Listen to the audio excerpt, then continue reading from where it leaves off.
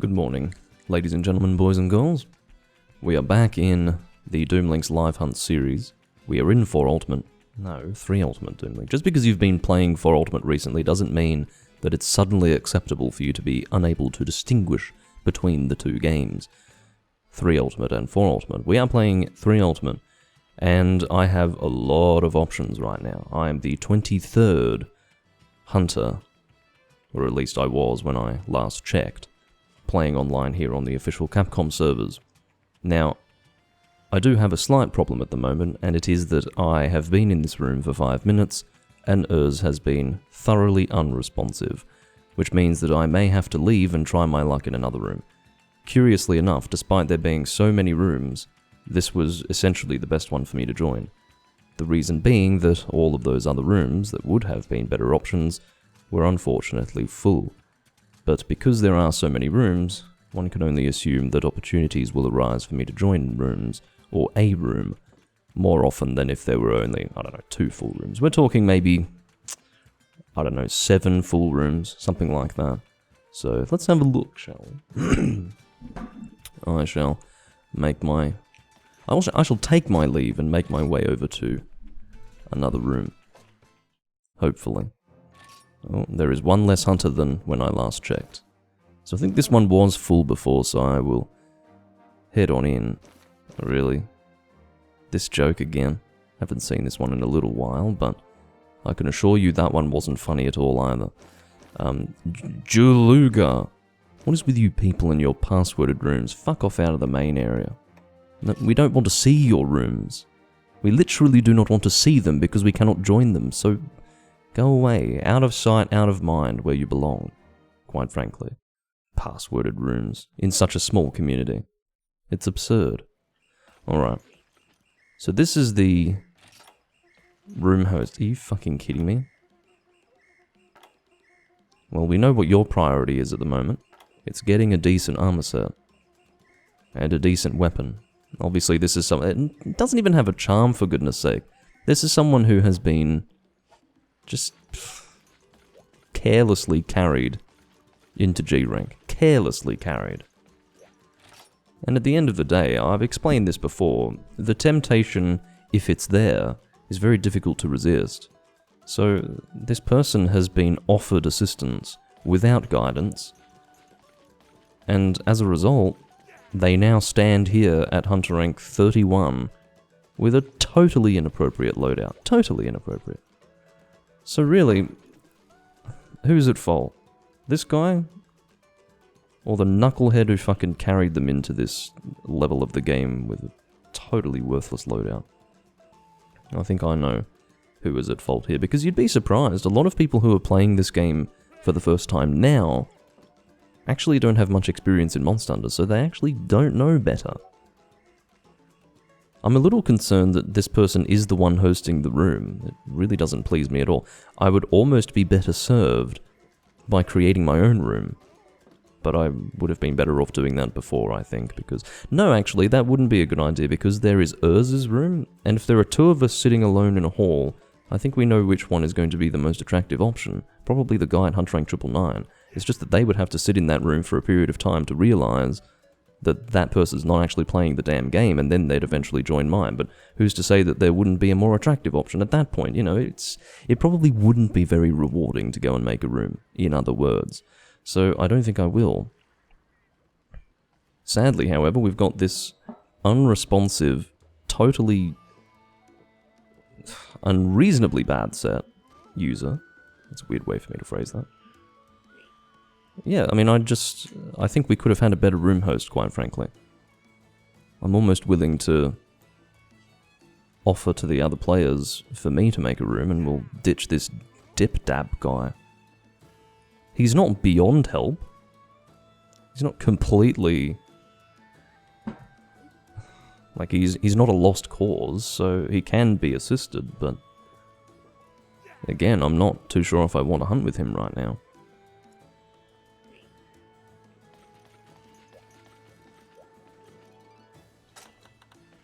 I'm actually going to make a proposition to the room.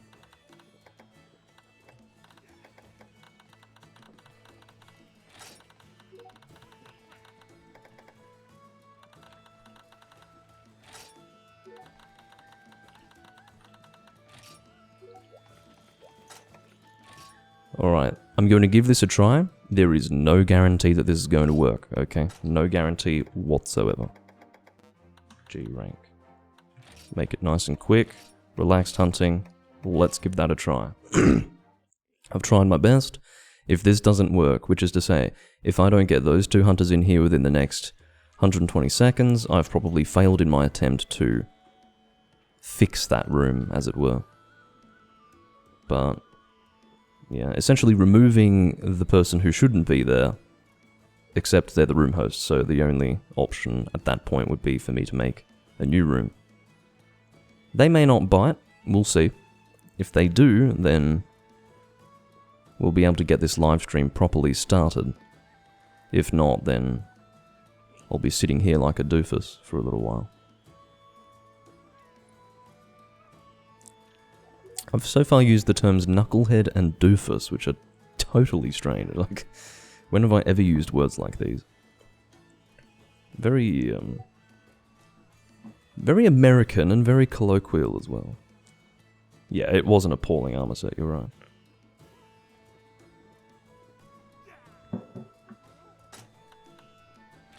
Hi, Conrad. Well, Conrad was interested. This is good because this technically puts me ahead of Urza's room in terms of it being attractive. You know, I'm a reasonable hunter rank and there is another person besides me in the room, so hopefully others will come. That other guy from that other room hopefully will come as well.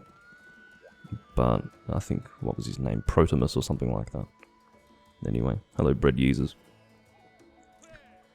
The words dork and dweeb will now follow. Can't wait. Dork I actually do use. Dork is just sufficiently funny, but dweeb I certainly wouldn't use. That's a rough one. Yeah, no more Sambuca. No thank you. I think I've really had my fill of that. It was not a pleasant beverage.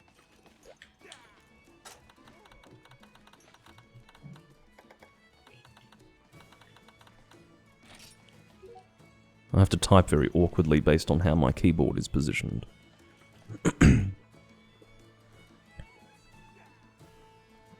I have given Conrad I've presented to Conrad the opportunity to post whatever he'd like. No, go ahead, he says.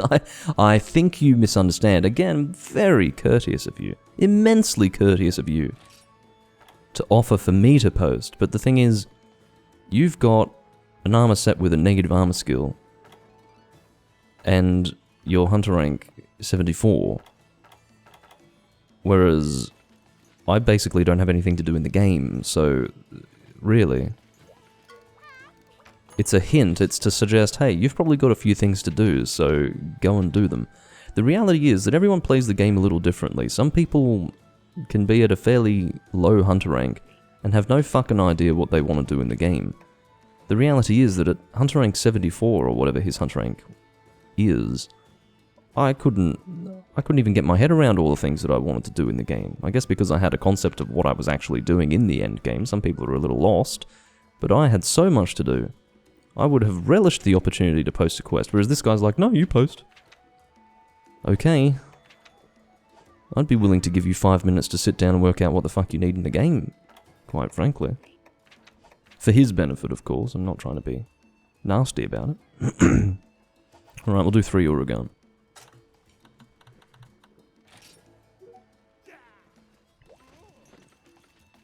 Well, his talisman is pretty shit, P-Berry, so... Perhaps if he had a better talisman, he would be able to gem out that negative health, but I think he's literally got peak performance +3 on that talisman. So, it's not very impressive. Alright,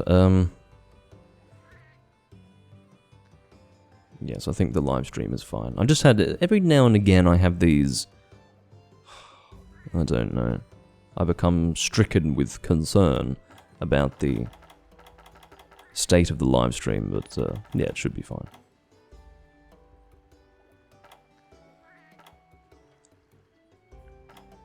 I don't really know what I feel like using. Maybe Sword and Shield, but what Sword and Shield?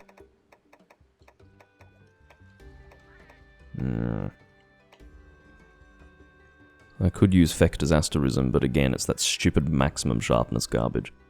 So I wouldn't seek to use it with my status set, which indeed has sharpness +1.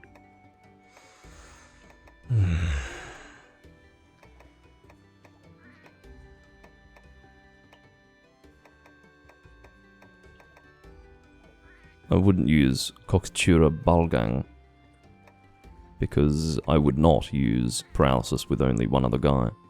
I don't know, I may be lucky and we might be able to actually... Oh, here we go, Hellnox EP looks far more respectable for what I was considering to do. Excuse me. Hellnox EP, that is what I want. I think it's Epee. I don't know if it's Epi or Epee, I think it's Epee. It doesn't matter, they don't have the accented E on this one, so I can say Epee. No, Epee, shut up, Doomlink, idiot. Anyway, moving on.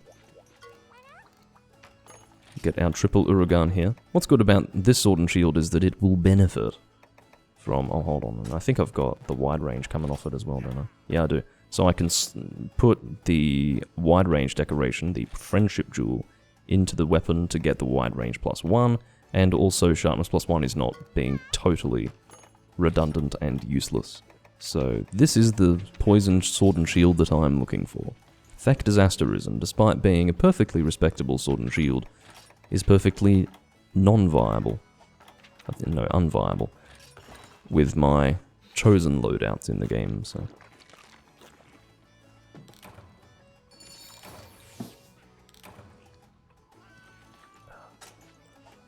Well, it's very nice of Conrad to go for it.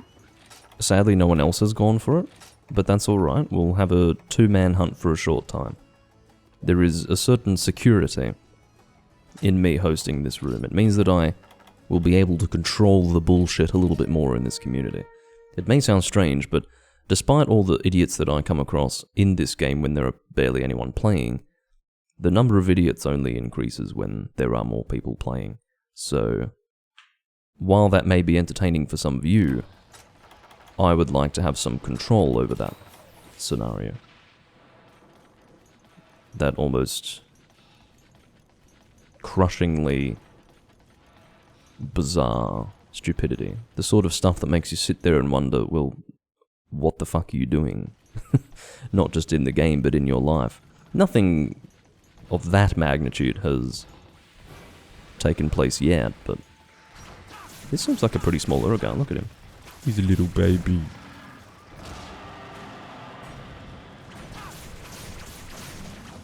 Oh, can I get out of the way in time? Yes I can, because it's a Sword and Shield.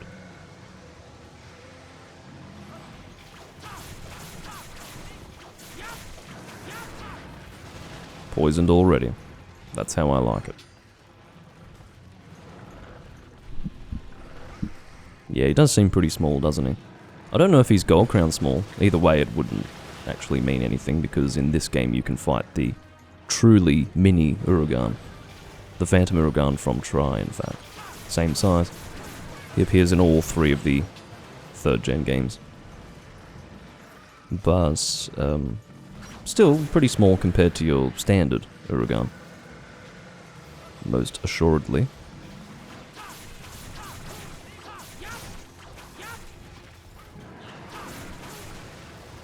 That's the good thing about the roll attack of the Uragan. If you're sort of towards the rear half of the body, he curls from the front, you see, so the hitbox begins at the front of the body rather than at the rear, so you can actually avoid any damage when he begins his roll.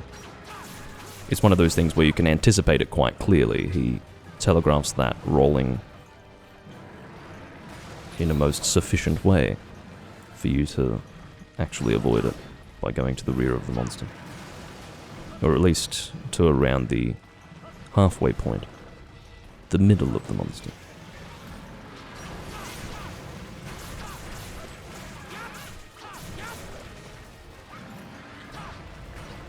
Only barely avoided that, quite frankly. In both instances, actually. I only barely avoided those chin slams. Whoops.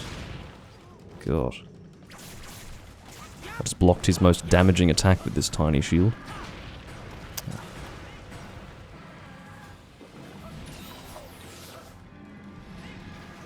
I don't use wide range, by the way, out of some desire to be of assistance to the team. I'm not really a supportive player. That's not how I work. I support where I can, but I'm generally focused on my own damage and my own play. I did it because it was a skill that I could get on this armor set. So, I got it. It's just an extra skill. It makes the armor set look a little more robust, and just generally more attractive. The more skills you've got, the nicer it looks when you it's that first impression. It's like, ooh, he's got a lot of skills. Whereas the first impression when there's like no skills at all is pretty low, and then the negative impression is recovered upon the realization that one of those skills is honed blade, for example. For a second, you motherfucker. I'm not putting up with this. I will very rarely in 3rd generation take the time during a large monster hunt to kill a small monster, but that is just ridiculous. Know your place. I actually did press the buttons to whip out the shield, but unfortunately, to position myself towards the monster left me vulnerable. I couldn't shield it in time. I can see that Conrad is using the... Oh, I don't know why I'm trying to shield that. I can see that Conrad has changed from... No, actually, sorry, the Pyro Demolisher was being used by the guy that I had abandoned. Conrad is using the Kibamaru. Sort of sounded like I fucked that up. Kibamaru, there you go. But yeah, he is using a fairly good longsword. Another one of those longswords that has max sharpness.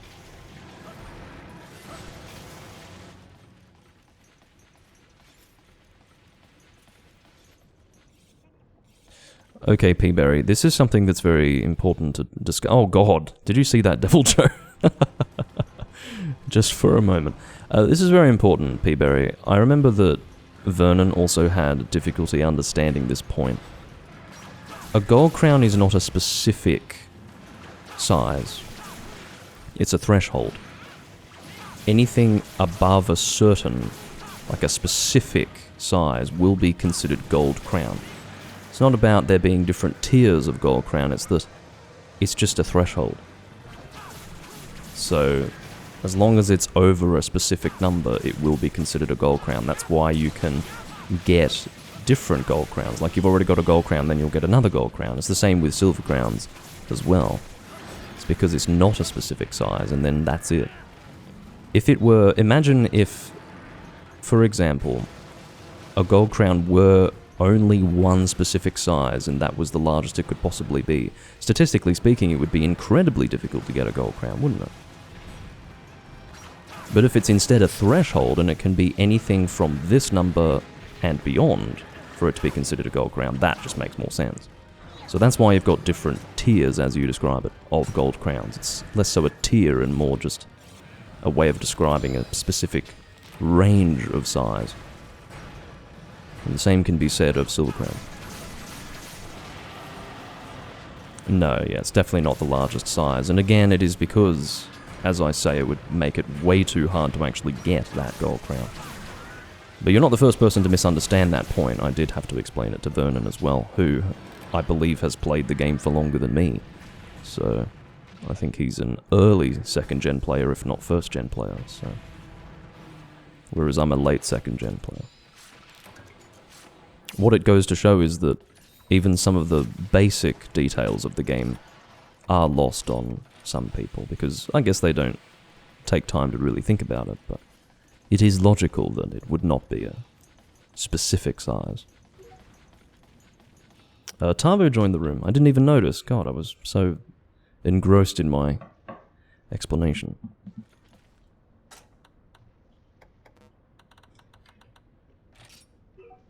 Again, I referenced Tavo in my previous Monster Hunter 3 Ultimate recording. Yes, Devil Joe is somewhere, Conrad. I did notice that.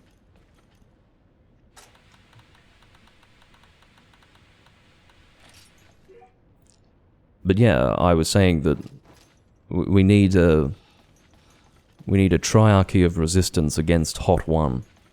Myself, N10, and Tavo. And hopefully with that, Hot One will not be able to play online comfortably anymore, because every time he joins one of our rooms, he'll just be fucking removed. Now look at the size of this one, holy shit! I don't know if that's just because of the comparison. No, look at him. Look at the size of him. That's not just the comparison, this is an exceptionally large Uragan. Holy shit, what is this quest? We went from a pretty small one, relatively speaking, to a gigantic one. It's inevitable that if you go from a small one to a normal-sized one, it may make the normal-sized one look a little bigger, but no, this is not a normal-sized one. There's no way. Look at the size of the front hands. Fuck me. So I definitely won't get an updated gold crown for obvious reasons, but it'll be interesting to see if I get an updated large size for Uragan after having fought this one, because he is big. Larger monsters are actually harder to fight because everything that they do covers more ground. You can actually find in some cases that monsters are almost difficult to the extent that they are out of balance when they become too large, because everything that they do is sort of designed to cover a certain amount of ground based on its standard size, but then once it gets to a certain size beyond that, it's just too difficult to deal with it. I wouldn't say that that's the case for Uragan, but I have noticed that with some monsters. I can't really think what. I'd say that Plesioth would be one of those. Plesioth with his tail swings. If you were, I mean, Plesioth is already gigantic. Plesioth is one of the largest monsters in the game that's not an Elder Dragon. Or in the series, I should say. But seriously, if you were to fight the largest possible size of Plesioth, that tail swing would literally hit you from the other side of the continent. And obviously the hip checks wouldn't be great either. Well, apparently I can hit the chin without bouncing with purple sharpness, which is reassuring to see. I wouldn't use that as an opportunity to attack the chin intentionally, but rather I would use it to avoid bouncing and then having my combo interrupted prematurely. Well, prematurely. I wouldn't want it to be interrupted at all. Interrupt my combo with better timing, please. That's not really what I was trying to get across. Oh, not the rat business again. That's going to become Vernon's legacy at this point. Vernon doesn't really watch me anymore because I don't stream at a time that's appropriate to him anymore, or appropriate for him anymore. This time that I'm streaming at now is appropriate for him, but obviously if it only happens once in a blue moon, it's not going to be realistic for him to come at those times, because it's not part of his routine. And he's also got shit going on in his life, as I understand it, so yeah, he doesn't really turn up these days. But yeah, I mean, you will notice that this time is not typical for me. I usually record in evenings in my time zone. It is currently 11 in the morning. It's because it's the weekend, you see. I may be recording more frequently at this time in the following 7 days, because I am actually taking a bit of time off work, so yeah, we'll see. Depends on what I'm up to, and how I want to structure my day. Maybe I would rather finish off my day with a recording than start my day with a recording. It may change depending on the day, in fact, so don't suddenly expect morning recordings. It's weird to say morning recordings because it doesn't mean anything to you. My time zone happens to be very different. Go away, Double Joe, seriously.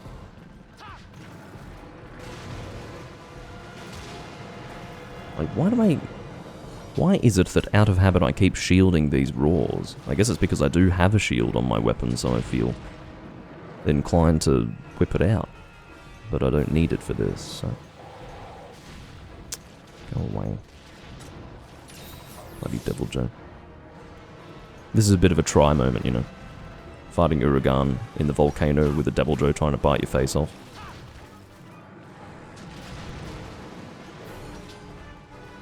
At least he has been dung-bombed. I'm glad. Conrad has thrown 2 dung bombs. The second one making contact with Deviljho's face. If that doesn't cause him to leave, then I don't know what will. Come on, Uragan, get over here. Thank you for obliging me. See, it sometimes looks like it shouldn't hit you when that happens, but what it ultimately means is that the chin slam can actually hit behind the head as well, not just in front of it. The hitbox is a little unfair in that way. Sadly, this is only the second one. This is one of the downsides to fighting 3 monsters with 2 people. What I mean to say is that I don't want any interruptions. I want to get through this as quickly as possible so that we can get to the third one, and then hopefully finish this quest.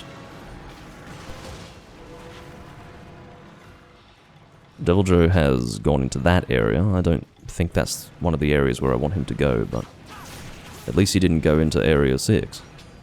If he had done so, then we'd be dealing with him again. I'll sharpen up after we kill this Uragan.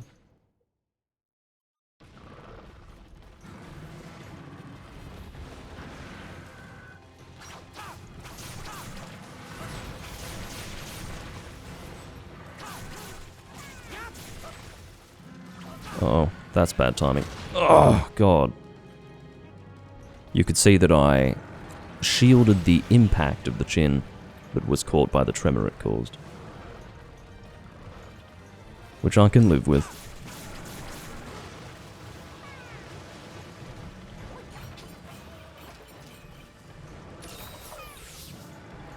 Oh yeah, we've got Cha-Cha in here with us. I didn't even notice, to be honest. That's how little an impact Cha-Cha has on me.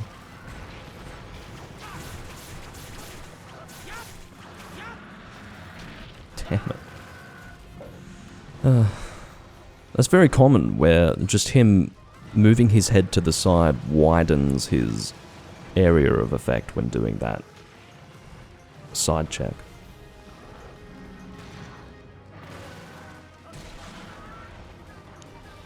Tail is broken but not cut.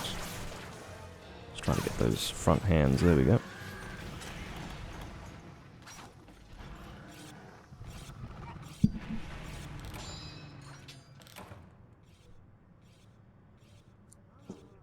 Well, I wouldn't say that I miss the felines in this game. I prefer them, but the Sharkalakas make these games a little more unique. Now, for goodness sake. Let's try and wait for him to leave. If he sees us, then that's going to be a problem. That's going to prompt Deviljho to stay here.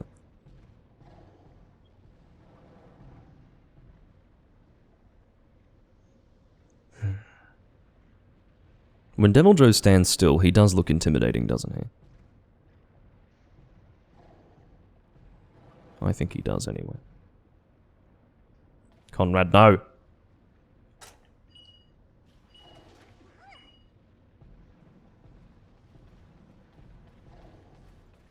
We're just going to wait. Even if the Uragan spawns, we're waiting.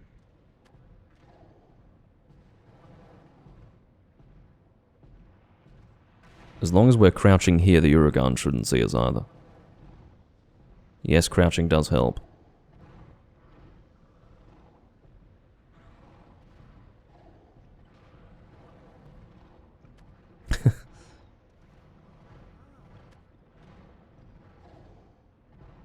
They seem to get along fairly well, don't they? They've got a very similar movement pattern. Alright, I think Deviljho's leaving. Yes, he is. He's digging out of there. Very good.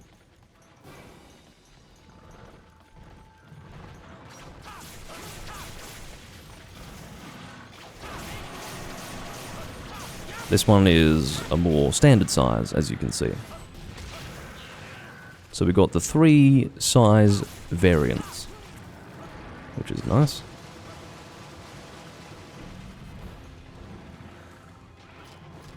Yeah, it is one of those cool moments that you don't really get to see anymore.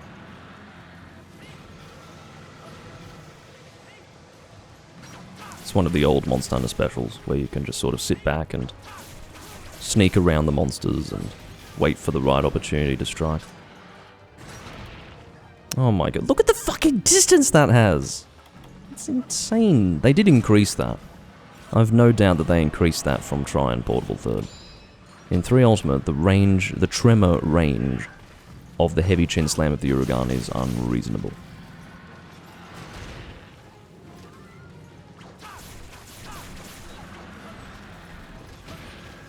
I had my shield raised, so I don't know how you managed to get through that. Maybe it somehow came from the side. Somehow.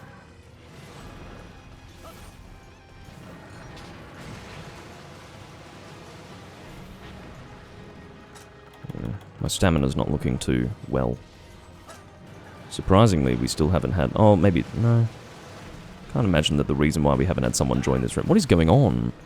Char-Char is shooting ranged attacks that are causing me to fucking fall on the ground. I was literally hit because of Char-Char there. The timing of me getting back up after being hit by that caused me to get hit by the Uragan. Bastard shakalaka piece of shit.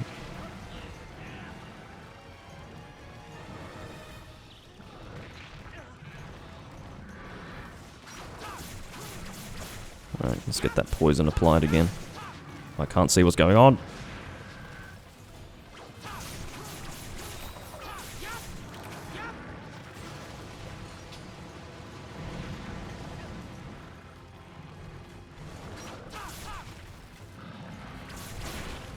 Oh, see, there's another example of it hitting behind the chin.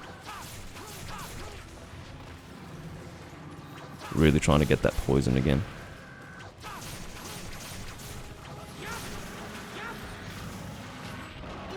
What did I even get hit by? Was it just you physically moving forward?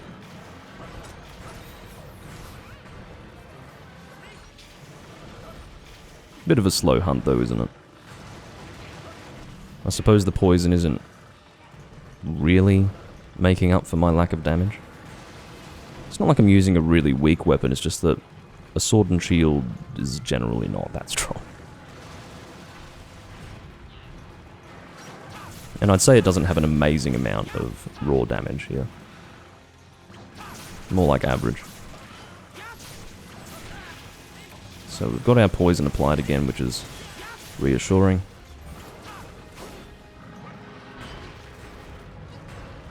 I need to reapply, or consume once more, a cool drink. Which I shall do. Oh, look at that reposition. Well, I should have just kept my shield raised. Deviljho's in the southern part of the volcano, so we don't really have to worry about running into him again, hopefully. Unless this hunt takes a little while, in which case we may find ourselves face to face with Deviljho once more.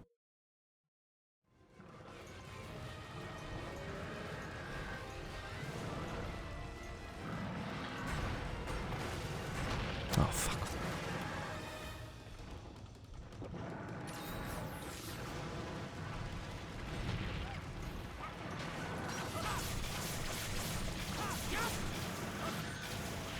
Oh, very good. Unfortunately, I'm on the side of the monster that does not actually allow me to deal decent damage. I will take this as an opportunity to sharpen, most certainly. It's definitely a substantial hunt. We've been here for 20 minutes. So, I guess it feels worthwhile. I'm not sure. Just I'm used to absolutely plowing through triple monster hunts with a team of 4, so to take 20 minutes doesn't feel that great in the end, but it's an adventure, it's an endeavor. Oh, come on! Starting to run rather low on healing wares. More concerning than that, however, is... Well, perhaps not more concerning than that, but equally concerning is my imminent loss of stamina. I think... Oh no, I've still got a little bit of yellow stamina once this decreases to the next level, but... it's not going to be great. I don't think it's going to go to the red next time. It might, but... Oh, there we go again. I'm not as reliant on the shield as I would be for... See, I don't have the stamina to fully block that, unfortunately. So, max potion it is. I don't know how Conrad is going for healing wares, but he seems to still have them. We've got a limping Uragan, thankfully. So we shouldn't have to worry about actually running out of healing wares and then needing to go to camp or something, which is never a comfortable situation.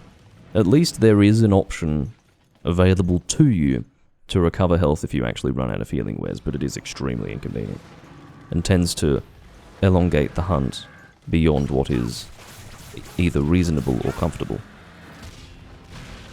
Oh, come on! What a combo!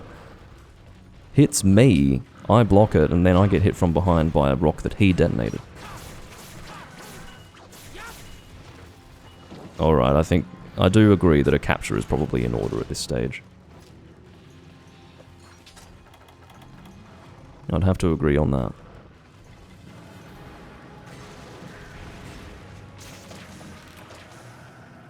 Good teamwork. I don't know if Tarbo's watching live. He only watches me live sometimes, but he usually catches the VOD. Amelia has visited the room at a rather opportune time. For Amelia, it's just as we've finished the hunt. Good hunt though. We got through it. Just took a little bit of time.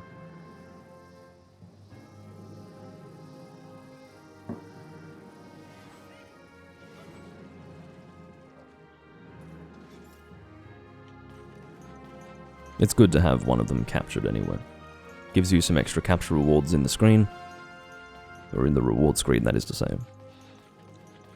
And then you can carve the rest of them. But I didn't carve the rest of them, you see. Because just to explain it, I will only explain it occasionally because I don't want to sound like a broken record and constantly be repeating myself.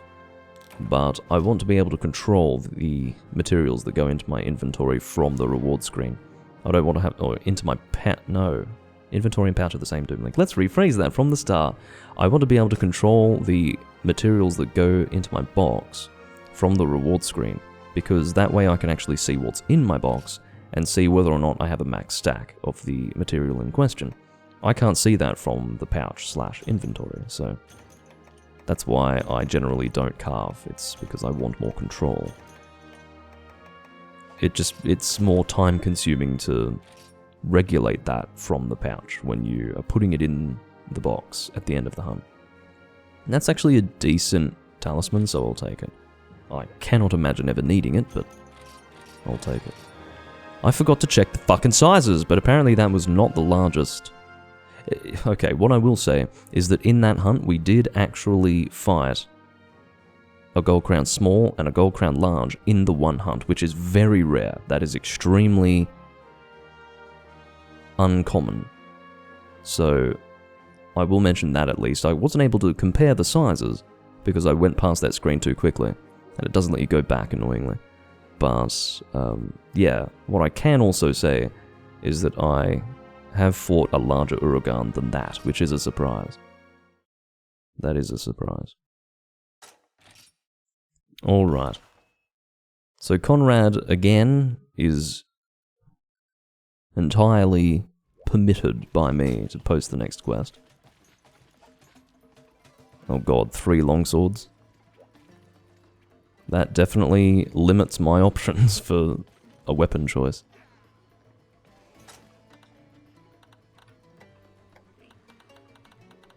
I will say it again, Conrad can post. If he doesn't want to, then I'm not going to force him. So he was just being courteous before. In a totally unnecessary way, but it probably felt like the right thing to do for him, so... as you do. But yeah, we've got Tarvisho and Amelia. I think I've hunted with Amelia before, but not recently. One of the decent Hunt Train 999s as far as I'm aware. Of which there are not many. When I say decent, I mean as people. Really? Really? Okay. I did give you the opportunity to post a quest of your own, and you chose a reskin of the monster that we had just been fighting for 20 minutes, so... While I do severely regret letting you post the quest, we'll just have to go with it. I mean, really? You want to do some more Uragan after that? What's fucking wrong with you?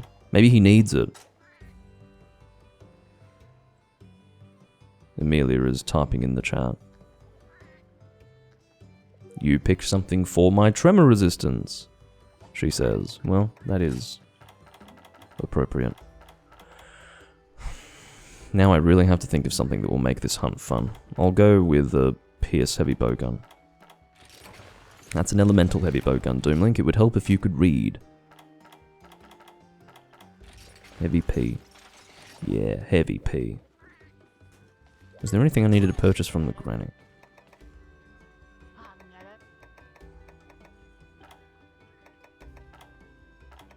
Well, I will buy some whetstones. Oh no, I don't need them. That's right. I'm playing 3 Ultimate. There's a separate pouch. About thunderbugs. No, I've got plenty of those. No fishing harpoons. Oh no. What am I going to do without fishing harpoons? Apparently I've got no tranquilizer. What's going on? Get a stack of those. I'm not going to get 2 stacks. It's not that worthwhile. I can get tranquilizers at any time. I believe they sell from the regular merchant. I don't really need cleansers, so I won't buy them. Oxygen supply? Well, I've already got air filters, so I'll just keep with air filters, I guess. I think the thing with air filters, they may be of equal effectiveness to that of oxygen supply, but you see there is scope for improvement with air filters, whereas oxygen supply is just that. Air filters can be turned into mega air filters, which will simultaneously increase your oxygen bar length. So they're pretty good.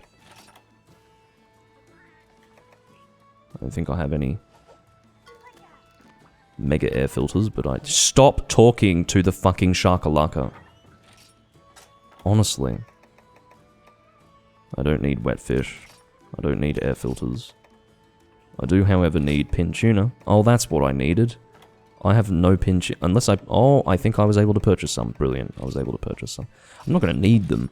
I should stress, but... Yeah, that's fine.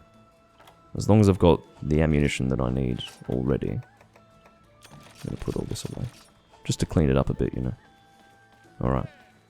Combination materials for Pierce level 3, as well as full stacks of Pierce 1, 2, and 3 should be sufficient for this hunt.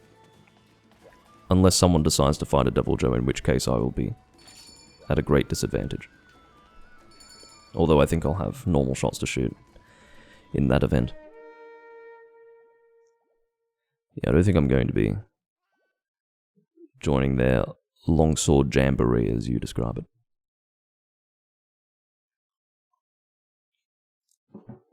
Turbo switched to hammer anyway. I don't think we need that many longswords in this world. Really, that geyser was just... It had it out for me.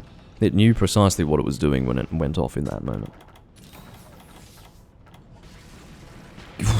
You can fuck off too, mate. Don't know what it is about this area. My mere existence is just thoroughly unwanted. Okay, apparently we're fighting the first one over there. Alright. Where is the other one? Doesn't matter. We'll just fight this one first. We've already got 2 hunters engaging it.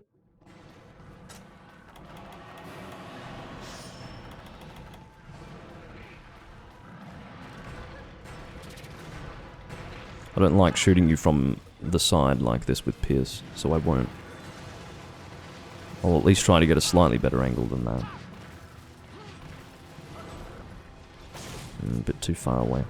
If you're wondering why I just shot completely off target after having tried to position myself on target, it's because I'm currently out of practice with the low sensitivity of 3rd gen gunning.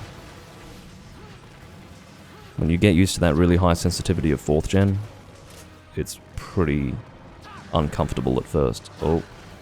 I like how he positioned himself just so that he could be in the worst possible place for me to get my pierce off. Speaking of worst possible place, you are in the worst possible place right now. Uragan number 2. I will... Oh, the one that we've already been fighting has been paintballed, so... And that's always good. What a joke.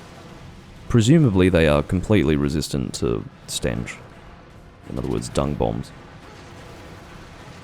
Fuck off. I was expecting to get hit by that, but I was not. Fortunately. Oh, I think the other one's left already. That's good to see. That is something that they introduced, if not in Try, then in Portable Third, and which was sustained in this game. It's the system where if a monster is invading, it won't stick around. At least one of the 2 monsters that are in the area at the same time will be encouraged to relocate.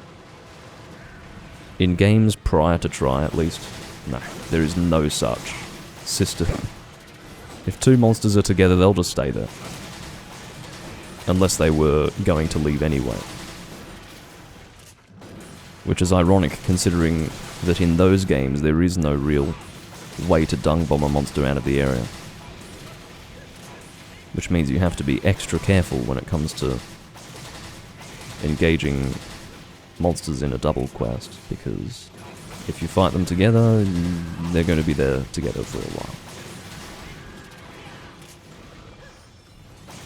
And I think you're limping. Yes, you are.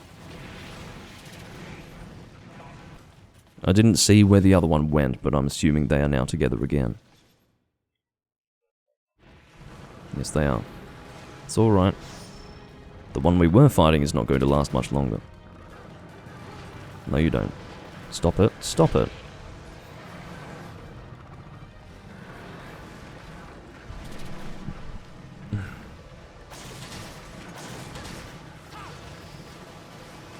Something about the design of this monster makes it so that his giant body is absorbing the visual effect of the pierce going through his body. Oh my god, who is hosting that one?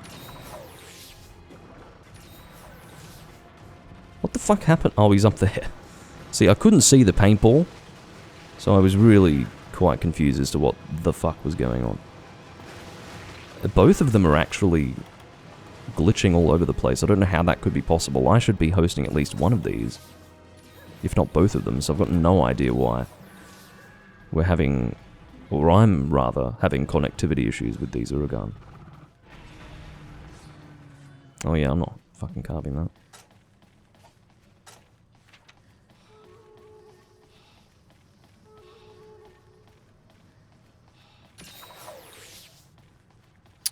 A huntathon is one at a time, whereas... Yeah, if it were a huntathon, it would only show one monster on the quest information. So, like, one monster icon. This one showed 2. So yeah, it's 2 at a time. Or 2 at the same time. Just to be clearer.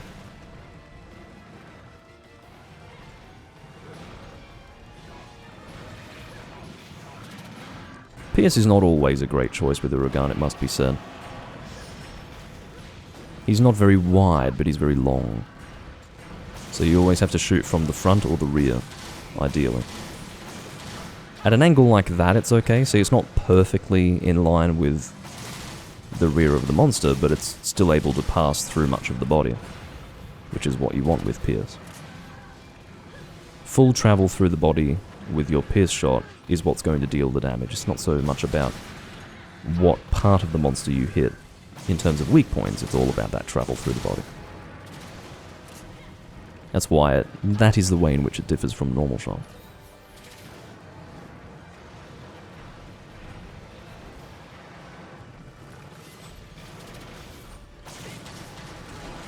Aha. I think we both contributed to a flinch there, which ended up not necessarily saving me, but getting me out of danger at least.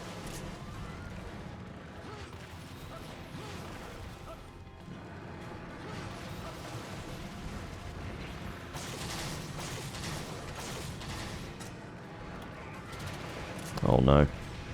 I'm fortunately not in range of the stench attack.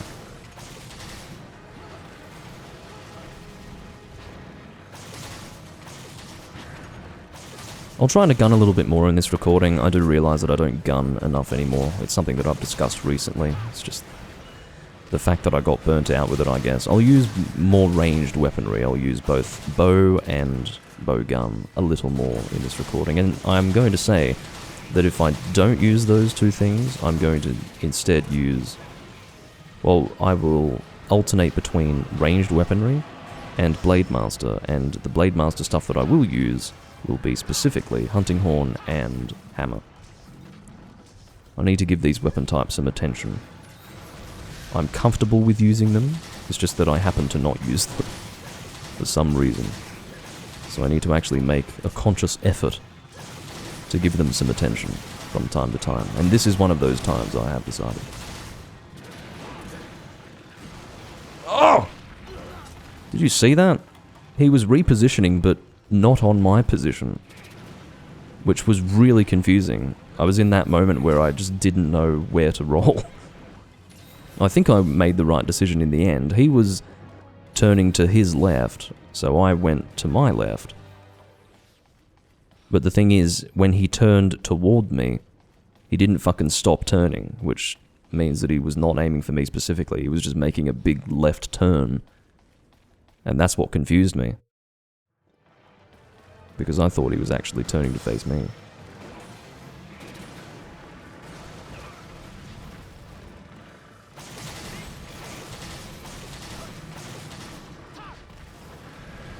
No. Oh! Could not get out of the way of that. I had a wall between me and the rock. I was between a rock and a hard place in the most literal sense one can possibly put across. There we go. Good hunt indeed.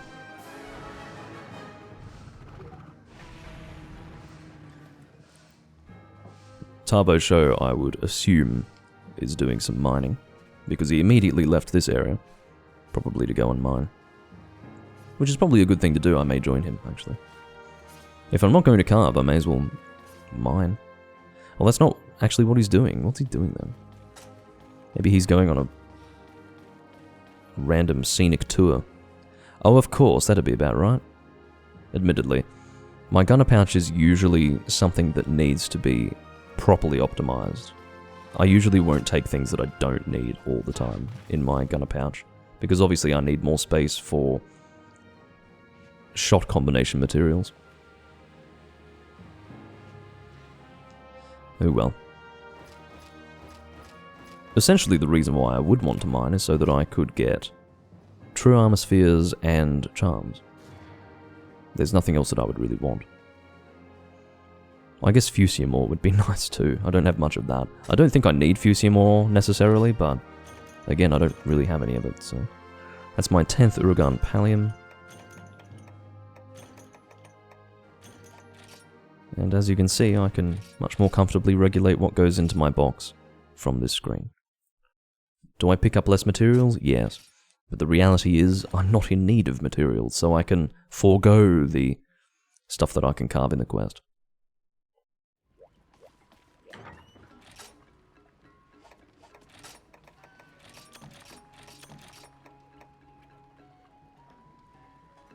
Alright.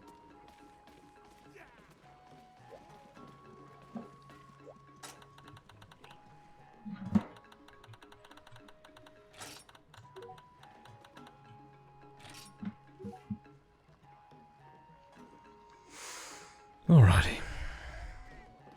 It's a laid-back hunt. Or hunting session, I guess I should say. We've got a good team. It's Conrad's opportunity to post quests when he has an opportunity to post them that will actually assist in building his character in a meaningful way. I've got no idea if that's what that quest he posted would do for him, but I would hope that he'll take this opportunity. Because depending on the time of day that you come online, there are some fucking garbage players who are not going to be of much assistance to you.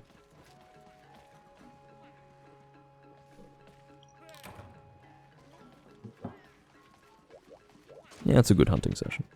Plain dangerous. Okay. I've got a few options. I'm going to bring normal heavy bowgun for this one. I will put my pin tuner away for now. I will stock up on cool drinks. That will actually be helpful for this specific hunt that is on the board. I would have stocked up on cool drinks anyway, just so that I wouldn't have to worry about it in the future. But I will be in need of them for the upcoming hunt.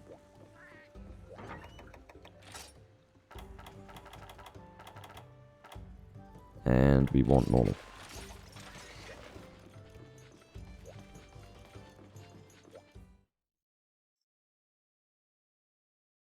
Some of my loadouts have changed since I began recording this game in 2015. Well, recording it properly, I did record it from 2013 onwards, but they never got uploaded for various reasons. But this set has never changed. This has been the same since 2015. I think I may have used it in the first part of Doomlink's Random Hunts back in September of 2015. Maybe. Might have. Anyway, it's a good loadout. Maybe I should stock up on nullberries. I of course will not need them for this hunt, not just because there is no dragon blight to speak of. There is no potential for dragon blight to be affecting me, but beyond that, I'm not even dealing elemental damage. The point is that I do it for a future hunt, where they will be needed. Conrad has left the room. Okay. Well, that was rather abrupt. We don't really need him for this hunt anyway. If anything, it gives us an opportunity to get a fourth really good player, and then we'll have an intensely good room. Which again is a rarity in this community. At least in the time zones that I typically play in.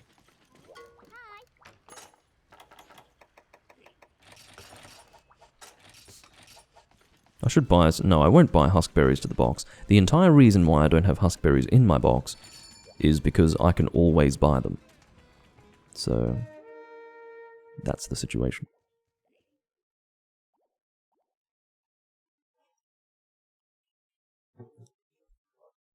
I should stress, though, that Conrad plays perfectly fine. He's probably German, honestly. I do like spawning here with the Barioth, because you can see him flying down. The camera's usually pointing up, so you can actually see him coming down from quite an altitude. Oh, damn. Oh, Conrad's back.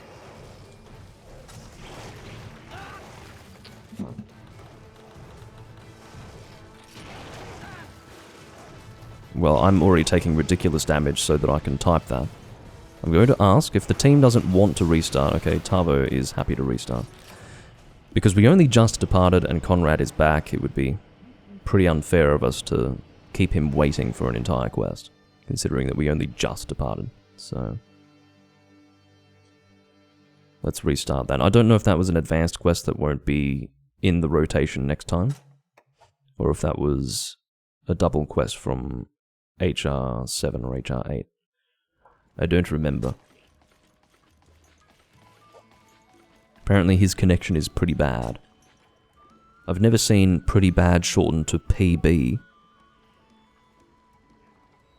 But the context, I guess, allows me to understand what it means. I do prefer it when people actually type properly, but I guess this is one of those situations where it is appropriate. You've only got 30 characters per message in this game, which hurts. It's probably about 50. It's like 45 or 50 in Generations Ultimate, so yeah, it's very annoying to have to split your comments across multiple lines here. So maybe that makes saying PB somewhat appropriate, but I've never seen that before.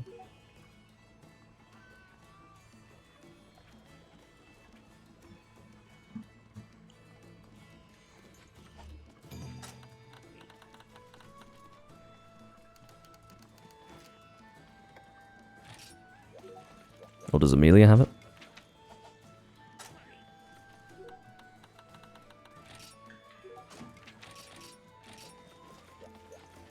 If it looks like I'm typing very awkwardly, it's because I am. My keyboard is in a really weird place. If I could, and I suppose I could technically use my PC keyboard with my Wii U, I would just have to plug it in, but what if I need to use that keyboard on my PC during the live stream? I'd have to very awkwardly unplug it from my Wii U, plug it into my computer, and then use it. The relevance of what I'm saying is that I can put my phone into a little groove at the top of my keyboard that I use for my PC, and then it's out of the way. It doesn't have to sit on my table, but because it's sitting on my table, I've basically got my keyboard, my phone, and my brandy glass in front, well, the phone and brandy glass are sitting in front of the keyboard, so I have to like awkwardly almost dangle my hands over the keyboard to type on it. So it's all in the name of convenience. It just means that it's very inconvenient when I need to type something. But for all other things it's convenient because I can see it properly, I can just grab the glass, it's easier. But yeah.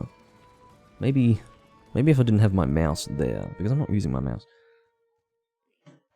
Move my mouse over there, put this here, that's better, now I can actually type. Alright, let's do that. I'm happier with that. Maybe from now on I need to just not have my mouse here, because in most cases I'm just not making use of it at all.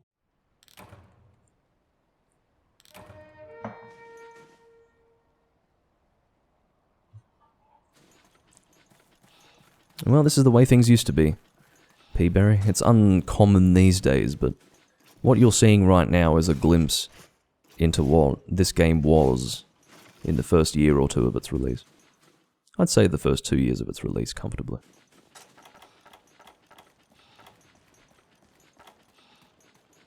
Yeah.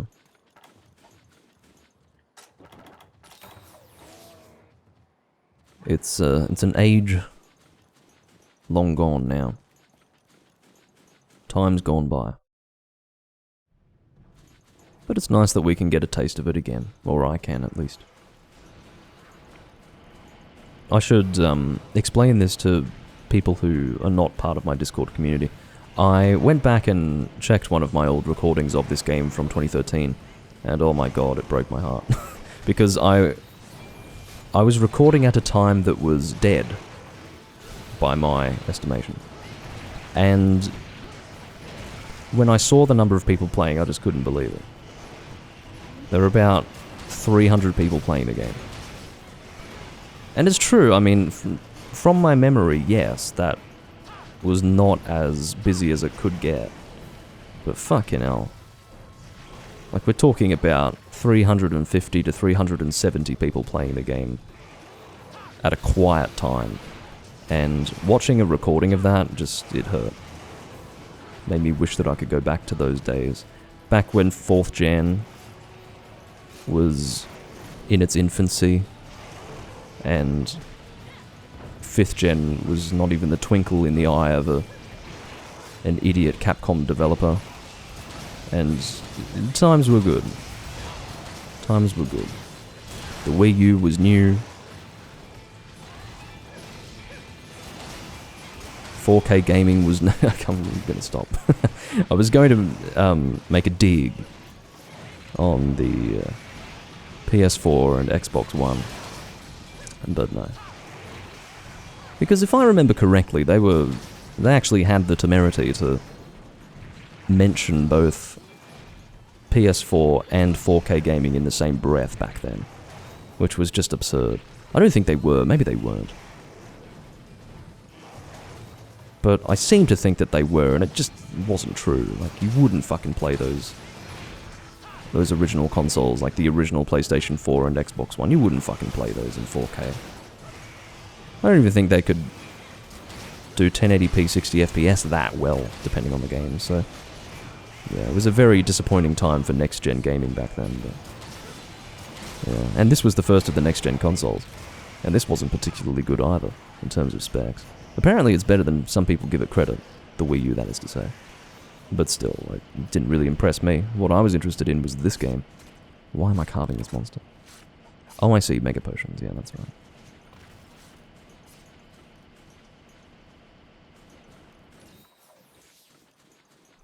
Well, that's how many would be playing it on a normal day, P-Berry. Like, I seem to remember... I can't remember if a whole world had been filled back when the game came out. I think it had been. So over 1,000 players at one time. This was during the first, let's say, 6 months of its release. Occasionally you would have a world filled. But, I mean, that wasn't common. Typically you'd get 800 people, 900 playing at one time. So... And even if a world was filled, I mean, that is a huge amount of traffic, which means people are constantly coming in and out. So you were never in a situation where you had to choose a different world. You could quite comfortably just sit there and keep refreshing until there was space. But, yeah, it was typically not a problem if a world was filled. Altavo's up here. This is where I should be, my friend. Actually, I shouldn't be up here because... critical distance is important with normal shots, and I will be well out of critical distance if I sit up there. Oh, fuck off! Maybe he's helping me out. Gets me to the tail. Do I want to be hitting or aiming exclusively for the tail with normal shots? No, I don't. It's a good shot zone, but... it's awkward to hit. As you can see. Yes, you can get Diabolus' horn stuck in the wall. That has been a constant since first generation. In fact, they made use of it a lot more in first generation. But, yeah, it exists here as well. You can get his horn stuck in the anthill there. I swear to God, man. That's it. You've lost all right to breathe on this earth. Very good. I need to get in position. I don't regret attacking that fucking monster instead of hitting this thing. Because, quite frankly, that was ridiculous. But yeah, that's, that anthill over there, termite tower, whatever you want to call it, is another thing that you can get Diabolus' horn stuck into. It's a bit hot in here. It's, approaching the warm weather again. And as it, approaches midday and early afternoon, the temperature is beginning to rise. It may be necessary for me to take off my jacket, we'll see. We'll see how we travel.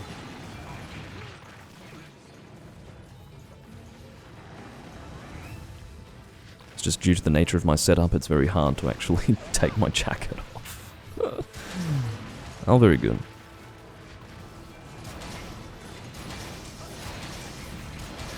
Oh, no. That is why Evade Extender is incredibly helpful. Gets you out of sticky situations like those. Oh. What a nicely organized hunt this is. We're getting excellent knockdowns, we're getting paralyses, we're getting flash bombs out of sonic bombs. It's well optimized and quite frankly well strategized. I don't even know how much I'm contributing to this hunt, to be honest. I think he's leaving. Alright, I'm going to take off my jacket. It is becoming uncomfortable, and due to the fact that I have to basically dismantle my live setup to do this, because I have everything, like I've got my green screen right behind me, I've got my boom stand right here, I've got my table everywhere, so I'll be back in just a moment.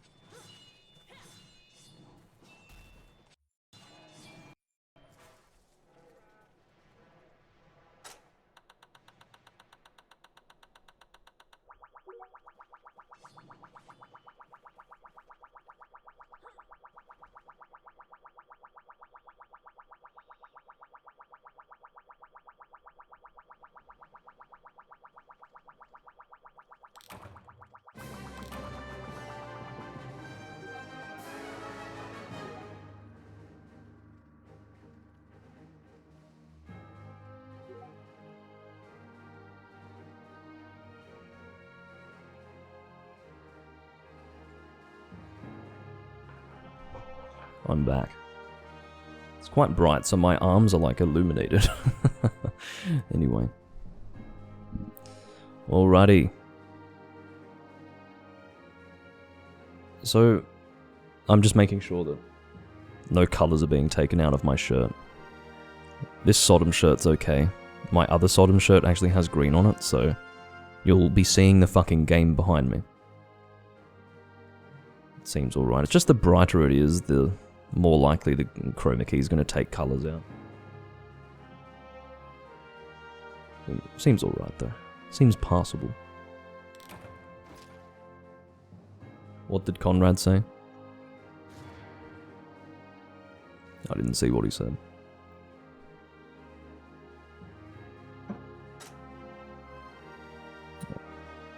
Grabbing at the wrong controller. Try to pick up my DualShock 3 controller.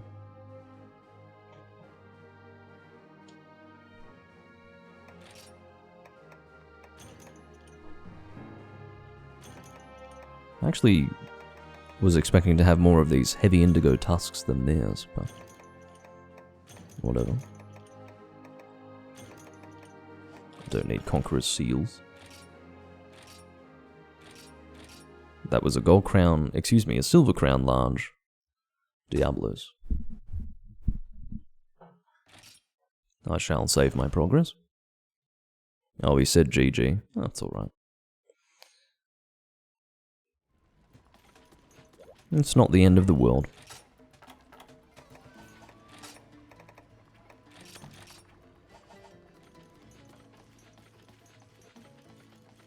It's again, just to clarify for people who maybe don't understand why P-Berry's mentioning the fact that he said GG as being a bad thing. It's because I've previously made clear that I don't like GG being used in Monster Hunter. It's because I remember a time in the community when, instead of saying GG, people would say good hunt, which was unique to Monster Hunter, and it gave you a real sense of community. But I'm not going to sit here and get bothered when people use GG. The reason is because I'm reminiscing about times that literally no longer exist. So it's not something that bothers me or anything. There's so many ways to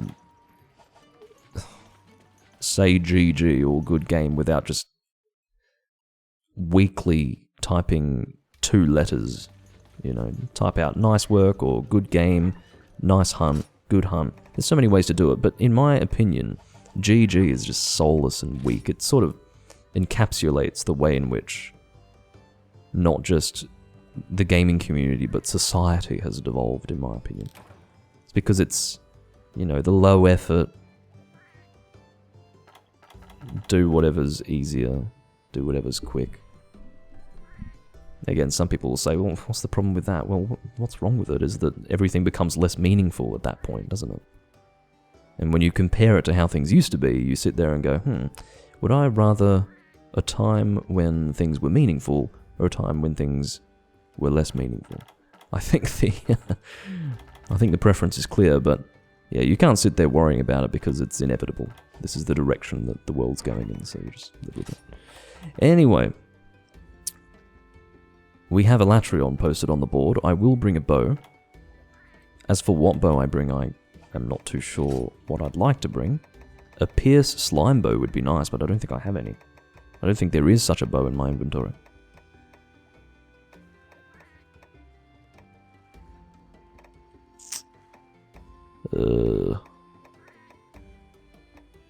Yeah, definitely not. I'm wondering... Oh, I know what I can do. I do have a raw pierce bow, so I'll go with that. It's just because, obviously, the effective element that you're using against the monster is going... Well, let's start from the top. The element that is most effective against this monster will fluctuate. And for that reason, it is necessary to either have multiple elements at one's disposal, or focus on raw damage instead of element. So, I'll be bringing the Serra Cyclord, which is a weird name for a bow, but that's what it's called. Makes me think of Cyclone from Hayore Nyaruko-san. Cyclone. I don't know why I can't do that properly. Cyclone. I used to be able to do it properly, but now my throat wigs out when I try to do it. Anyway, the point is, it was this funny reference. It was just this vacuum cleaner that, I guess it's almost a form of advertisement, but the actual vacuum cleaner itself would go, Cyclone, Cyclone. Obviously meaning cyclone. And it was funny and cute, and I enjoyed it. It's just one of those funny moments in the show.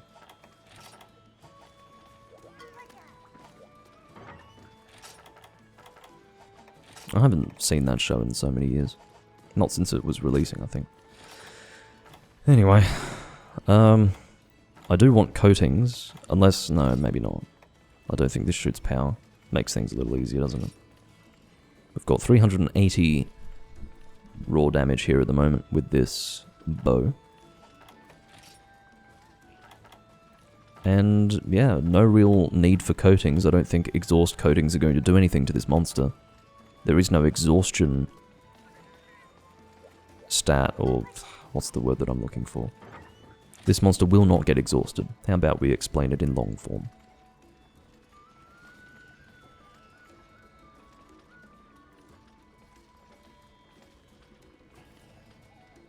Well, this is the thing, you don't shorten it to good hunt. I did see people typing GH. I have actually seen that, and I've rebuked them for it. I've literally told them, why are you saying GH?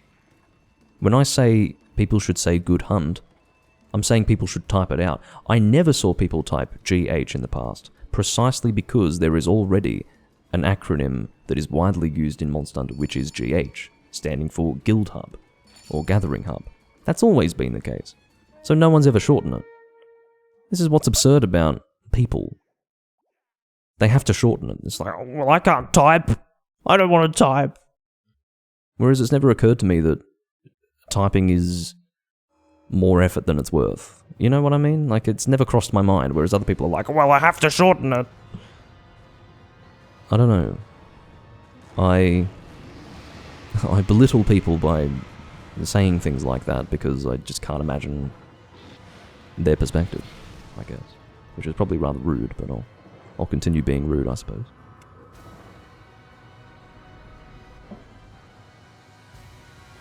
Well, this is the thing, P-Berry. It just used to be the norm, whereas now it's like, well, why would you do that? Are you expecting me to actually type? Anyway, that's not to say that acronyms were never used in the past. Like, as far as I know, being shortened to acronym form has been the standard forever on the internet. Things like that. I mean, there have always been acronyms. It's just...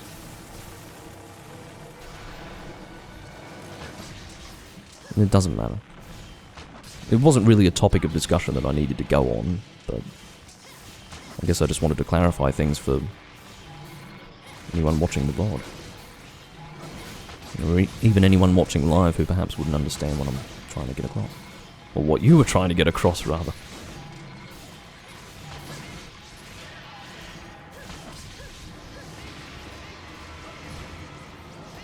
It is obviously very convenient that I don't have to worry about coatings at all with this bow. Already flying in the air. Tavo Show is dropping bounce bombs at what I would say are not good times to be doing.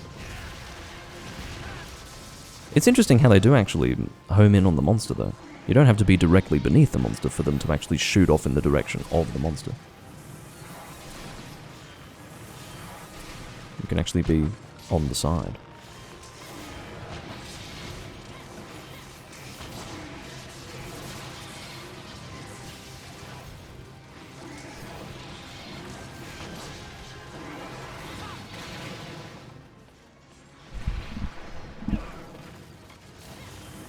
Oh! I mean, reacting to it quickly doesn't help when the tremor is there. That's precisely why the tremor exists. It's so that you can get hit by the follow-ups. Which is a bit nasty, but I can respect that design.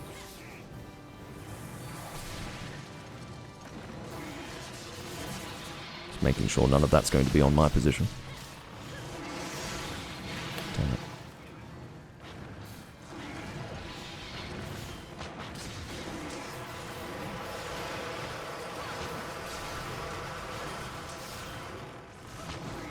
It's actually rather difficult to stay within critical distance, I've noticed. This monster moves around a lot. As it should be, quite frankly. We don't want a stationary final Elder Dragon of 3 Ultimate. One that moves around and presents a challenge is what's in order. Just as I say that, he does a stationary Ice Breath instead of one where he's moving forward.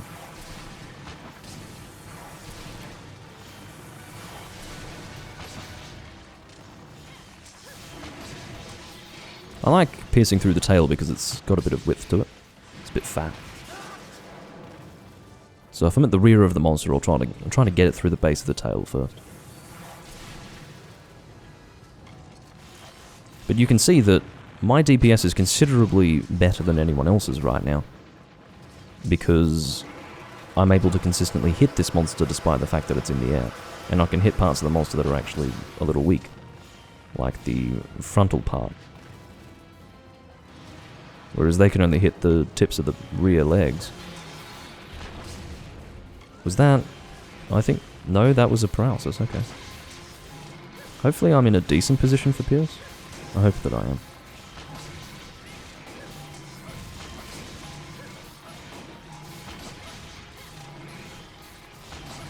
Would have preferred to have been at the front of the monster to begin my piercing through the head, but... that's alright.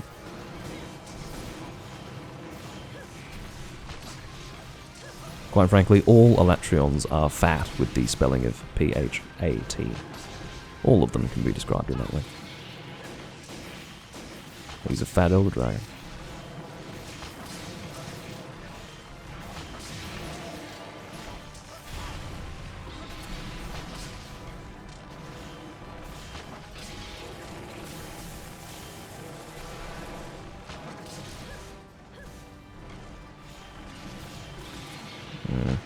Yeah, it was a little risky there, but fortunately I was just out of range. See, I'd rather hold off on shooting than shoot off an arrow well outside of critical distance. Oh, Tavo's fucking disconnected. How unfortunate is that? Oh well. We probably do have a great deal of distance between the two of us geographically, so it doesn't really help. He's not the one that I wanted to disconnect, though. I don't even know what Conrad's using. What's he got there? Oh, he's got the Pyro Demolisher. He's not going to be dealing any slime damage now, though. Unless he's got Null Berries, which I do hope that he has carried.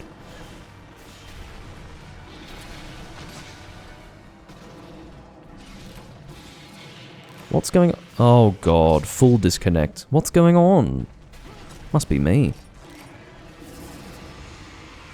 Don't know what's caused this instability. It's really unfortunate. Well, it doesn't happen often, but... yeah, that really kills the moment, doesn't it? Have to...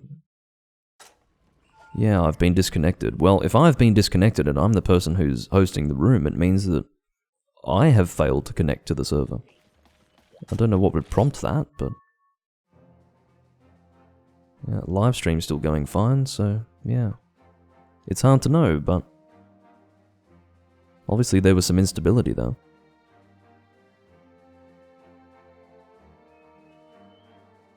Come on.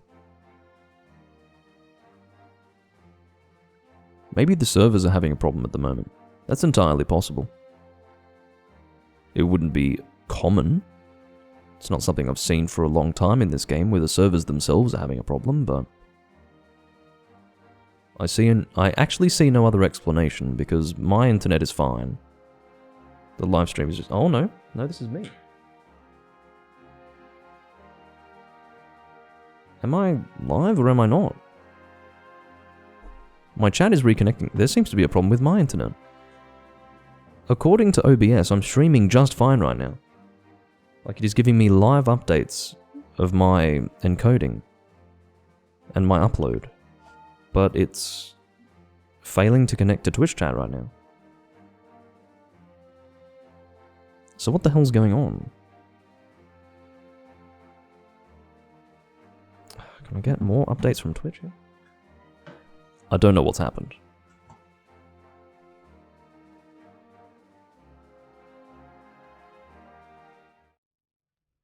This is truly bizarre. I have to tell you that there are two things that are suggesting to me that my internet is having a problem. Can't connect to the servers here, and I wasn't connecting to the Twitch chat. And yet both OBS and the Twitch dashboard were suggesting that there was no problem with my live stream whatsoever. So I've got no idea what's going on. That is extremely confusing. Did I go down at any point? I don't think I did. Now I'm connecting just fine. Wow, that's really bizarre. Maybe I did go down at some point. Must have been extremely brief. Looks like no one ended up making a room, so should I make one again?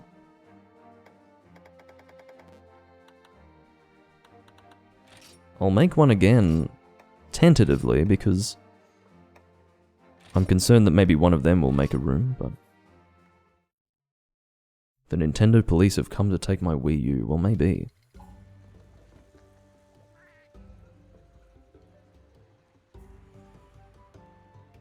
My stream never went down at any point. So the fact that it never went down and the fact that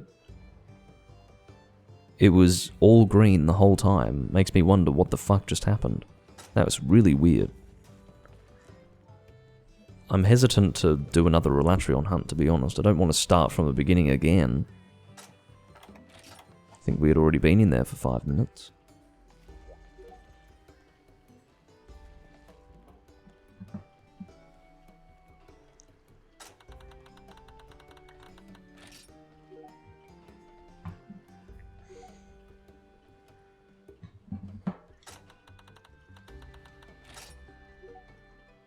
My connection, like, I'm happy to say that my connection seems fine.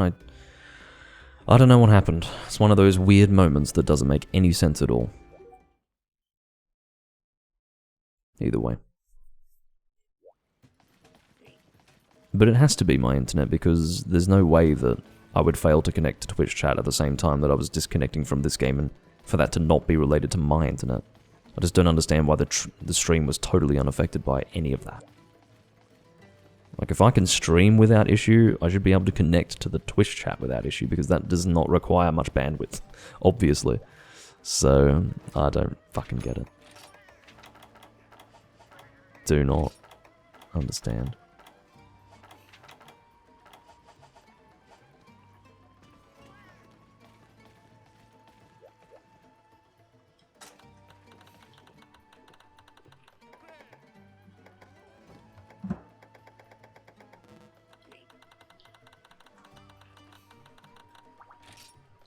Let's wait for 2 minutes or so. Oh no, not Geordie. Fucking Geordie. This is who I think it is, isn't it? This is one of the cheaters, I think. What's his hunter rank? Yeah. So I think Turbo Show mentioned Brandon at one point, and I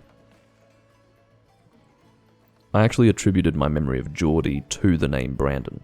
I think Geordie is the person that I played with in the past who was giving people status knives.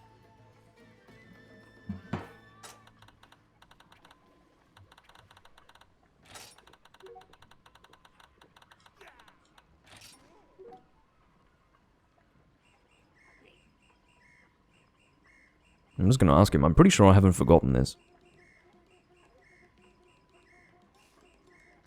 Let's see if he comes clean.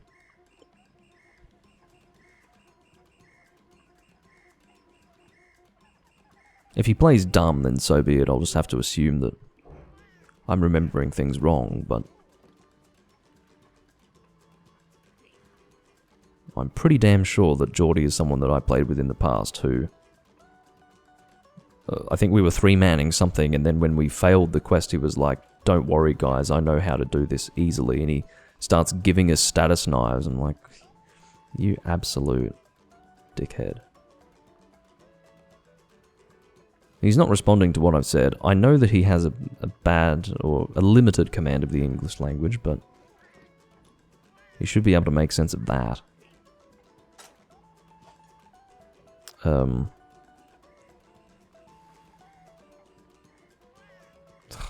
I was asking him so that I could get a confession and then promptly kick him from the room, but if he's not going to respond, then I guess he won't get kicked. Because again, I can't know for sure, but I'm pretty sure that's who it was. I can't know for absolute certain, but I'm pretty sure. But I'm not going to kick someone based on a strong... Oh, yes, he says.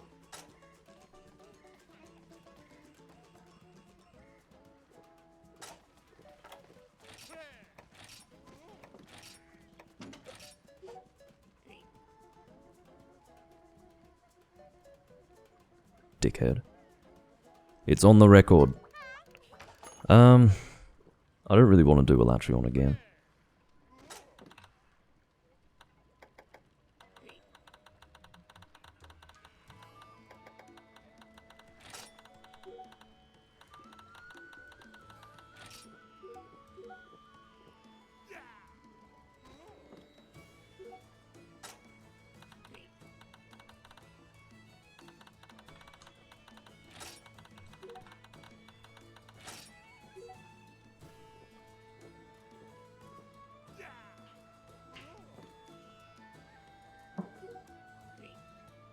I would advise Tavo to do the same.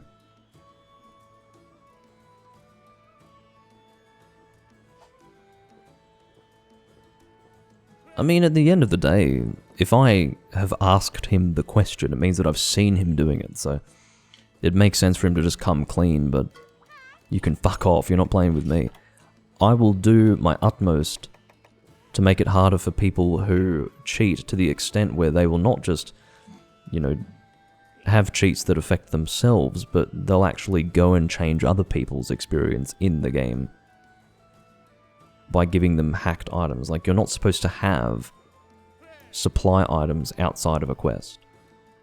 Status knives are a supply item. There is a reason why they only exist in specific games, or excuse me, in specific quests.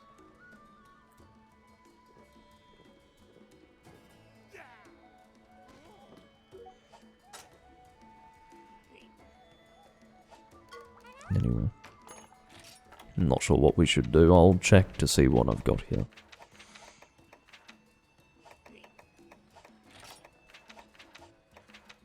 Night fishing, I don't really feel like doing Go Bull at the moment.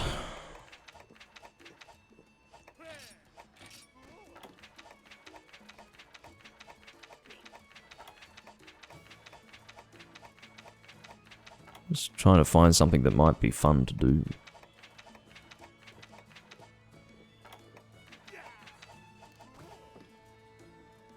I don't want to do Hallowed Gen Moran because I feel like I've done him a lot, not super recently, but I've definitely done him before. I would rather have... I'm going to ask for Daniel to post. I'll be happy to do basically anything if it's something that someone else has posted. It's one of the... This is one of those situations where I just don't feel like making a decision. I would rather someone else choose, and then I can at least join on the quest with the impression that maybe I'm doing something that will help someone to make an armor piece or a weapon or something like that.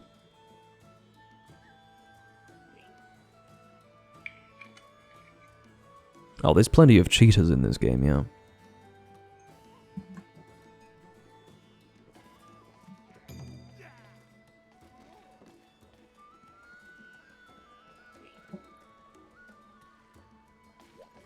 I actually mistakenly attributed Brandon to Geordie, I don't know how. A crisscrossing of memories, maybe. Some wires crossed in my mind and I thought that Brandon was actually the person who had been giving people status knives, but it was Geordie. And maybe I had played with both of them in the same room at some time. Maybe that's why I had that belief that he was in fact the one who was doing that. But no, Geordie is the one from my memories who was doing that. There are at least 2 or 3 people that I've come across that have been doing that, but the one that sticks in my mind the most was Geordie because he offered me status knives personally. And I was like, no. If I've failed a quest, I'm not going to use status knives to get through the quest. The problem is with me, not with the game. You know, if the game were... If I had been somehow shortchanged by the game, sure, maybe I'll use some status knives. But even then, like, I wouldn't be that comfortable with it. We failed because we didn't do as well as we should have, and it was entirely our fault, and the way you overcome that is not by cheating, it's by getting better at the fucking game. So, yeah. No, I'm not going to accept your status knives, and you can go and fuck yourself. And he's been giving status knives to people, I've watched him do it. Anyway. Fuck. What was placed on the board? Let's bring something raw based. I'll bring a status longsword maybe.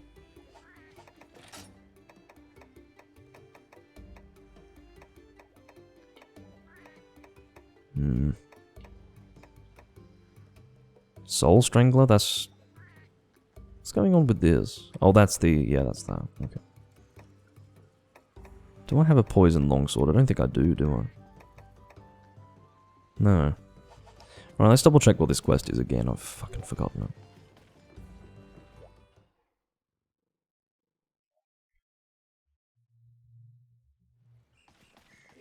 I think there was a Rathalos involved? No. There's a Rathian. Okay. So the common... No, there isn't a common elemental weakness there. Fire is effective for both Arzuros and Duramboros, but I don't really know if I want to bring fire. Glad I didn't bring poison. I mean, maybe poison is fine against a Rathian, but poison deals Rathian... Let me rephrase that. Rathian deals poison damage anyway. So, I'm thinking she must have some sort of resistance to it. I'll bring a greatsword. Sure.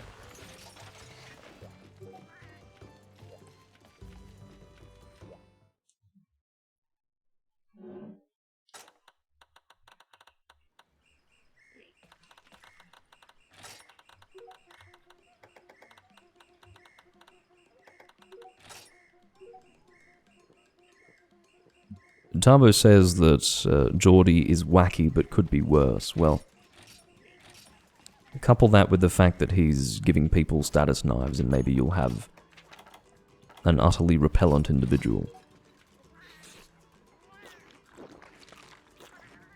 Yeah, that's Brandon Peaberry. He has an alt account called James, I think. I think it's called James.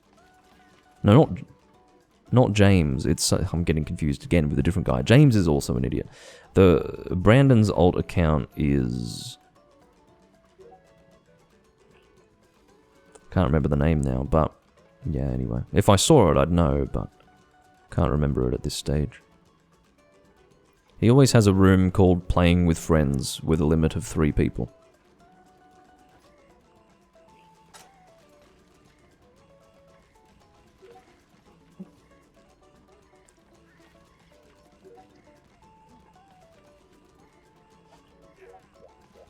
What's happening with Ryan? Hunter rank 81. Very nice loadout. Good to see. Could be an alt account, which isn't a bad thing necessarily. It's just that some Hunter rank 999 people get really sick of using their maxed out accounts, so they... Characters, I should say.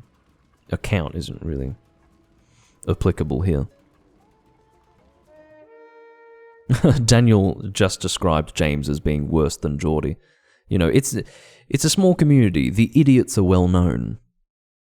The idiots are well known. But yes, James is an idiot. He often hosts his own rooms and he is hypersensitive to any criticism that he receives. And he throws a little tantrum and kicks you from the room if you say anything against him, even slightly.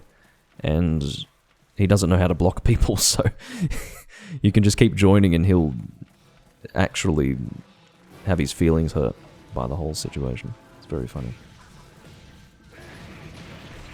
And the solution would be to grow up. That would be probably the best thing to do.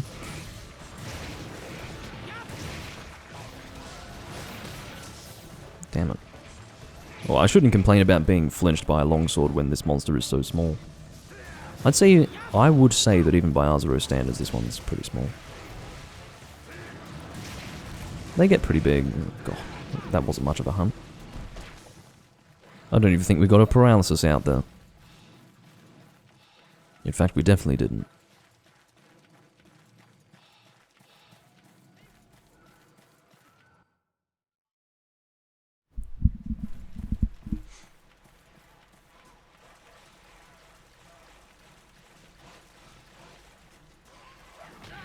The Rathian will be the next monster to come down.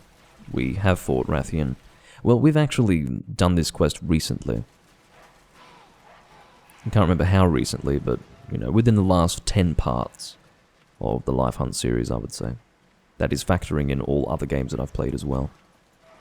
In the last 10 parts.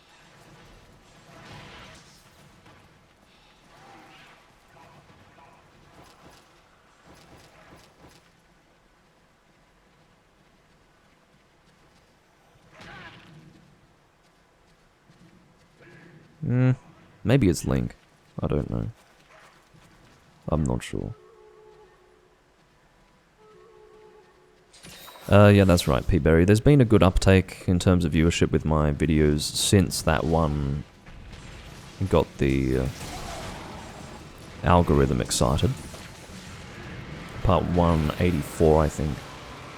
Since 184, yeah, I've just had a few more people checking out my videos, which is to be expected.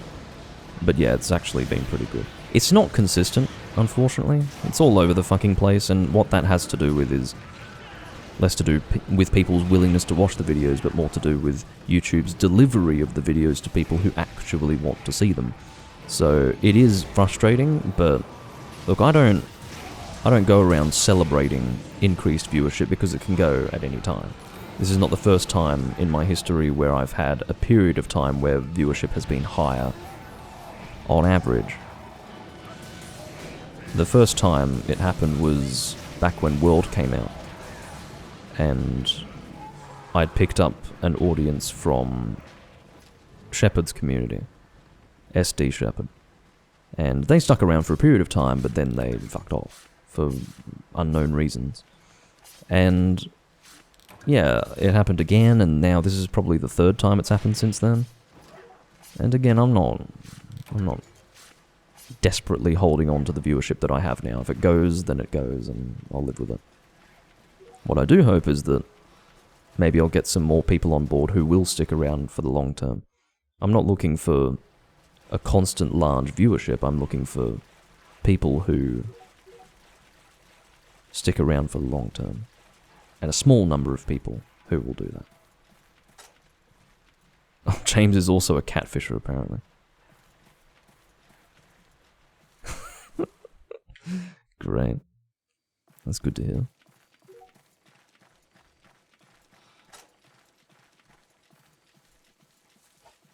Ryan says that this is an interesting conversation. Well, I'm glad that you've stuck around as well, P-Berry, because you're one of the...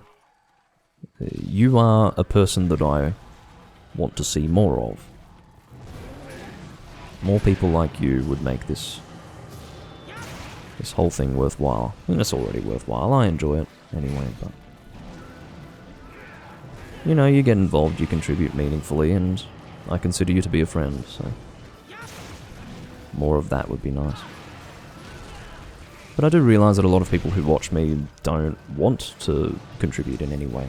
They don't have to, there's no obligation for them to do so, but you know, it's quite common that people will watch me even for a long period of time, but never actually get into contact with me. Even when I ask for people to do it, they're just like, no, I'm just going to continue watching silently. So, it is what it is. Everyone can consume my content in whatever way they deem to be comfortable and sensible in the context of their own lives, but yeah, I'd like it if people got a little bit more involved. If you want to know the best thing that you can do if you don't want to actually talk to me, liking the VODs. I think that is helpful for the algorithm. But, oh, I better shield that. Oh, very good. I better get into position with the tail.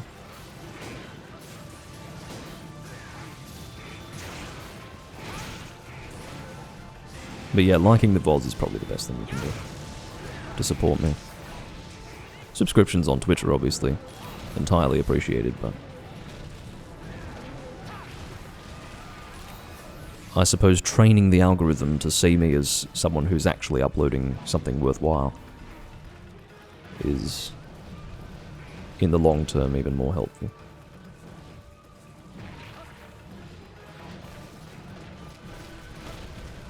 Whoa! Duramboros on ice. I don't care how much momentum he's built up from swinging his tail like that. I cannot see how he can slide across the ground that far. I have a feeling that might have been connection related. Maybe not. Maybe he does that naturally, but that was pretty crazy.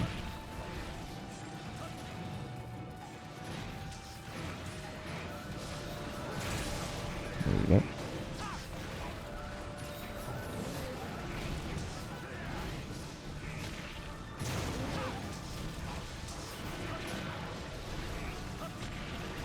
We do have an exhausted Duramboros. I'd like to get him into a trap before... what I'll do is I'll get a level 3 charge off on this tail. And he's fucking dead. Well, that's fine. Unsurprisingly, he's one of 3 monsters in the hunt, and we've got a full team, but... Yeah, I was going to get 1 level 3 charge off on the tail, and then trap him in the legs during the paralysis.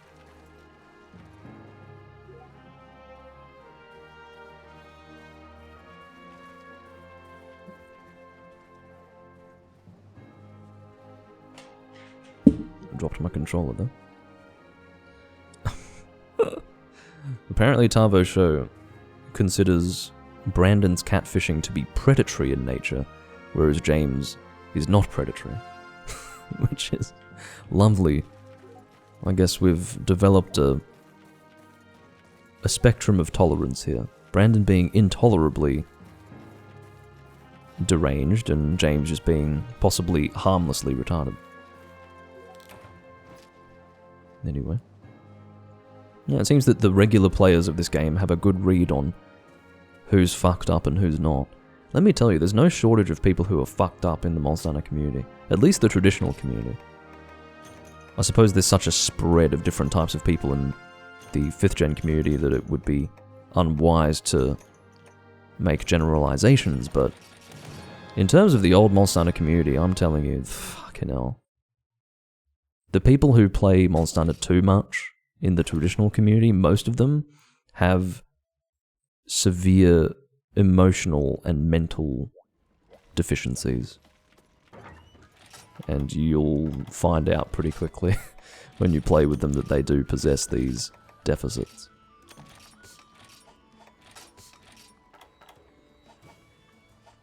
It's pretty bad. They just don't know how to interact with human beings properly. It's not about how you behave online, it's about how you interact with your fellow man. And they can't do that properly. They actually struggle.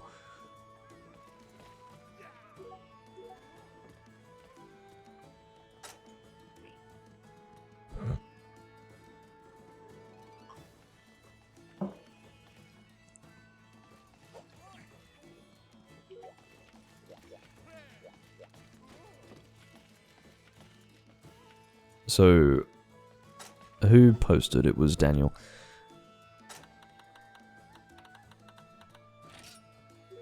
I'm not getting involved in this conversation because I don't want it to detract from the live stream in any way. I'm not going to sit here and gossip about people who are probably best described as fuck-ups.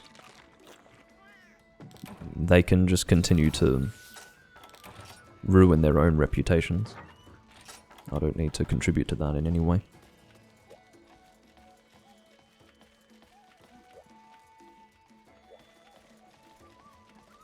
Ryan has mistakenly interpreted this conversation as Monster Hunter 3 Ultimate drama. I wouldn't really go so far as to say that. But, sure.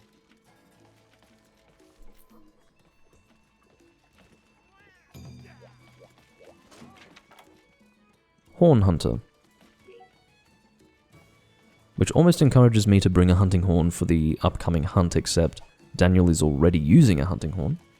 Oh, he's gone and joined. I was hoping, when I saw him walk away from the quest board, I was thinking, oh, is he going to change weapons? No, sadly not. It's alright, there aren't so many people who use hunting horns, so I'm not going to take exception to the fact that he's using it, thus preventing me from using one. That's a very rare scenario, where some other person is using a hunting horn so I can't use one. It's almost as rare as me using one in the first place. So yeah, I'm not going to take issue with it. Common weakness is ice in this case. I might bring ice light bow gun. Yeah. I should have enough shots for it.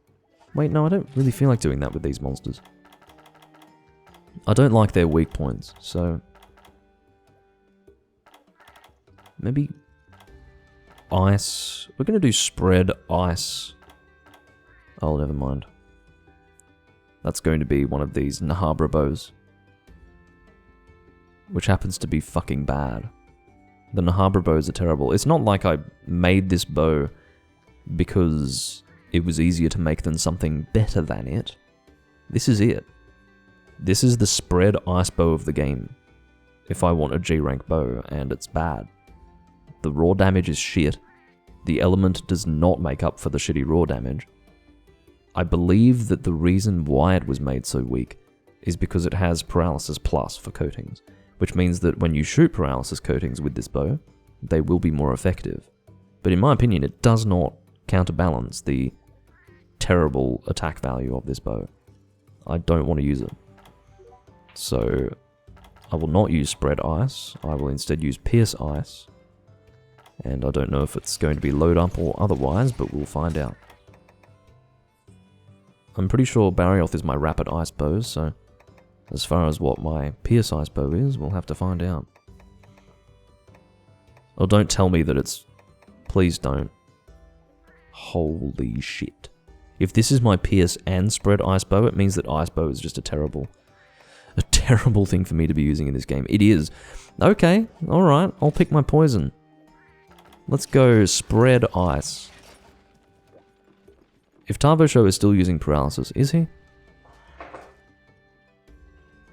I think he is. So in that case, I had probably best, at this stage, not do any of that. Let's forget it. Fucking forget it. What will I use? Ugh. Again, my first choice of hunting horn didn't work. My second choice of bow is not working at all. So what do I bring? Let's just bring the Bushido and keep it simple. Fucking hell. Actually, no, we'll do something a bit different. I usually use Bushido, so I'll actually use this with the Brachydio Steel Blades. This would be, for most people, the typical loadout. But I tend to prefer Bushido. These are better, I think. It's just the Bushido is a little unique and fun. I do like that these dual blades more or less match the armor set that I'm using. Alright, let's get out of here. Arm wrestle someone for their weapon. If I beat Daniel in an arm wrestle, he has to use something else, even if he mains Hunting Horn and has no better alternative. He just has to use a different weapon because I beat him in an arm wrestle. Okay. Sounds like a great idea.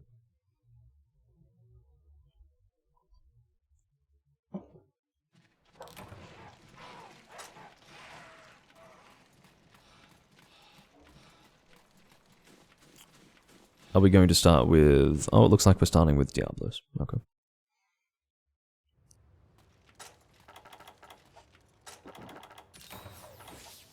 I didn't really need to consume that hot drink. I won't be going into a hot area, excuse me, a cold area over here when fighting the Diablos. Can't speak.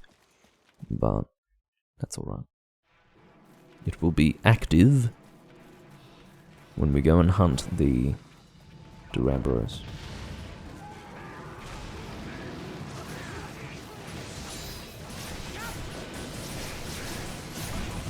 Get our charge up with these dual blades, and then Demon Dance.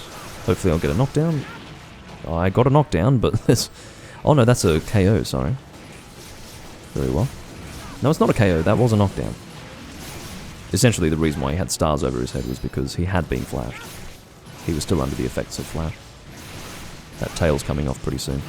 Oh, no, damn it! Just as soon as I saw that paralysis, I was thinking, oh god, we need to stop hitting the tail. And then it happened. We lost our paralysis because the tail was cut. Oh well. Very fast-paced hunt, though. Come on, Diablos. Look at him go! The connection can't even facilitate the sheer speed and ferocity. Look at this! He's teleporting. Instant transmission.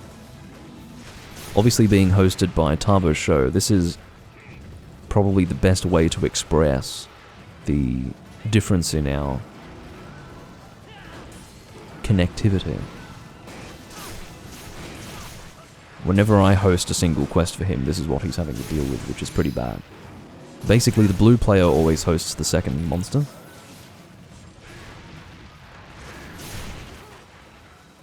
So obviously I'm going to be hosting the Duramboros.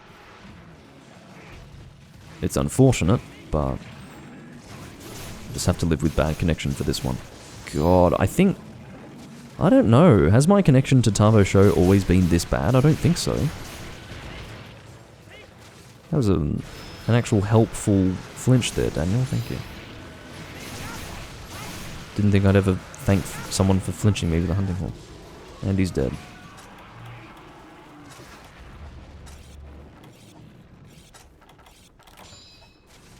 Those should be Mega Potion calms, but I don't think I'll bother. In fact, I definitely won't bother. There would be no reason to do that. Duramboros has obviously moved to the area that Tavo Show is making his way to. I thought that that Diablos hunt was so quick that he'd still be here, but he's not.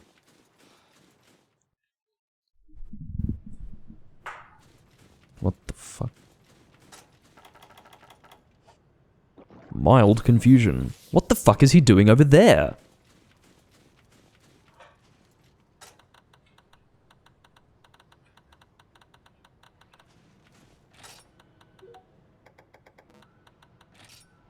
I'm pretty sure that's the fucking Baroth area. I don't even know how to get... You know what? I'm pretty sure that's the Baroth area, isn't it? Yeah. That has to be it. Hold on, there's a quick route that I can take here. I can confirm whether or not...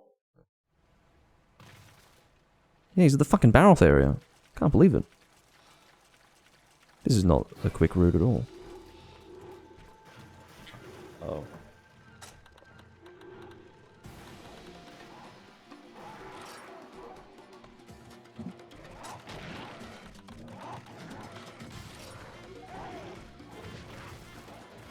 So that was the confusion. In actual fact, Great Jaggy was in the... LOL, don't worry, says Tavo Show. Yes, I'm sure that this was uniquely confusing to me. He probably knew precisely what was going on. As for where Duramboros spawns, yeah. Well, this is the thing. I had never encountered a Duramboros in the fucking Baroth area, but... Yeah, apparently. Jaggy was already in the area.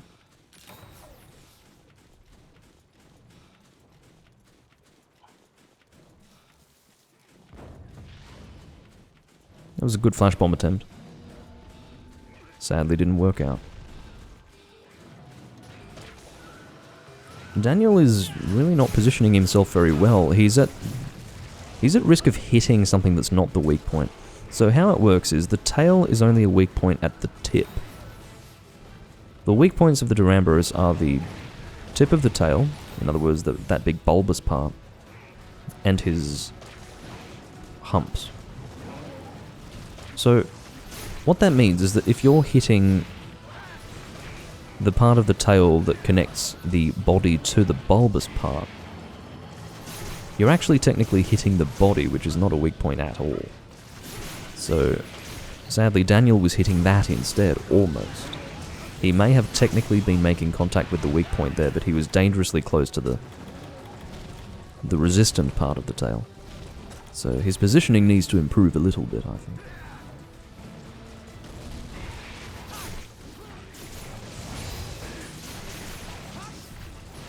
Ryan is going for the KO. Oh, that's not good. I was stuck in a combo there.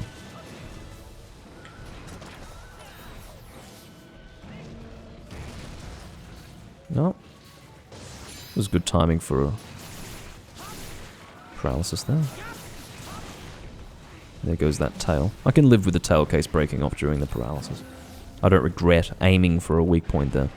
If it's just a standard tail weakness, it's probably not as advisable, but definitely not as advisable. But, again, it's a weak point. Oh, Ryan, don't golf swing me, please. The monster's down. Oh, he spun out. Maybe out of consideration for me. Jeez. Quite fortunately, we do have Daniel playing attack boost with his hunting horn, which is going to have a big effect on the team's ability to kill these monsters in very short order.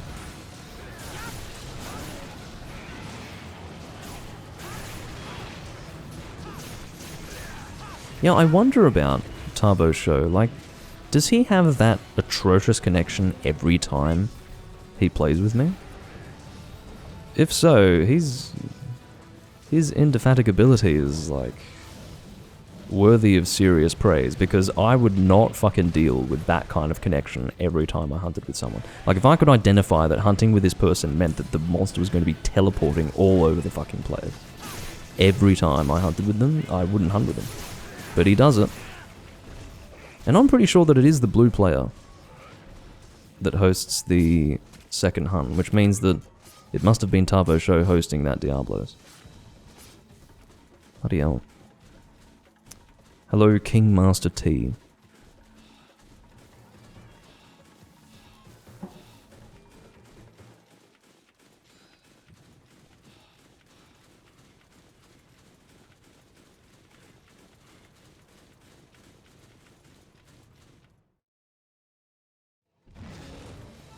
I think there's a tail coming. Oh, never mind. There was a tail coming my way. Come on, Ryan. Don't hit me out of that.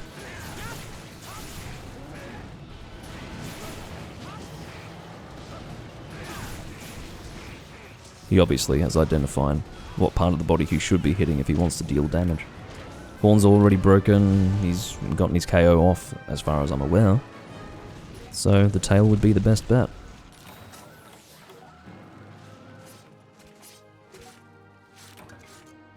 Primary target.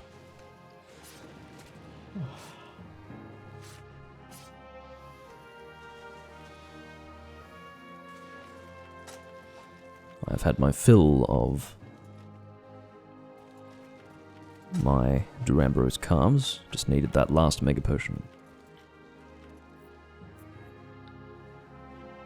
I've mentioned it before, but you'll notice that I almost never use Brachydios weapons.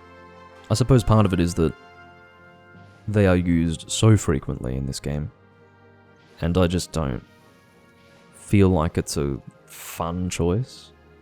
Doesn't feel very creative, doesn't feel very exciting. So I tend to gravitate towards other weapons, perhaps less common weapons. The person that I see doing that more than anyone in this community is N10. He is always using strange weapons that I've never seen before, which is great. Is he at peak effectiveness? Probably not, because there is likely a reason why those weapons are never used. It's not guaranteed to be the case, but, you know, some of them I can assume fairly confidently are bad. Not more, I guess, relatively speaking, than in actuality. They probably are effective to a degree, but compared to other weapons, they're probably pretty bad. But, you know, it's about the variety. It's about the enjoyment that you get out of using strange weapons. Stuff that's a little outside of the norm. The order is currently entirely fucked up. What we'll do is we'll go in ascending order from Daniel, because I went from Daniel to Ryan, so...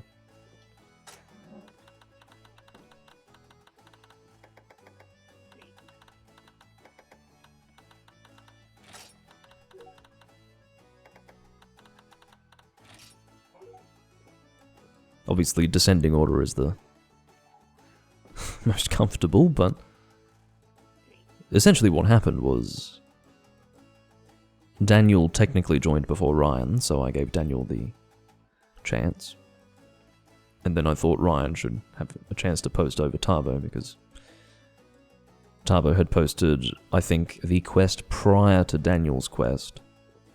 So... At least I think so. I don't even know. I'm losing track of it. But anyway, I'm happy with us going in ascending order. Tavo is having a turn now. And it'll be Daniel's turn after that, because I'm skipping my turn. Wait, what? Did Ryan skip? No, I don't think so. Anyway, I'm not going to worry too much about it.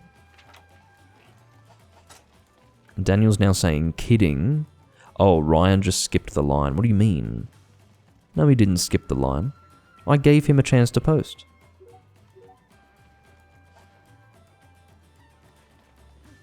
Why is Tavo apologizing? I don't understand what's going on in the chat.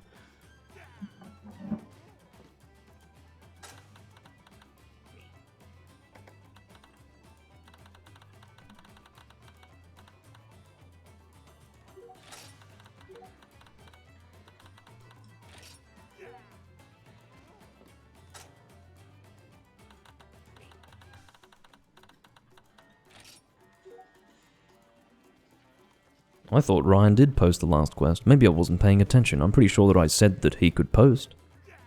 Whether or not he ended up posting, he did. So it's correct. Like I said, ascending order. So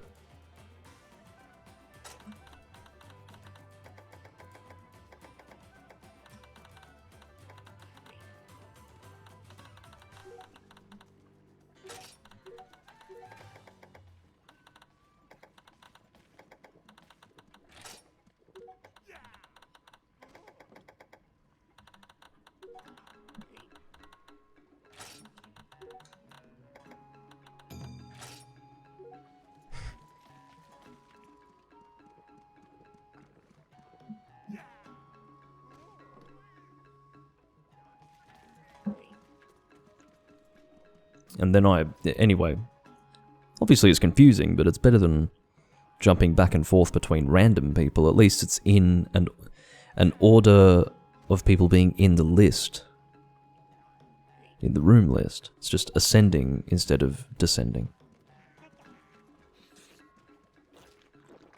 Anyway, maybe slightly confusing. Alright, catch you later, P-Berry, and thanks for joining. So it's Ivory. I will bring... I know precisely what I'm going to bring. I'm going to bring one of the dragon weapons that I have just been neglecting most distastefully. What do you mean by that, Doomlink? Well, some of the best dragon weapons in this game are the awakened Stygian weapons, and I just haven't been using them. So I need to do that. I know I've got a gun lance. I think I have something else as well. Let's use the gun lance for now. There's definitely another one. Whoops, awakened gun lance is what we want.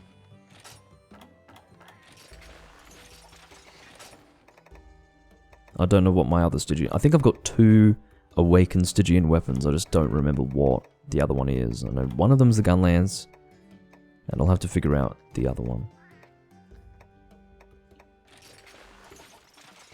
Here we go.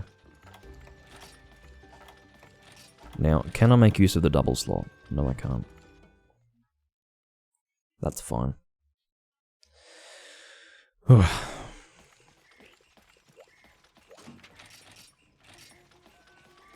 After this, I'm going to get some lunch, and I'm going on a big long walk to one of my local bottle shops to get some golden drak. Oh yeah. In my next recording that I do, I'm going to have some Golden Drak, which I look forward to drinking. Haven't had it on camera before. And I saw it at this place. It's basically where I got that bottle of... what was it?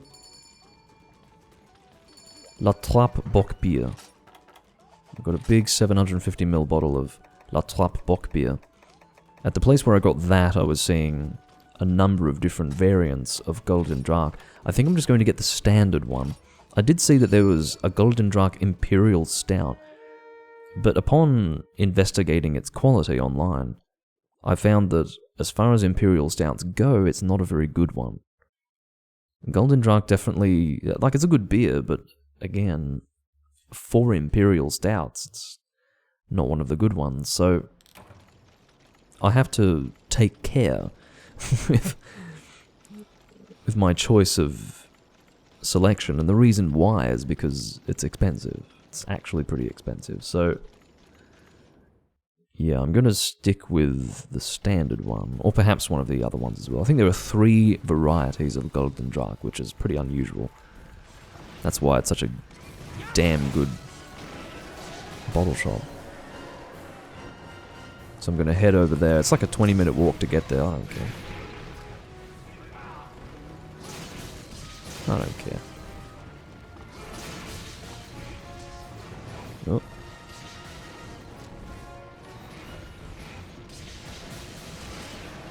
I didn't want to be in mid-attack while he roared, so I actually just slowly walked towards him there. Ugh. That's nasty. So what I'm using here is a gun lance that requires Awaken in order to get an element with it. My stats are 671 raw, 400 dragon. And I'm telling you, the sharpness is good, it's just a solid fucking gun lance. Well, Tavo, that really wasn't necessary, but thank you. Better you get in there and deal some damage, you know. I guess it's nice of you to do, but at the end of the day, it doesn't actually help.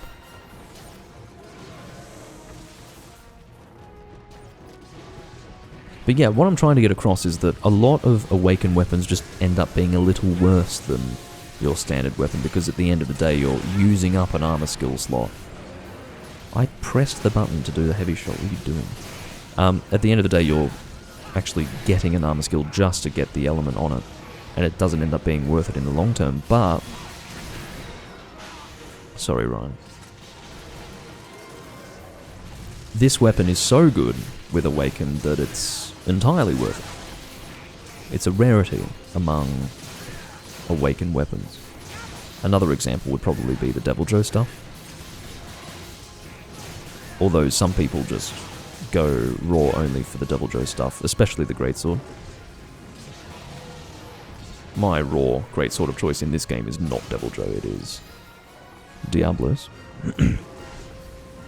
Not just for nostalgic reasons, but because I do think that it's the better of the raw Greatswords. It's a difference of like 200 inflated raw on the Greatsword, which is still significant, and yeah, it has a little bit of negative raw, but as long as you're using it with sharpness +1, it's fucking good. It's really good. It's probably, relatively speaking, as good as the King Atalat sword from Freedom Unite. So therefore, I do much prefer to use the Devil Joe Greatsword as a Dragon Greatsword with element. Whoops, that's actually not a problem at all, because this monster is really inaccurate with his attacks, unless he was aiming for someone behind me, which is entirely possible. Let's get off this heavy shot and kill this fucking monster. Come on, he must be so close. There you go. I don't know how that worked. He actually did not perform his full tail cut animation because he was killed during it. So he could have actually traveled a greater distance than he did, but because he was killed, he stopped dead in his tracks, which is really funny. Very good. Very good.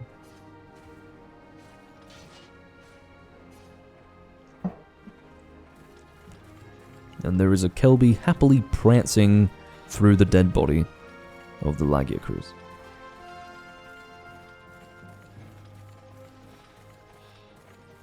Show some respect. At least some modicum of solemnity is in order. This is your fellow animal in the animal kingdom. Acknowledge it. Well, I'm obviously being ridiculous. This Lagiacruz would swallow a Kelby whole. Those rewards are pathetic. This is like first-gen level rewards. What's going on? Well, these would be first-gen level rewards if it were just the top part. Maybe I'm being dramatic even in this regard. First I'm being dramatic about the Kelby, now I'm saying that that is first-gen rewards. No. First-gen rewards are really bad. That's more like second-gen.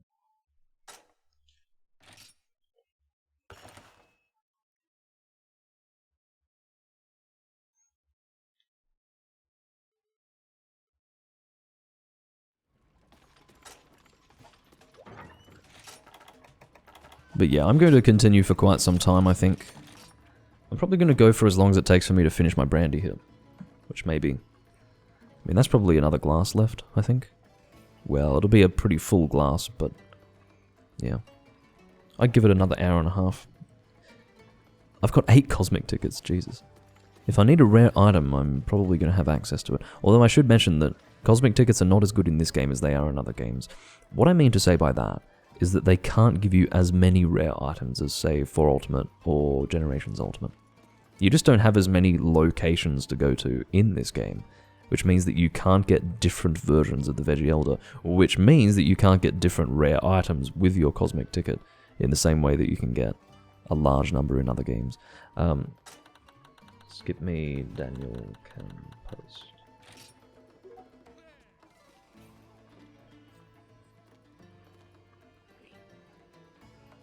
Daniel's using a bow, which... No. Don't go and change weapons. Tell us what you want to hunt, so that we know.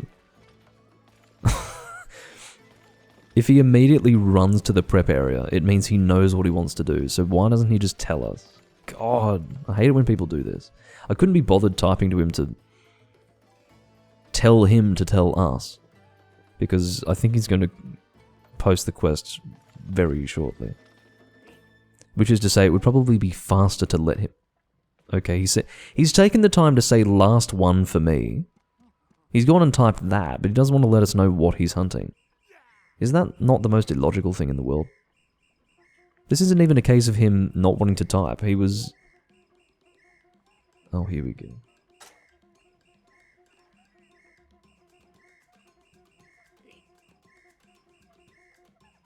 Really? The love of my life. You're posting a quest, not giving a live performance.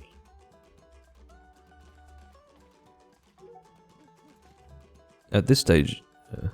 what?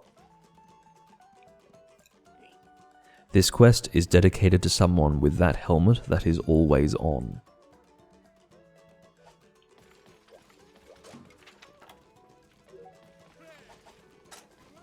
For no reason.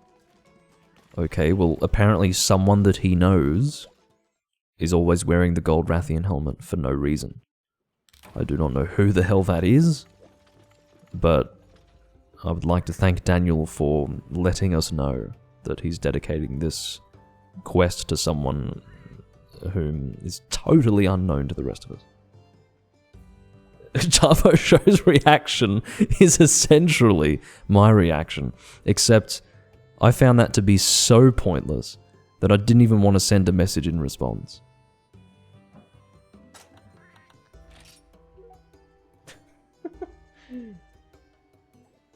Fucking hell. Like, seriously. Gold Rathian. Alright,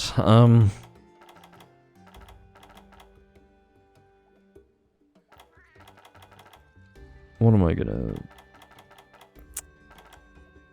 use? That face that I typed, by the way, that harkens all the way back to Try. That was a face that I used to use back in Try.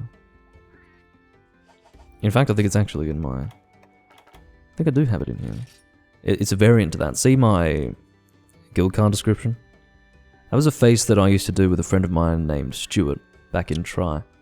We really liked it because the L looked like a big nose. Of course, the problem was that the nose was sort of facing in the wrong direction from the eyes, but it's sort of like the face is turned in this direction and then the eyes are looking in the opposite direction. That's the way that it looks. So we really liked that face, and so we would quite often use it. It sort of became our emblem in a sense. So I put it in my description box for my guild card.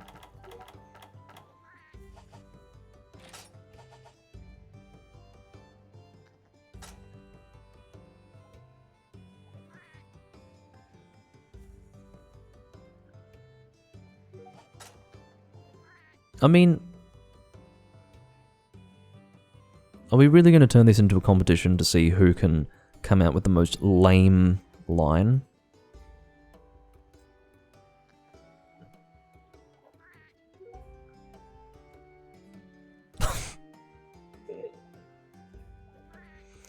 Anyway, I'm not going to engage. I'm not going to get involved.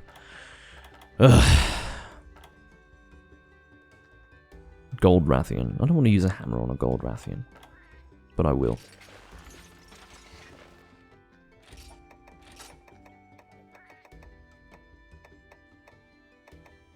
Where is it? Vorte Volte. I had a feeling that's what it was called, but I wasn't entirely sure. I think the Abyssal Lagiacrus hammer is technically better, but it doesn't look anywhere near as cool as this. This is a very cool hammer design.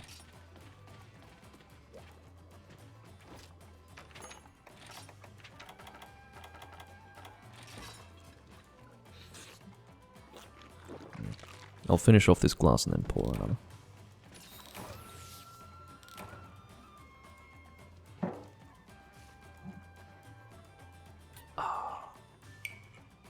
Alright, let's see how full this will end up being. Only slightly fuller than I would typically pour it. That's not too bad at all. Basically, the reason why you don't fill it to the top... Let me rephrase that in English. The reason why you don't fill it to the top is because you want it to breathe properly. It's actually nicer to have a... I mean, I'd say about half of that would be ideal. But even then, I don't usually fill it to that low of a level.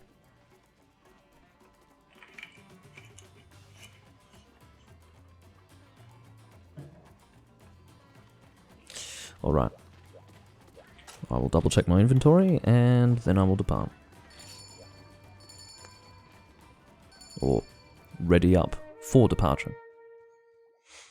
I'm technically not the one departing. Let's see how we go.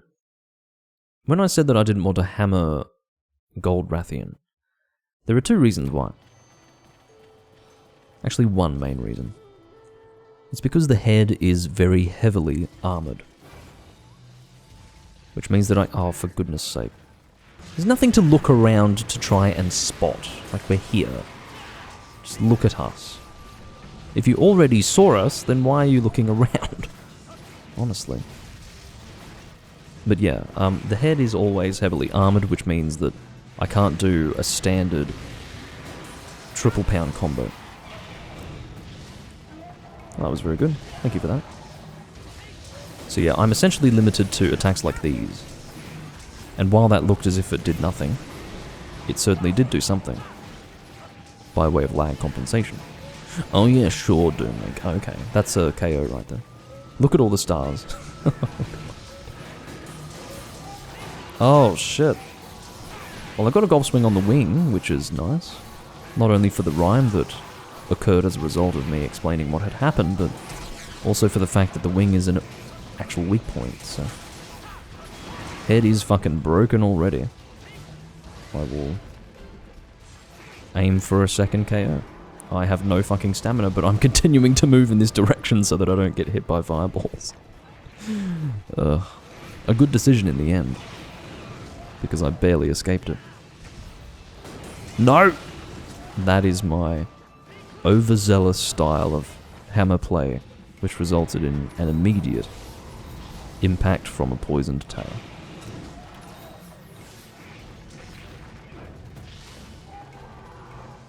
It feels like I'm playing Freedom Unite all of a sudden. Is there a Freedom Unite player in here? Surely that's not a KO already. Couldn't be. No. See this bouncing business? Yeah, it's not a KO. I'd say the next one's not too far away though. I'd give it another, let's say, 4 or 5 upswings. But that's going to reduce because I'm now doing... Damn it! Missed my golf swing. The timing of that is no longer quite so embedded within me because I go back and forth between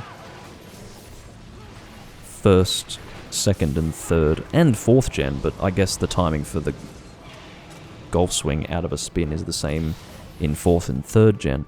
The point is that if you go from third gen to second gen, as an example, the timing is quite different. The difference is almost like a full second to 2.5. No. 1 to 1.5 second difference for the ideal timing. Please don't do... Okay, good. Damn it. My KO build-up is beginning to disappear. Come on, don't... Damn it. No choice but to do this.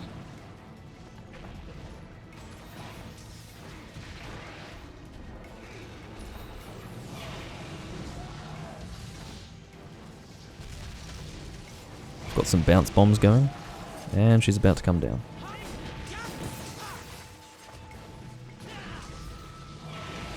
I don't know if I have the stamina to outlast her here. Oh, I did, but I didn't position myself appropriately. Oh well.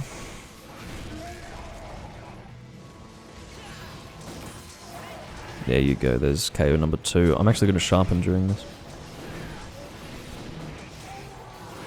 Oh, very good. I'd say that timing was alright. There was probably a little bit more KO left to go, but... Well, Daniel is speed trapping the Rathian on the face, which is one of the dumbest things I've seen this week. And it's Sunday. So, yeah. Needless to say, the face does not touch the ground. Okay, the face... is not what's going to get this monster in a trap. It is the legs. The legs are what is touching the ground. Oh, for fuck's sake. Show some restraint, man. I'm right there. He apologized for it, but seriously, show some restraint.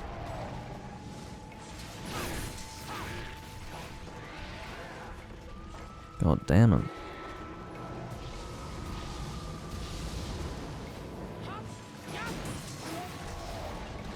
Should be able to get an upswing out of that. See, in any other scenario that would be just fine, except that I'm bouncing with an attack like that on the Gold Rathian, which again is why I didn't want to use a hammer initially. Check that quadruple reposition. Honestly. Bloody monster. Oh. I don't think we'll get 3 KOs. This thing will die before I can get that.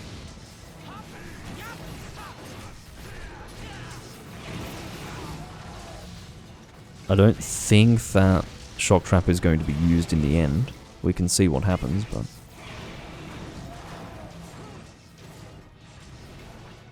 if she lands right on it, which it looks like she's going to, it will get used. Alright, very good. May actually get that 3rd KO.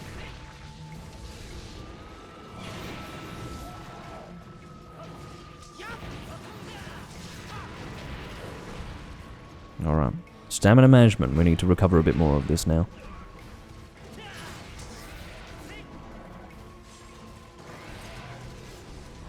I just saw those shells come out of Daniel's gun lance as he reloaded it, which was pretty cool.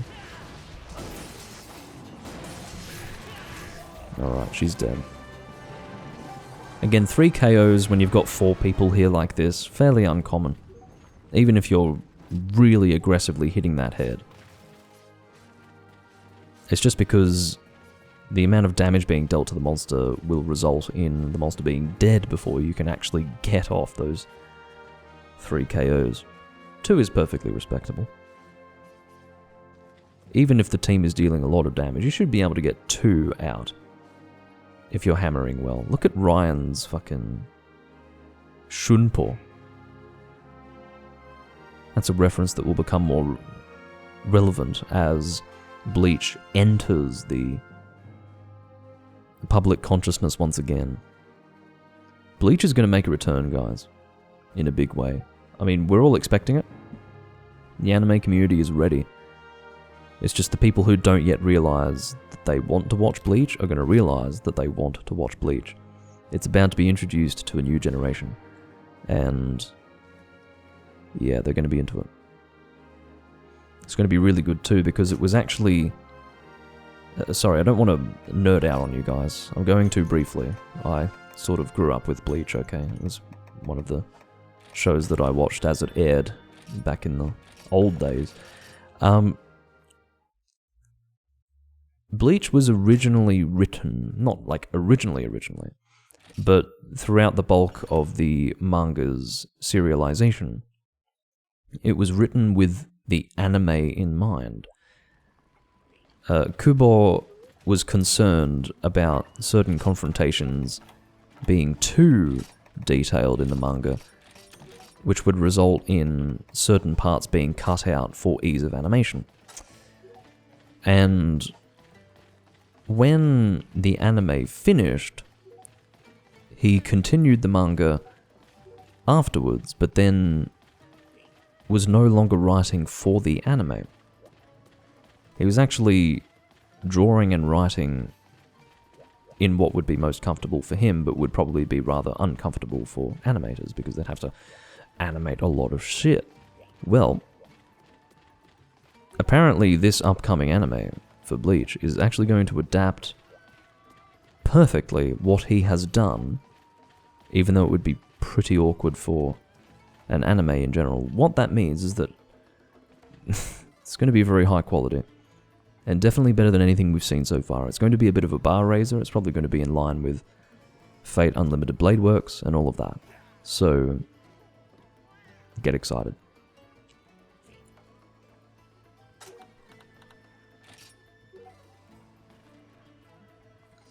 Tabo recognizes that the departure of those 2 hunters was quite abrupt.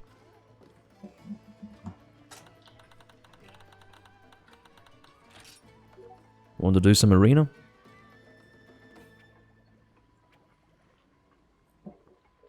I don't think I really have anything... Oh, Tabo is always up for arena, apparently. It's good. I mean, you don't always get that opportunity to post arena. This is one of those opportunities. Apparently I was doing this with Companion. I don't even know who Companion is. But apparently he was a good teammate, because it seems my best time is 3 minutes and 14 seconds, and the threshold for S rank is below 6 minutes and 1 second. So, yeah. Very good.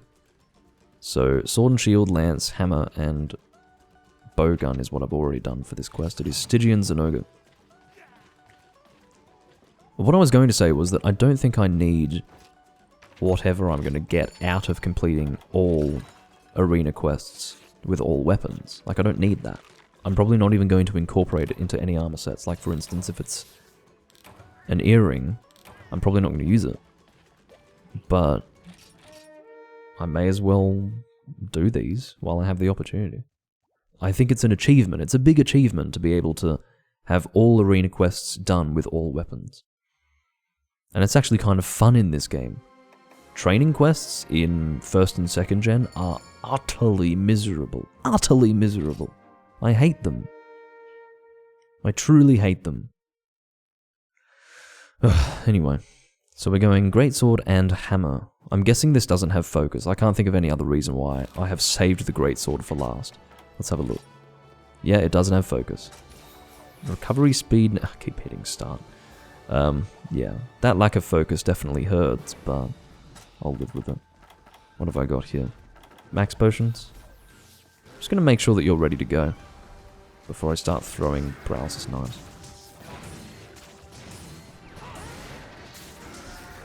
What I'm gonna do, I'm going to leave the head to him, and I'm going to attack the tail. Oh, fuck! That completely backfired on me. I was not expecting the KO to come out that quickly. Holy shit. That's actually terrible if you think about it. I just lost some major damage there. Maybe I'll do a little bit of combo greatsword, you know, just stick with level 1 charges in the interest of applying poison, and then I'll go for proper charges. Here we go, I can get a level 3 here. Oh, it feels absolutely terrible to have to settle for standard charge speed.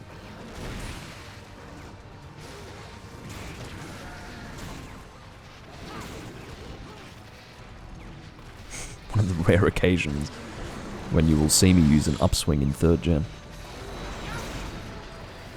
A decently damaging attack if you're not going to charge your weapon. In fact, it is the most damaging attack if you're not going to charge your weapon at all.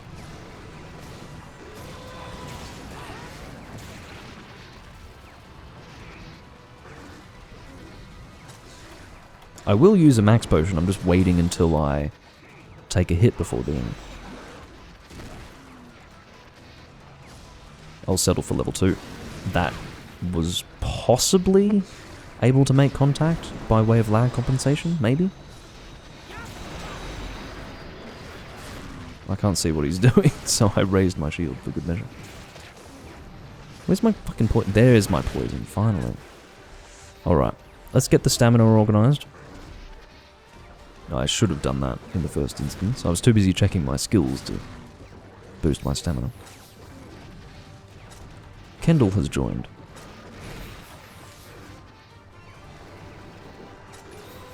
That's a bit of an old school name. Kendall 597. Yeah. It's a bit silly to see people... I mean, yes, there's an element of nostalgia associated with seeing a screen name that incorporates numbers, but there's no reason to do it in this game. Because you can have multiple people with the same name online. So I wish that he had just named himself Kendall. But maybe Kendall is not unique enough for him. He needs to have the numbers as well. These are the numbers that I've chosen for my name, so it's unique. But it's like, well, why do you have numbers in your name if you're a hunter? Is that written on your hunter birth certificate? Anyway. The way I see it is that if you don't need to do that, you shouldn't be doing that. If you want that for your fucking email address, okay. But there's just no reason for that sort of thing anymore. My name of Doomlink used to have 4 numbers after it. You don't see me calling myself Doomlink 5513, do you? So the point is that I have moved on from those days.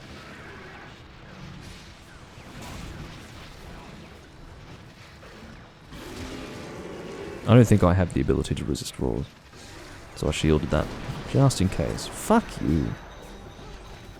Getting ready to dive these if they come my way, which they were. It just so happened that Zenoga blocked them with his body.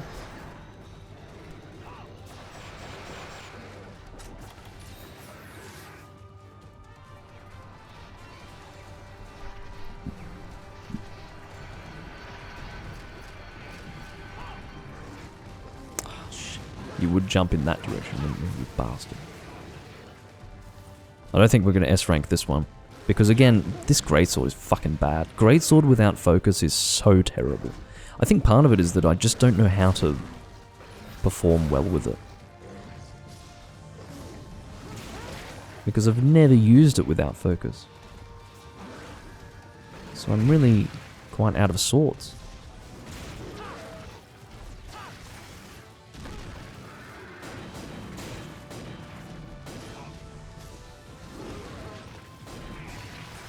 Literally, what is giving me level 2 charges should in fact be giving me level 2 charges. Let me rephrase that. What is giving me level 2 charges should be giving me level 3 charges, and what is giving me level 1 charges should be giving me level 2 charges, but... yeah, I'm literally having to live with dealing minimal damage. At least compared to what I normally could get off. Oh, I better take this opportunity. No, I'm not taking that opportunity because we're going to get dragon stuff raining down. Can I at least get a level 1? No, I couldn't, could I? Tavo is doing that. Don't know if that's a good idea. That did actually make contact. Oh, very good. I have critical draw on this set, and I managed to get that off on the face. Level 1, come on, level 1. Thank you, I got a level 1 at least. Literally begging for level 1s at this point. A tail swing while enraged actually deals dragon damage, which is frustrating.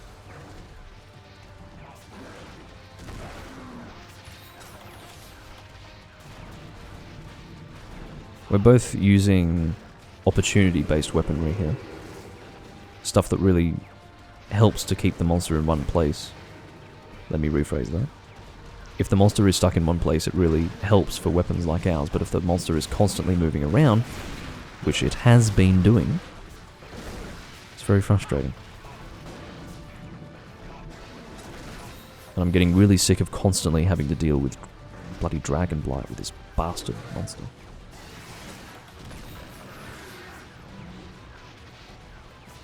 I'm sure I'm quite far away from actually applying poison to this monster, but I want to at least be slowly building it up.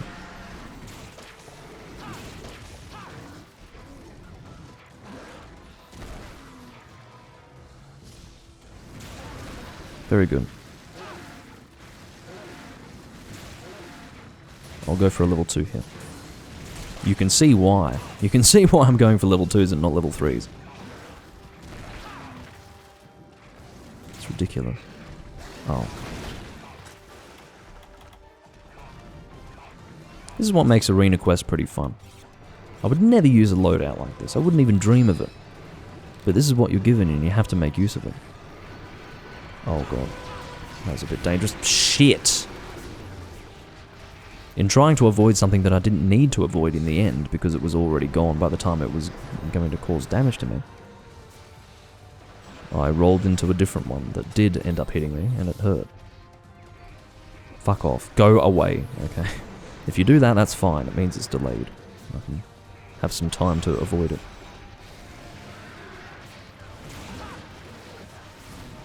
Need another fucking nullberry. I'm glad that they give you nullberries. That's nice of them to do. Nope. I cannot believe that the hitbox is that small. I almost cannot believe what I just witnessed. I had no idea it was that small. Can you believe it? I didn't know. I actually had no idea that the body slam hitbox was that small. Alright, well we managed to get under 10 minutes at least, but fuck me. Could have been better. I'll take it though. Tavo Show says well done. His hunt, or at least his perspective of the hunt, was probably both more comfortable and more successful than mine. I just hate non-focus greatsword. I'm not surprised at all that I left this for last when it came to this arena quest.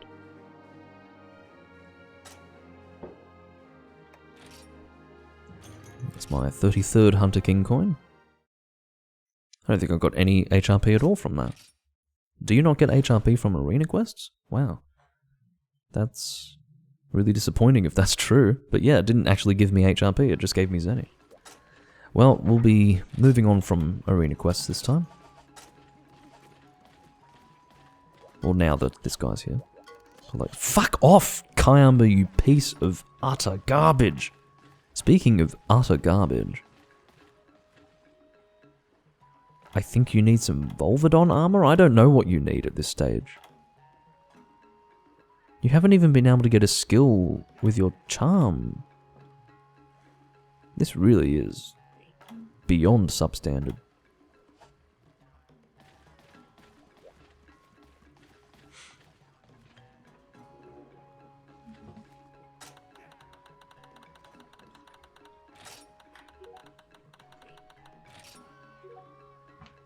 I don't think it's unfriendly to let him know that he needs a new armor set. I think what it does is that it will further encourage him to upgrade his gear. I don't think it's nasty.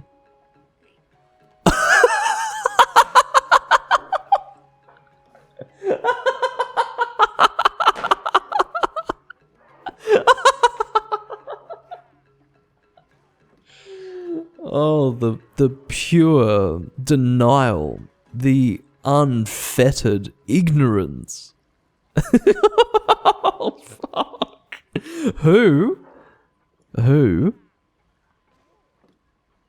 Tarbo's shrugging. What do you think? Like...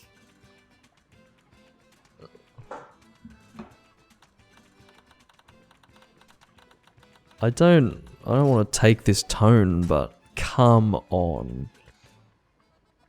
You've got no armor skills.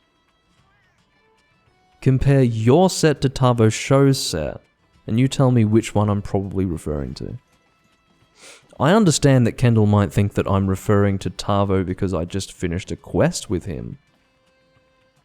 But he's failed to factor in two things. The first being that I clearly was inspecting his set because I was physically standing close to him, not Tavo.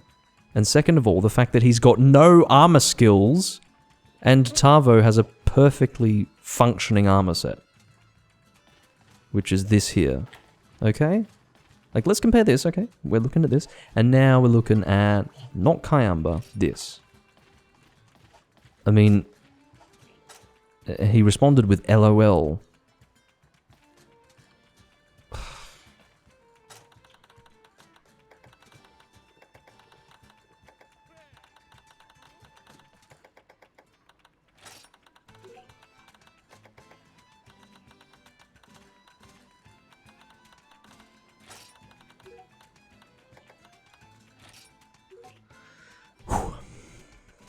I'll take it nice and slow with him. I'll take it nice and slow.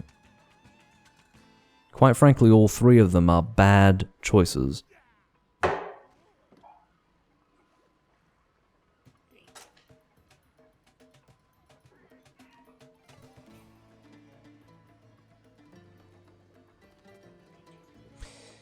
I think this sums up this entire person. This entire interaction sums up his armor set. And just like his whole interaction with the game. Sure. Do you want to read that again?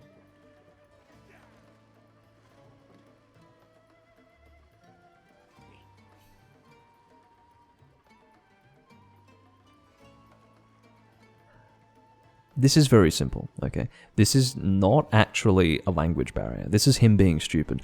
I have put forward 3 different options, which would suggest it is not a yes or no question.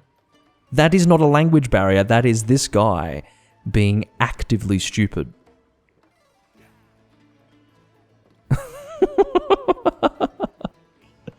Come on. If there's 3 possible... hold on. Please read that again. I was not going to take a nasty tone with this guy, but unfortunately, he is exceptionally stupid, so I'm not going to be friendly about this. In a way, I am actually being friendly by indirectly volunteering my assistance. Like, I'm saying to him that if you want to make one of these 3 armor sets, I'll help you make it. They all happen to be shit choices, but we all have to take our own journeys through this game, so...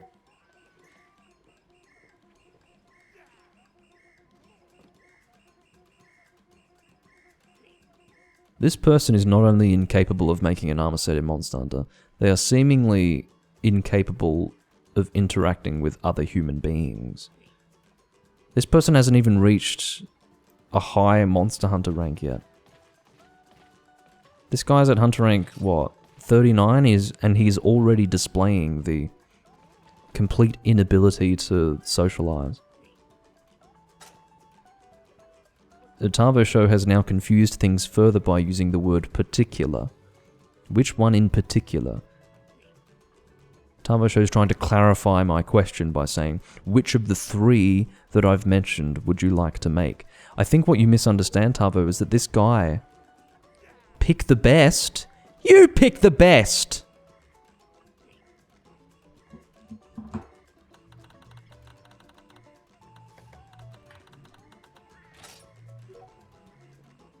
I wish I had...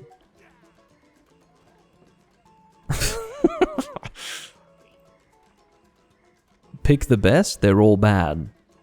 Unless you're going to... Tavo Show's reaction. Look, full Giganox is good. Which one looks good? Here we go. We've gone to the next level now. We've gone deeper. Full Giganox is a good loadout. There's nothing wrong with it. But I have a feeling that this guy is not going to be using status weapons. That's the point. So, yeah, full Giganox X is fine, but... not for this guy. We'll put it that way.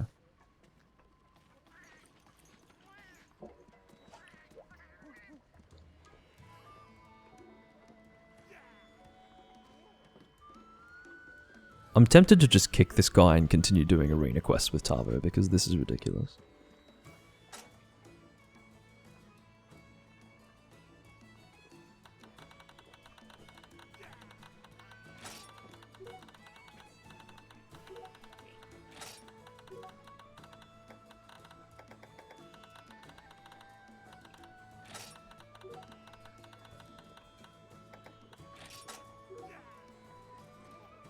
It's one thing to ask someone who is more experienced in the game than you to make a decision for you about which armor set is better skills-wise. It is an entirely different thing to delegate to another person the decision of which looks better when you can actually check that for yourself and make your own fucking determination on which one looks better. It's not for us to decide which one looks better.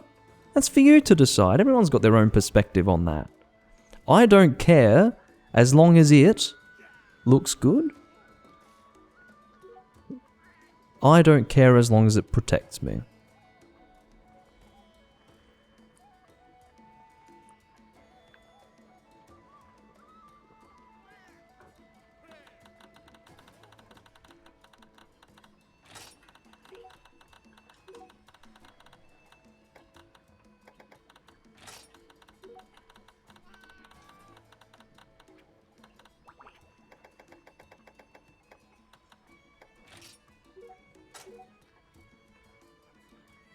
Well, if you're kind of new, then that's fine. I'm glad you've admitted the obvious. You're not just new, you're also dumb. But, like... I mean, if you're going to sit there and say which one looks the best and ask for us to decide that for you, that's not you asking something stupid because you're new. That's you just being stupid. Okay? There's a difference. I'm keenly aware of the subtle difference between being inexperienced and being stupid. Let's just kill something. I'm not doing this. I'm sorry if I've just ruined your early experience in Monster Hunter, my friend, but you're using a terrible loadout, and I'm willing to help you, but you are not willing to help yourself. I would advise you to fucking play solo for a while. I was about to kill myself. Oh god. He probably came from Roblox. I wouldn't doubt it. I feel sorry for him almost, but come on, put some effort in. I'm happy to... How would you recommend I approach that differently? Literally just say to him, oh yeah, armor skills don't matter. Yeah. That's not going to help him. How's that going to help him? Armor skills are literally everything when it comes to Monster Hunter. That is the point of the game. Make armor skills that are relevant to your loadout, which are then relevant to what you're hunting. That's the essence of Monster Hunter. I said to him, which of these 3 loadouts do you want to make? He said, which one is good? I said, they're all bad. He then says, just tell me which one looks better. That's not for me to decide. I then ask him, would you like to learn about armor skills? And he says, let's just hunt something. I just want something that protects me. Anyway. That's a basic summary of what's going on, and I feel bad for him because he's obviously, you know, he can't control the fact that he, A, doesn't understand the importance of armor skills, and second of all, just is too stupid to understand that the questions he's asking are not only irrelevant, but also illogical. But anyway.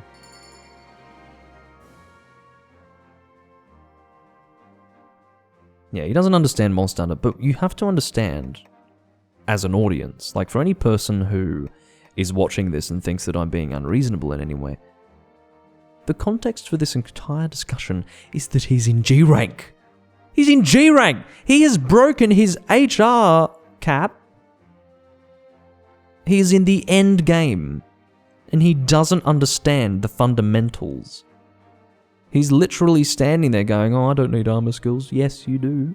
You're in G rank. You're not just in the final level of the game. You are past that point. You've killed the final boss, and you haven't understood the basics of the video game you're playing.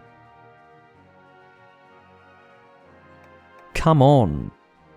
I fully understand some people may think that I'm being unreasonable, but there's nothing about it that's unreasonable. I gave him every opportunity to learn, to better understand the game he's playing. But he was being pig-headed about it. Akhenator has joined the room. The Egyptian pharaoh himself has graced us with his presence. Apparently we've chosen the same loadouts. I just went longsword because I don't care.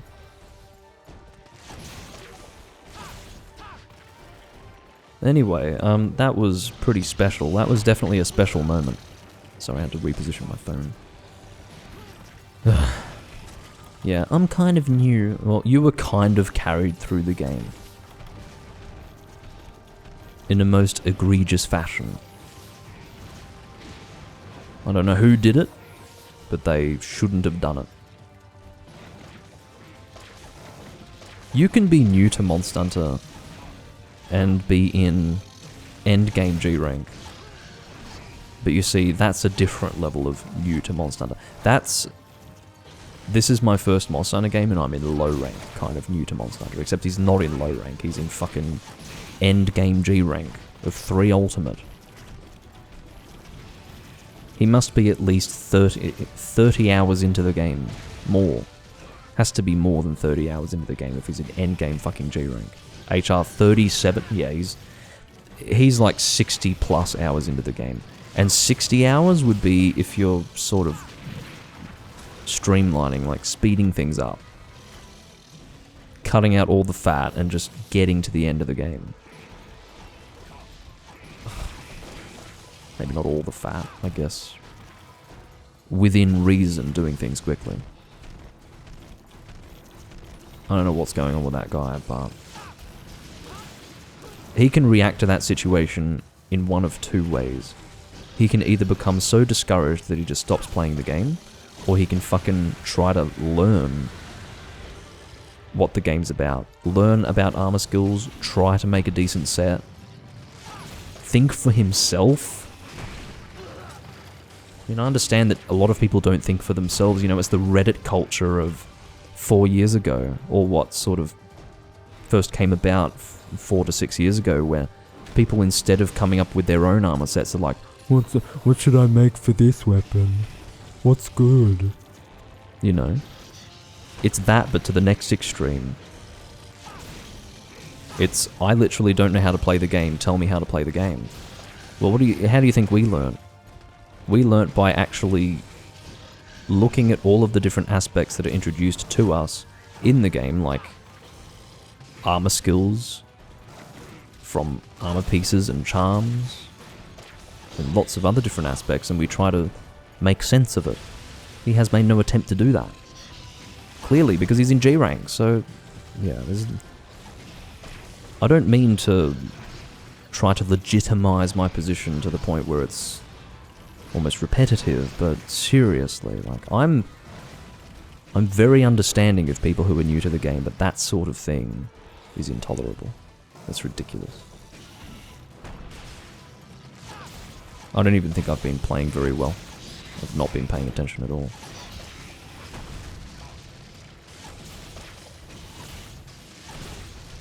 Sadly, I got caught in that.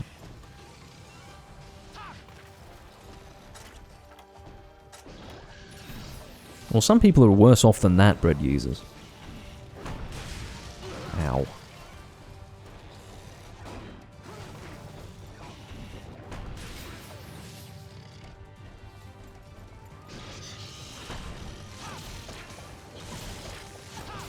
I'm just trying to fully charge my longsword at this point. It's actually becoming harder than one might expect. Well, he's definitely poisoned. This must be his second or third poison, one would imagine. Look at him repositioning. That's an expression of pure fear.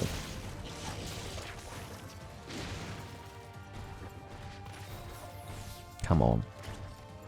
I hate it when he does this. He just runs around in a circle aimlessly. Thanks for hitting me.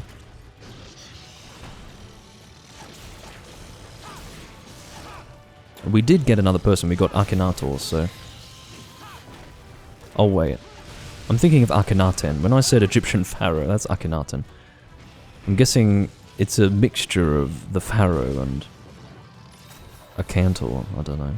Akhenator? I don't know. It's... I am unsure. There might be an Akhenator as well.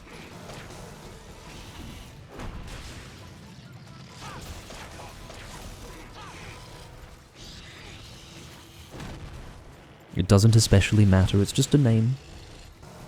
It's just a name.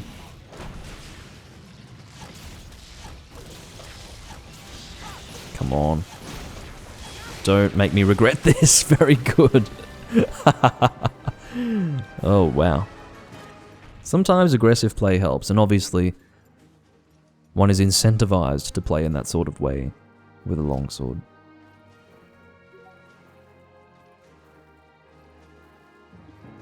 I'm sure the number of available rooms has decreased by about now. Although, we have yet to receive a fourth hunter. Maybe soon. That was actually better than my last best score, which is always good. Tavo Show will be immortalized in my best hunts on my arena quests. See, I don't remember the guy that I was getting all of those best times with in those other quests. I don't remember him at all, but the name's written there. So it immortalizes him in some way. Akhenator, what's going on with him? Hunter rank 300, full Escadora with an Elatrion weapon. He is the Elatrion guy. He probably doesn't want to do any more Elatrion, so I will happily avoid that.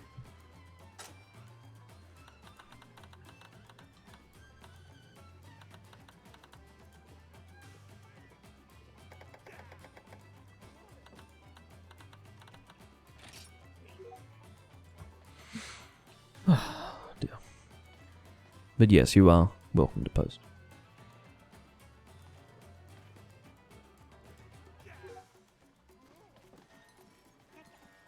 I mistakenly kept myself in the middle of the screen. Again, if that ever happens, please let me know, guys. If I'm almost in the middle of the screen, it's probably because I don't mean to be almost in the middle of the screen.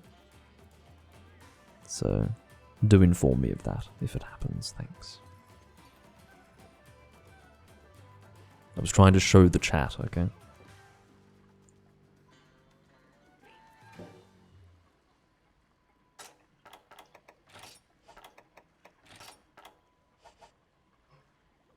What are we doing? Oh, he's doing it again. He's doing the classic I know what I want to hunt, so I'm going to go and change my loadout, but I'm not going to tell any of you, so we're going to be extremely inefficient, whereby I change my gear post a quest, and then you have to go change your gear after I post. We could all be changing our gear at the same bloody time. Sight unseen. Oh, this is the fucking event version. You really want to do the event version? Okay. Does he realize that this is considerably more difficult to fight? I guess he really wants some cloudy moon shards, but I don't know if I really want to do this quest. Tarbo's asking why not regular. It's an appropriate question to ask.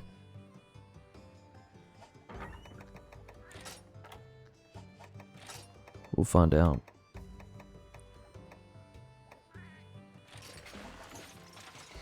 Presumably. Honestly, no, I need pretty high sharpness for this quest. I can't actually conduct a decent hunt against Lucent Nagakuga with blue sharpness. Yes, it starts with white, but given the small amount of white that it has, I would end up wanting to continue with blue sharpness, but ill-advised. NP? What do you mean? That's not... Oh, okay, so he's gone and posted the regular one, I guess. Anyway. NP, I'll give you NP. Noble Phantasm. What do I want? Not Lance, because I've decided that I want better sharpness. Alright, we'll go Longsword again, how about that? Ice Longsword, what have we got? Glacial Diva.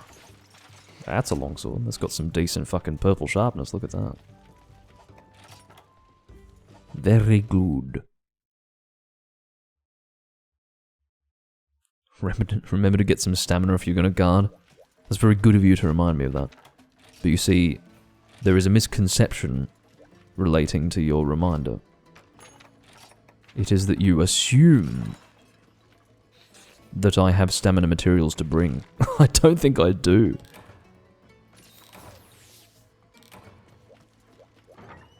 I really don't think I've got stamina stuff, do I?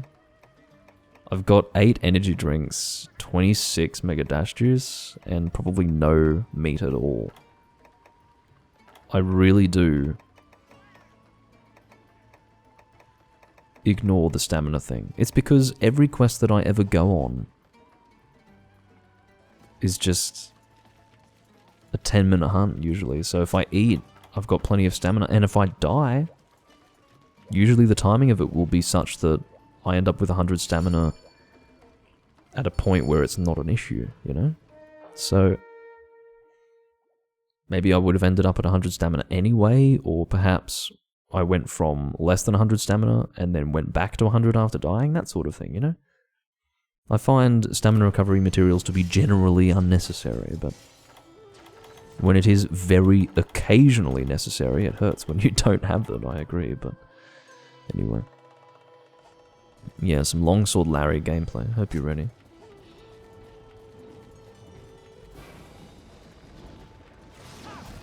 Where is he? Fucking hell. You always think he's so much closer than he actually is. At least I do.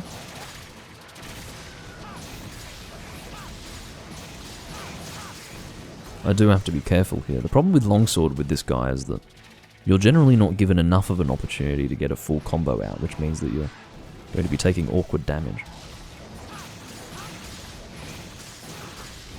Ugh.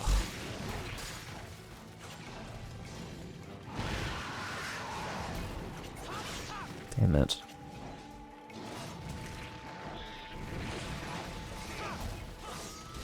I'm glad that we're not doing the event. I really would not want to be doing the event at all.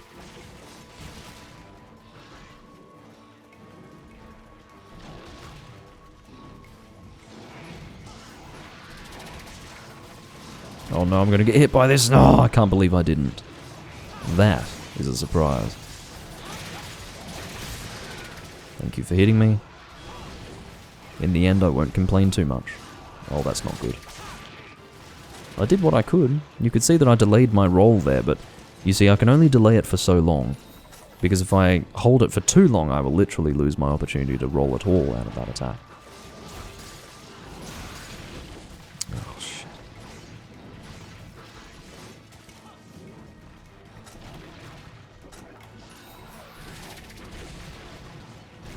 That sailed past me uncomfortably closely.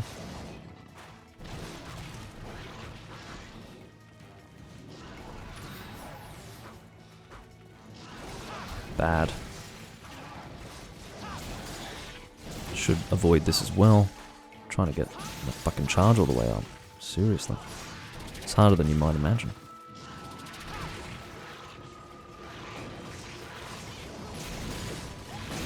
See, I don't want to start doing my spirit combo because I probably won't get it all the way out. I did! Well, that's a shot. That's the reality of longsword. Sometimes it feels like you fluke the final spirit swing. You just manage to barely get it on target, and then it just works, and you continue regardless. It's like you've just achieved this amazing miracle, but it's all par for the course. I don't know. I didn't mean to continue like that. I actually did press the button to roll, but I must have done it just slightly after pressing R again to continue my spirit combo. Ow.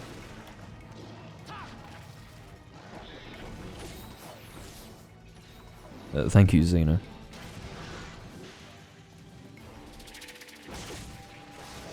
I hear that a lot less often than you might imagine.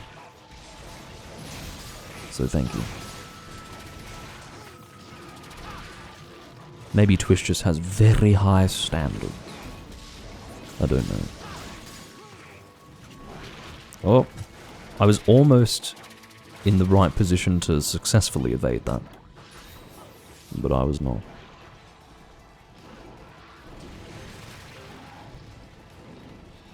I want to maintain my yellow charge level here. You could see, well maybe you didn't notice, I certainly noticed because I was looking at it. You may have not been looking at it, but I will inform you, oh shit, I will inform you, for your benefit, that I was beginning to lose my charge gauge. Seriously. Get off me. I don't know what it is about me that has suddenly drawn your attention in this way. But I'm starting to... Oh, come on. During the heal. Alright, let's make up for it. Never mind, we cannot make up for it because the head is armored when not enraged. That's purple, not purple, but even if I did have purple sharpness, I happen to have white sharpness, which would mean that it would be entirely inaccurate for me to say that I have purple sharpness. I do in fact have white sharpness, but even if I had purple sharpness, I would have been bouncing on the head. So, come on. That's alright. Get straight back into the hunt.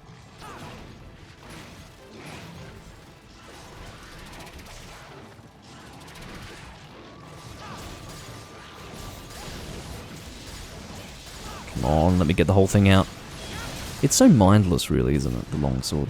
That's why some people like it so much. It is just so mindless. It's, oh, please don't hit me while I'm spamming the R button. I mean, that is literally the opposite to what Capcom really wants you to do as a Monster Hunter player, but that's what they chose to do with the longsword. I suppose what it's designed to do is to appeal to the hack and slash style gamer, isn't it?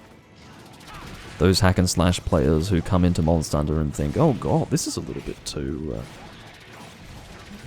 I require a little bit more strategy in this game when I want to succeed, rather than the games that I usually play. Well, enter longsword, where you literally just spam the R button. Whoops. Come on, how am I supposed to survive that? I survived it. My adroit gameplay should be the envy of every man, woman, and child who witnesses it.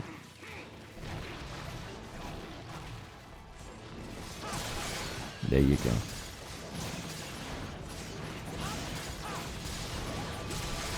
Getting some head hits off there. I suppose I was wrong. I do seem to be making successful contact with the head without bouncing with purple sharpness. So when I did say that I wouldn't be bouncing on a non-enraged head with purple sharpness, how did I phrase that? Did I phrase that correctly?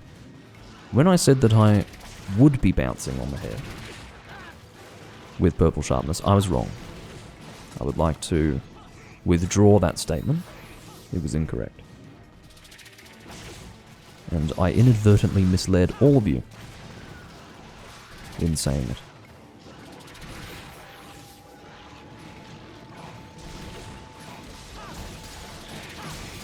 I'm pretty sure I remember having purple sharpness and bouncing on this head in the past, though.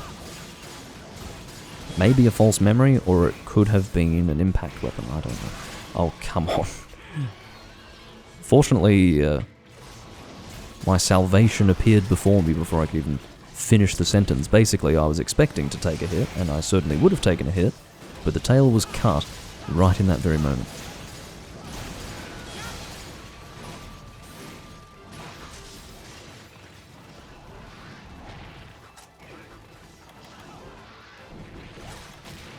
Anyway, Longsword used to be a little bit more creative back before they made the changes that they did make to the spirit combo.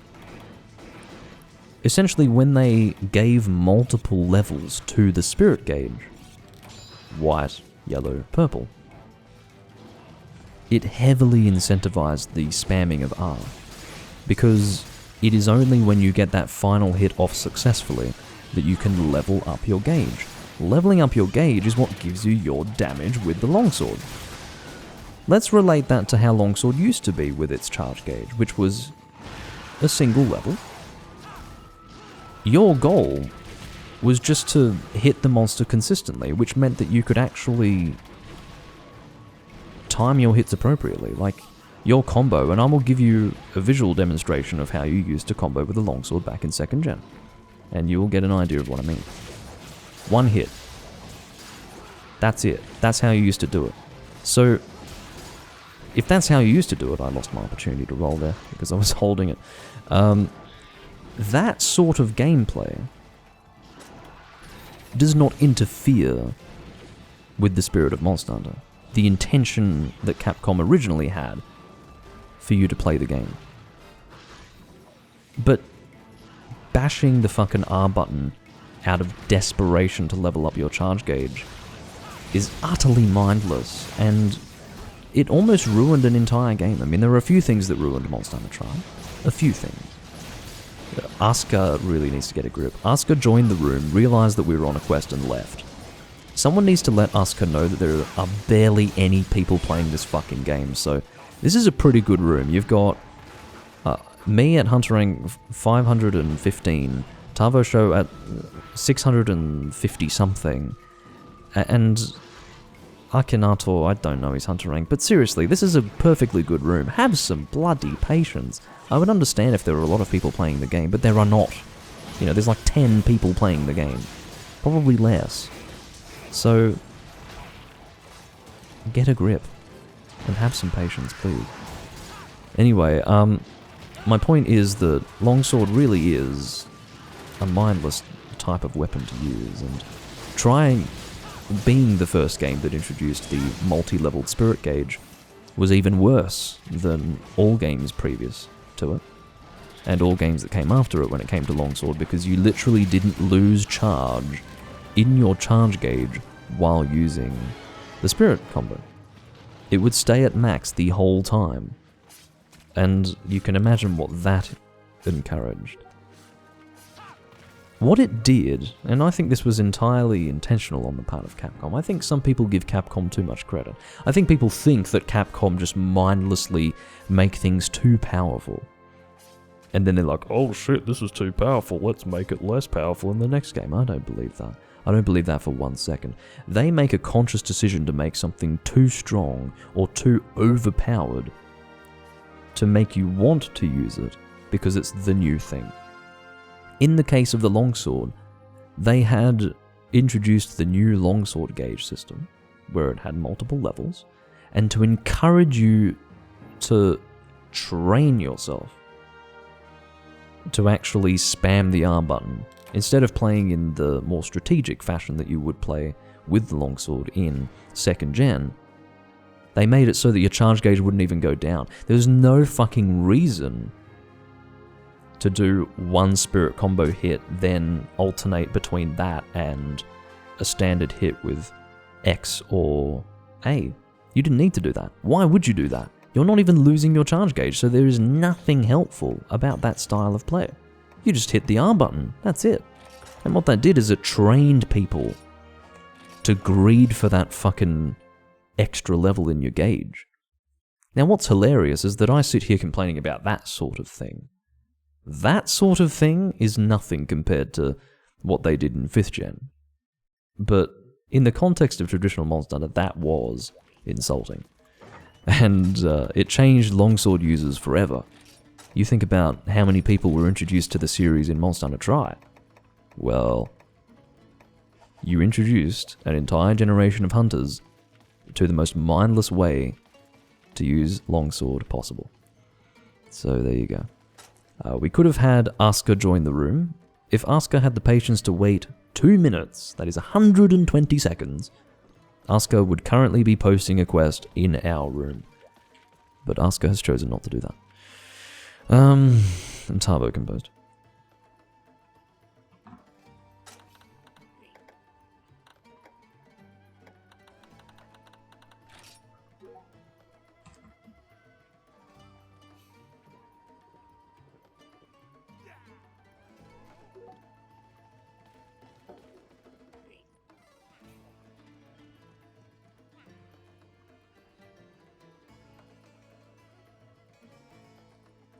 It's not a super stupid question, Xeno. I'd like to think it's obvious that I'm not playing on an emulator, but a lot of people ask the question. So I think the fact that it is a commonly asked question makes it less stupid. But I am playing on the official Capcom servers on a Wii U. There would be even less people to play with if I were emulating, sad as it is to admit. There is barely a community remaining on the Wii U as it stands, but I can hunt with people fairly regularly, fairly consistently. But if I were to go and emulate the game, I would be very hard-pressed to get into a group. Would it be possible? Yes. But it would be inconsistent, unreliable. If there are some people playing this game now, then I can pretty reliably get into a group of people to hunt with for the entirety of a live stream. But, oh, here we go, awesome more. We're doing giant nibble snarf, okay. Let's do that.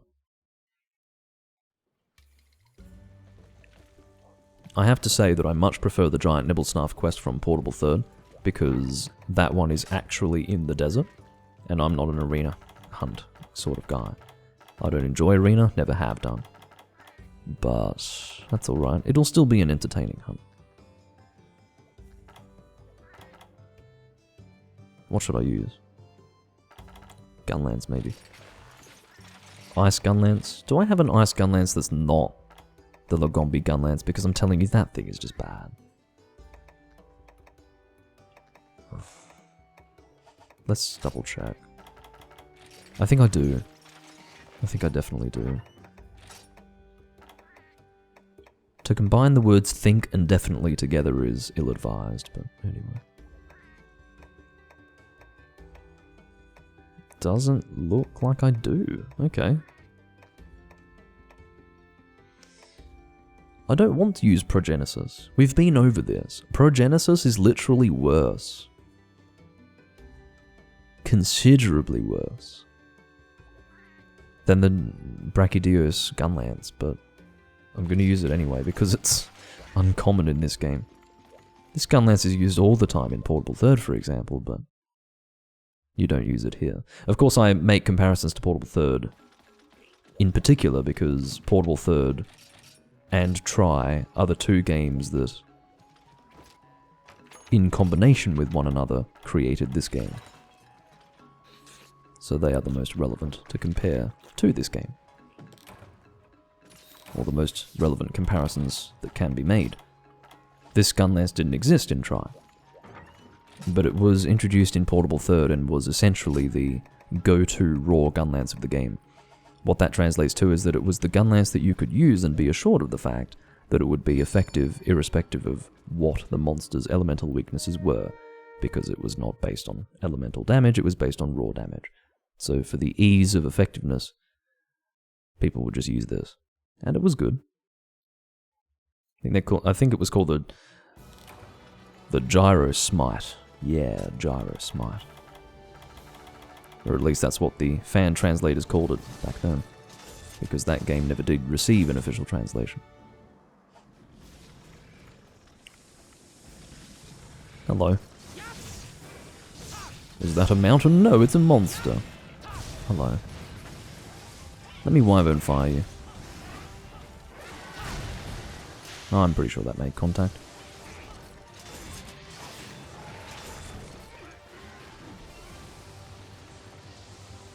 I'll let you do your running attack. I'll drop a bomb. Even if it's not used immediately, it's here. I don't have to stand behind it now. We'll save it for another day. Not literally another day. Later on in the day, perhaps, would be the best way to describe that. Ow. There's nothing I could have done. What's with all of those bombs? No. Akinator, that is not what I was using these for. Bless him, honestly. Fucking Akinator sees me place a bomb and is like, oh, I'm gonna put some down too. That was not the point. The point was not to detonate them, it was to have him fucking swallow them. And he can't swallow multiple bombs. And even if he could, I don't think that would... Can he swallow multiple bombs? Maybe he can, but I wonder if he can swallow multiple bombs. Did they all detonate inside him? Does that actually make a difference to the amount of damage you're going to deal to him? Oh, that was not a good decision. But yeah, I don't think that's realistic. It's possible that he swallows multiple, but I've never seen it. Who knows? Maybe Akinator was deploying a strategy that was beyond my ability to comprehend.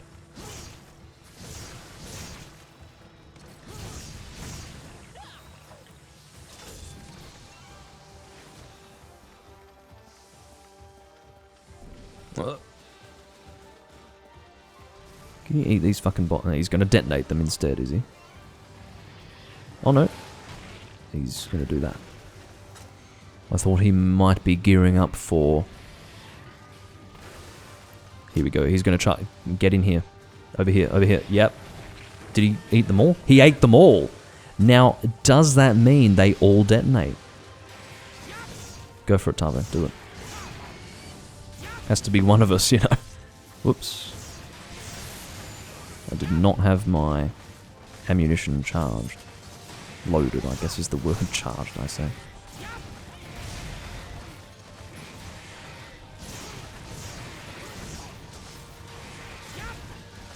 You can barely see what my character's doing because this thing flopping on the ground is so obstructive that it's making me almost invisible to the viewer. Yeah, so there you go. That's what I was assuming. I assumed that it was only the damage of one, because effectively, it's a mode. There must be a better way to describe that. If he has swallowed a bomb or bombs, it will cause a unique detonation within him. It's not like... It's not the same as the detonation of multiple bombs, where they are just sitting there in the environment and they explode on him.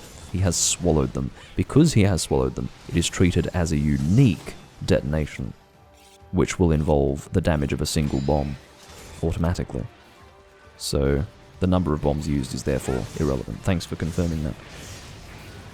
Doesn't surprise me, that's what would have made most sense, logically, but yeah. Seeing him swallow multiple bombs sort of made me wonder if Capcom went and did something loopy and made it so that the number of bombs that he swallowed would actually have some bearing on the damage dealt.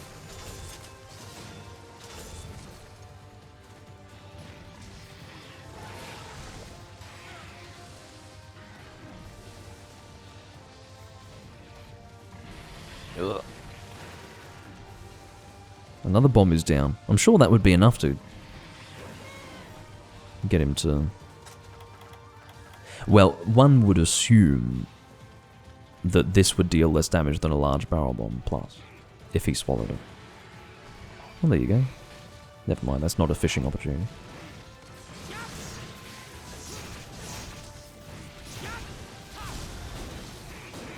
So basically, the situation with this gun lance is that the ideal damage would be through charge shots, but I'm not incentivized to use charge shots with a gun lance that applies status. The reality is that I would be better off doing a full combo and then a heavy shot if I'm trying to apply status, rather than completely ignoring the gun lance itself and instead, well, the lance part of the gun lance, and instead charging my shells. That's not going to build up status. But this shot type is wide, as opposed to normal. If it were long or normal, that would be better. And I believe that the Brachydios gun lance is normal, which means that it actually works much better in conjunction with status application. That is the situation. That is essentially why I don't like this gun lance. It looks pretty cool, and it's a little different to what other people use in this game, but it is not anywhere near as functionally viable as the Brachydios gun lance. Thank you, Xena.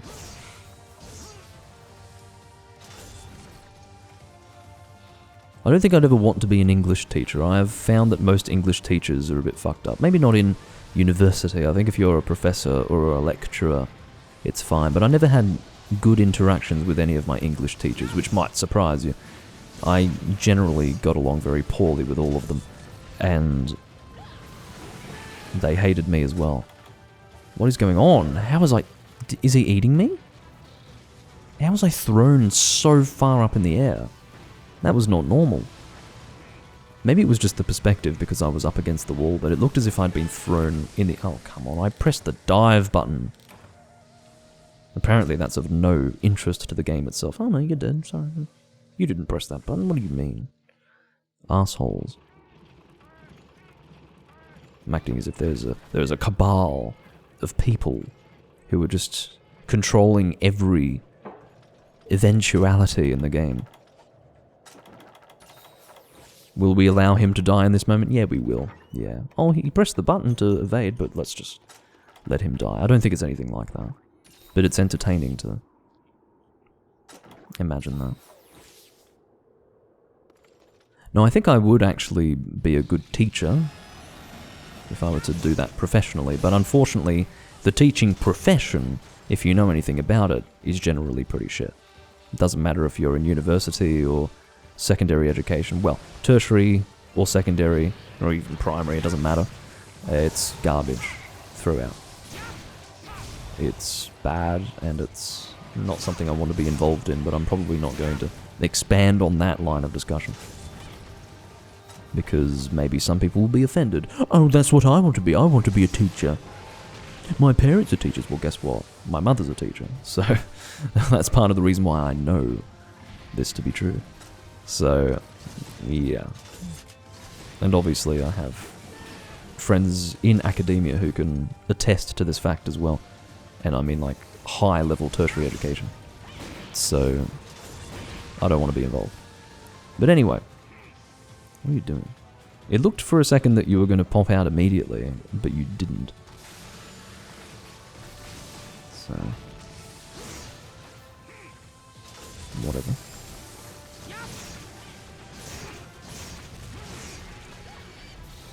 Not a fishing opportunity.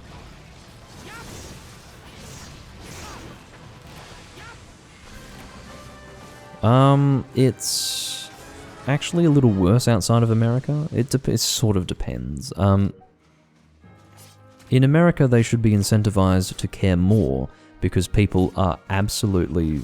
Okay, in the context of tertiary education, teachers in America, as an example, which you have put forward, should be more inclined to give good, thoughtful education. They should provide that, because in the end people are paying for it. If you look at countries in Europe which have entirely free education, of which there are a few, that is where teachers are really incentivized to not give a shit, because the students at the end of the day have no rights. They have no right to a good education. They have to fucking get what they're given because it's free. That's it. And what you need is a balance between absurdly expensive education and free education, and then hopefully have some incentive for the teachers to not literally ignore the needs of the student, or some incentive to not stamp out, but rather some incentive for the teacher in question to not be entirely self-serving and just uninclusive of the student within their own universe of professional life. Because the thing is, like, it's not just a job if you're teaching a student. There's another life involved, there's another person involved. And literally the way in which you're going to conduct your professional life is going to affect the person that you're interacting with. So it's very important to incorporate that other person, that other experience into your own life. Teaching can be really hard, but you have to overcome that and deliver good education to the recipient. That's the reality. But my point is overall that America should be on the better side of things. Maybe there's a cultural issue there rather than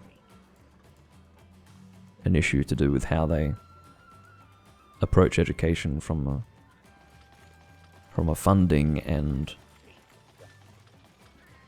I guess, student perspective. Hello, Tal.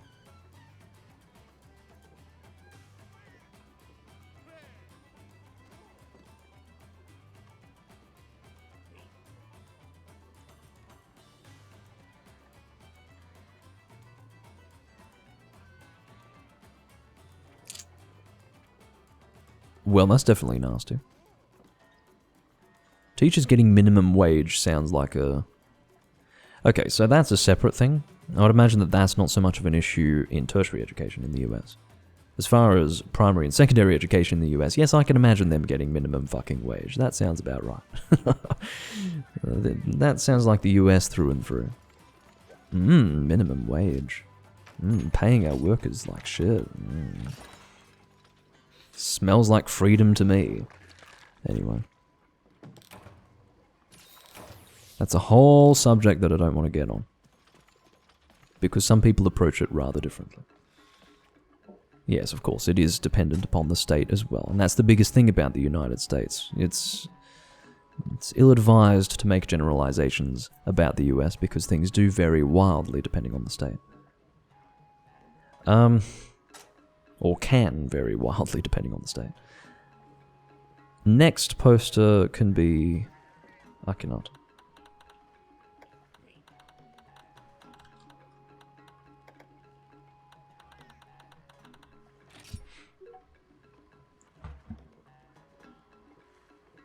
Oh, 6 shirt. Do you know what it is? It's fucking Sodom Agent Orange. Agent Orange! But, yeah, sorry, I just... what's the word? I can't think of the word right now. Anyway, I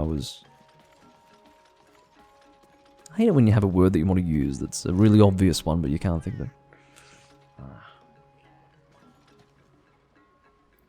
Where you assume the essence of something that's not you. Can't think of it. Anyway. Yeah, I was pretending to be Angel Ripper in that moment, but I hate using the word pretending. I wasn't pretending. Makes it sound almost juvenile, although one could assume it to be that. We'll see what Akhenaten posts. Again, I think we can assume that he won't be posting Elatrion. We've got 2 Xenogas, which is fine. I'm happy with that.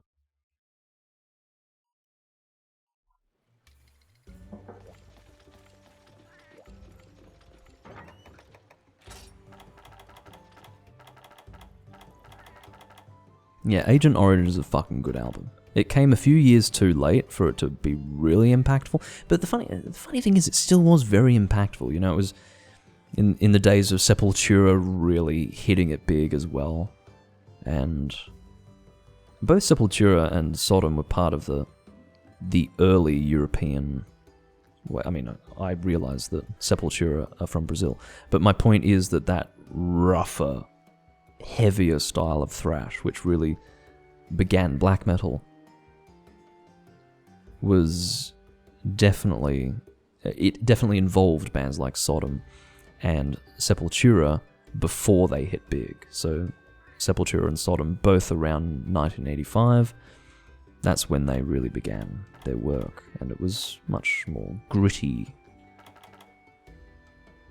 and lo-fi compared to the stuff coming out of America. And I guess by extension, the UK. Anyway, something ice element, again, is what is required. Let's go Elemental Lightbogan. We'll use the Barioth Lightbogan.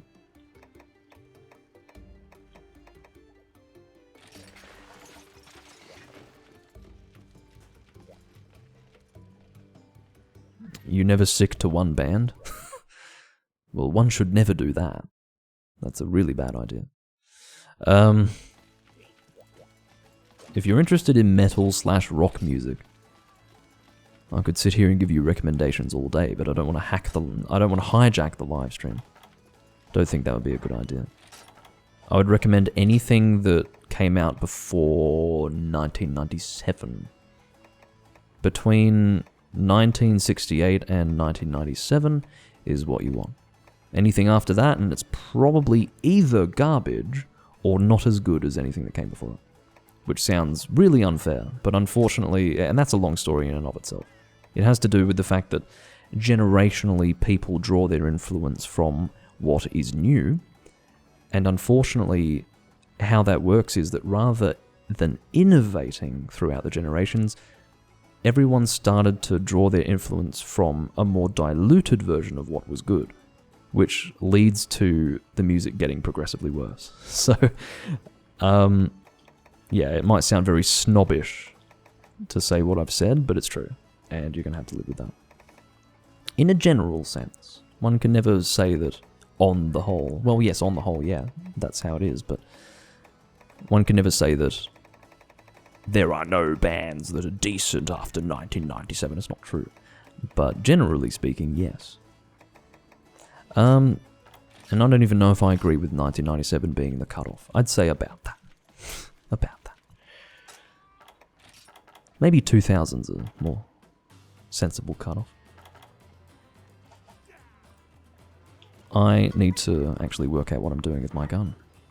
I need ice crystals. I should have huskberries. Yeah, I do. I don't have any in my box for reasons that I've previously explained. I don't need Bone Husk S. I will purchase ice shots.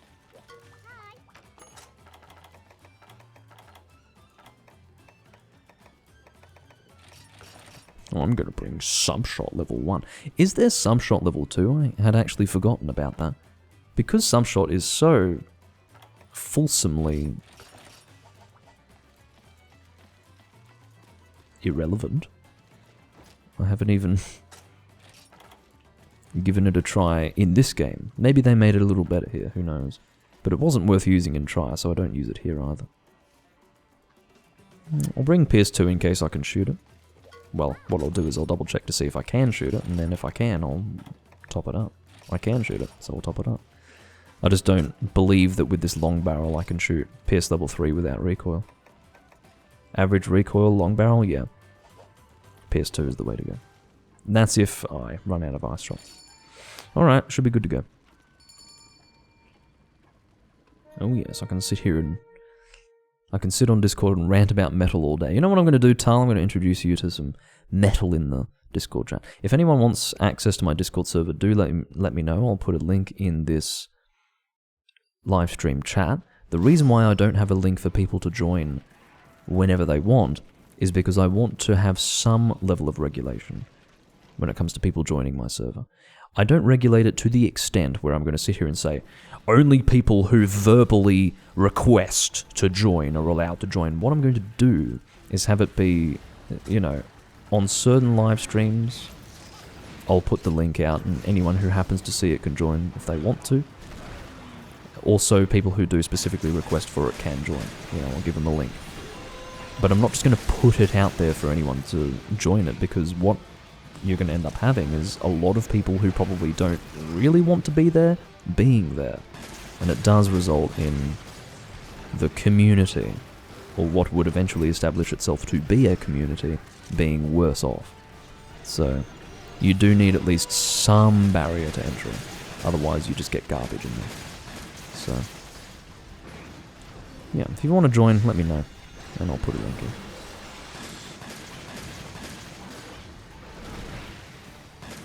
You'll be able to keep track of the live streams a whole lot better. You'll actually be informed of when they drop. Oh, here we go. Great opportunity. I've got my peak performance as well, of course. Peak performance rapid fire on the head. All shots making contact. That is some heavy damage right there.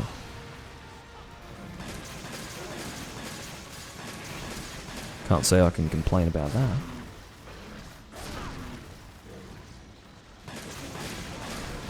Very good. Another head opportunity. As long as someone doesn't body block it. Which no one has done. Because Turbo Show recognized that I was aiming for it. That's what it means to actually play with a team. There are so many people that you encounter online in Monster Hunter who don't actually consider what's appropriate to do when hunting with a team. It's all about themselves and all about their effectiveness in the hunt. What they realize, and what they need to realize rather, is that there is a balance between the damage you're dealing and the damage other people are dealing. What some people do is they deal good damage to the exclusion of the ability for other people to deal damage. Like, for example, someone whipping out a longsword and spirit comboing the head when there's a hammer user on the team. Good for you, mate. You're hitting the weak point. Congratulations. What about the hammer user? What about them? You think it's helpful for you to deal maximum damage while another person on the team literally can't deal their damage at all? What you've effectively done is you've rendered useless one of the 4 hunters in the team, which is detrimental to the overall DPS of the team. So, 2 points on that subject. 1, you're being an absolute dickhead. 2nd point, you're actually making it harder for the team to deal decent damage. So, yeah, there is a balance to be struck there. And not everyone even attempts to strike that balance.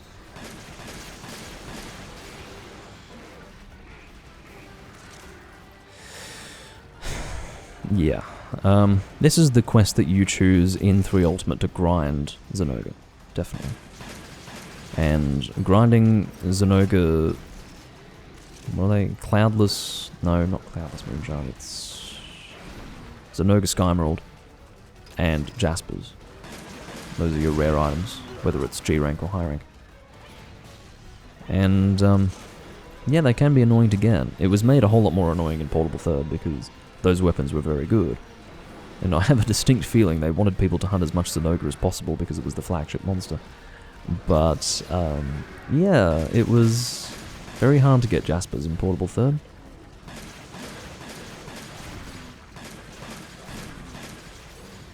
I need to top up my peak performance, or rather, reactivate my peak performance by topping up my health. There you go. That's how we do it. Just fucking knock you on the ground. I'm sorry, Akhenaten.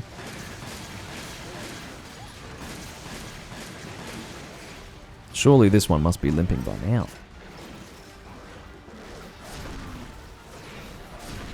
Oh, you continued along your... Well, you continued with your attacks.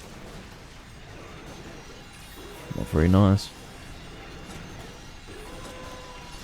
It's worth mentioning that if you've got rapid fire element, even going up against 2 monsters is usually fine because you get a lot of mileage out of rapid fire.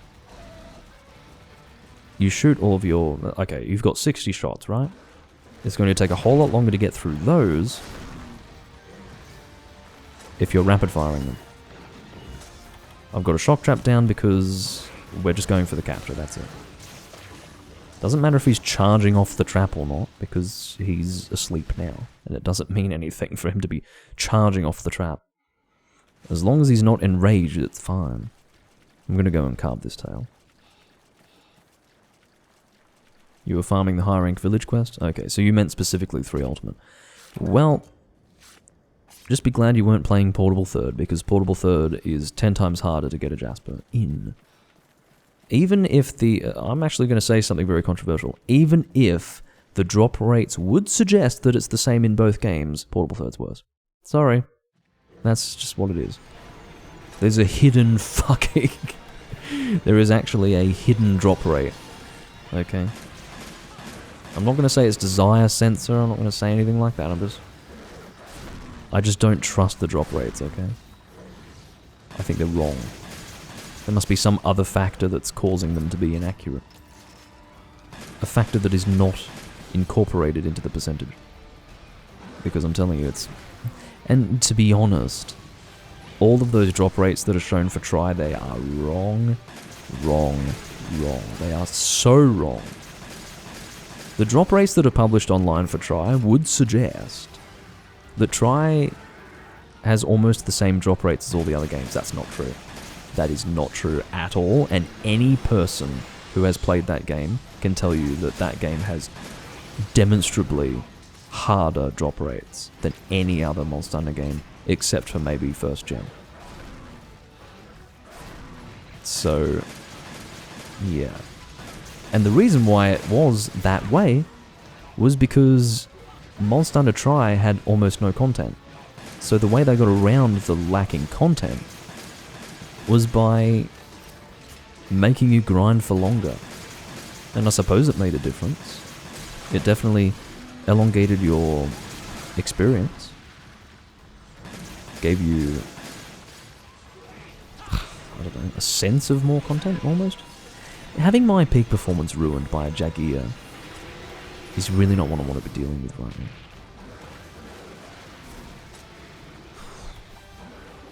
Yeah, okay, brilliant. Forget it.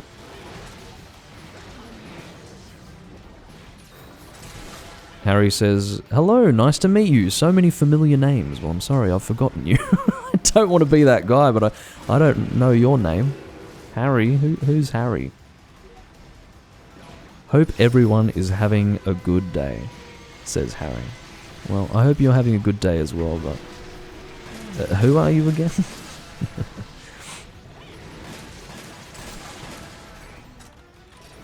I'll just give a hey in response.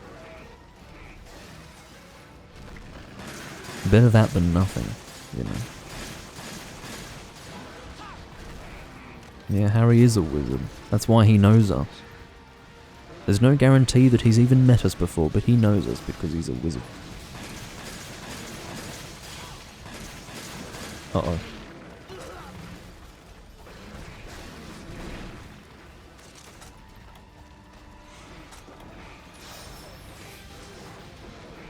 I have to say, my dedication to peak performance is becoming detrimental to my experience in the game. I'm actually... You need to fuck off! Well, I've never had Jagia attack me so persistently, ever. But of course, now that I'm running peak performance, oh, let's fucking bite him. That hunter looks tasty. Fuck off. Oh, God. Whatever, peak performance can eat shit. I'm not doing it anymore. I've had my fun. I'm just going to deal normal damage now. Can you handle that game? Normal damage. Standard damage. Unexceptional damage.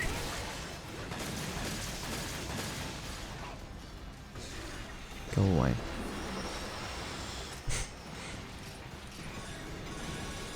Get some free shots on the go. Or rather, more free shots. We're back up to 40. This should be taken care of before I can run out of my shots, even considering that I don't have any peak performance active at the moment.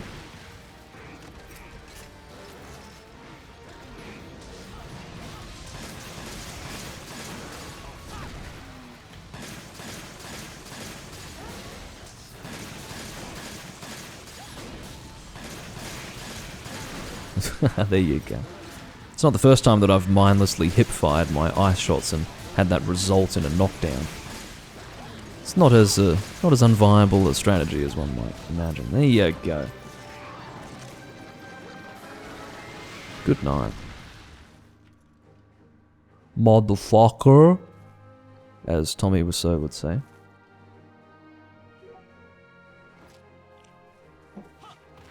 Well done, says Tarbo.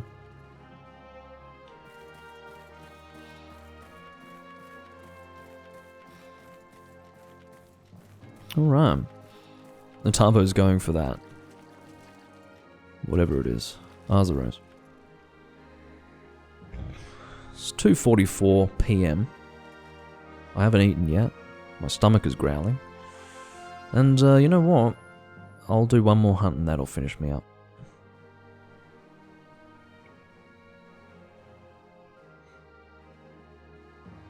That will do it.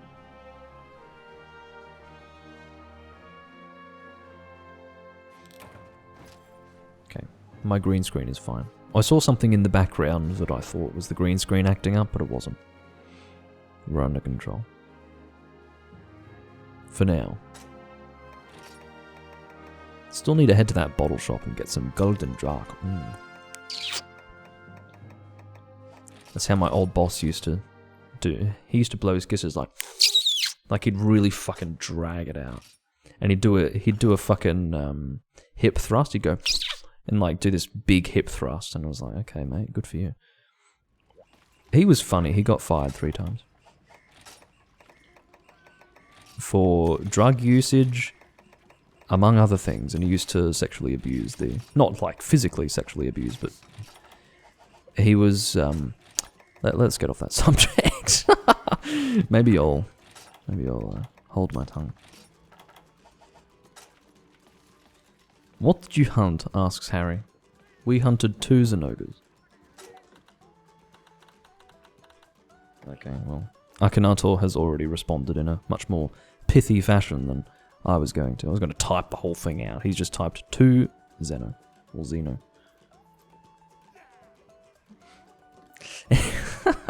Sorry, whenever I tell a personal story, people are like, what the fuck is going... No, I live a strange life, okay? My life isn't normal.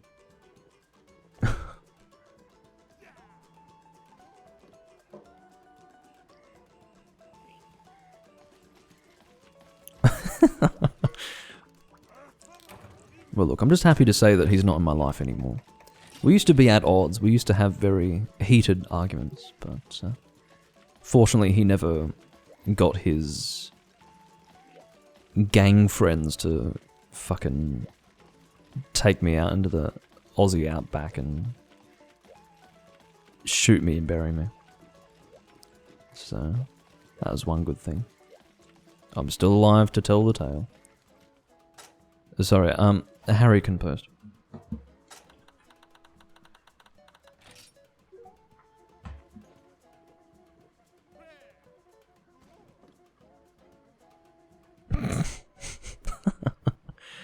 Yeah.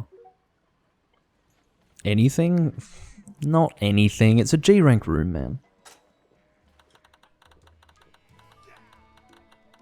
Jeez, it's like I just gave candy to a child.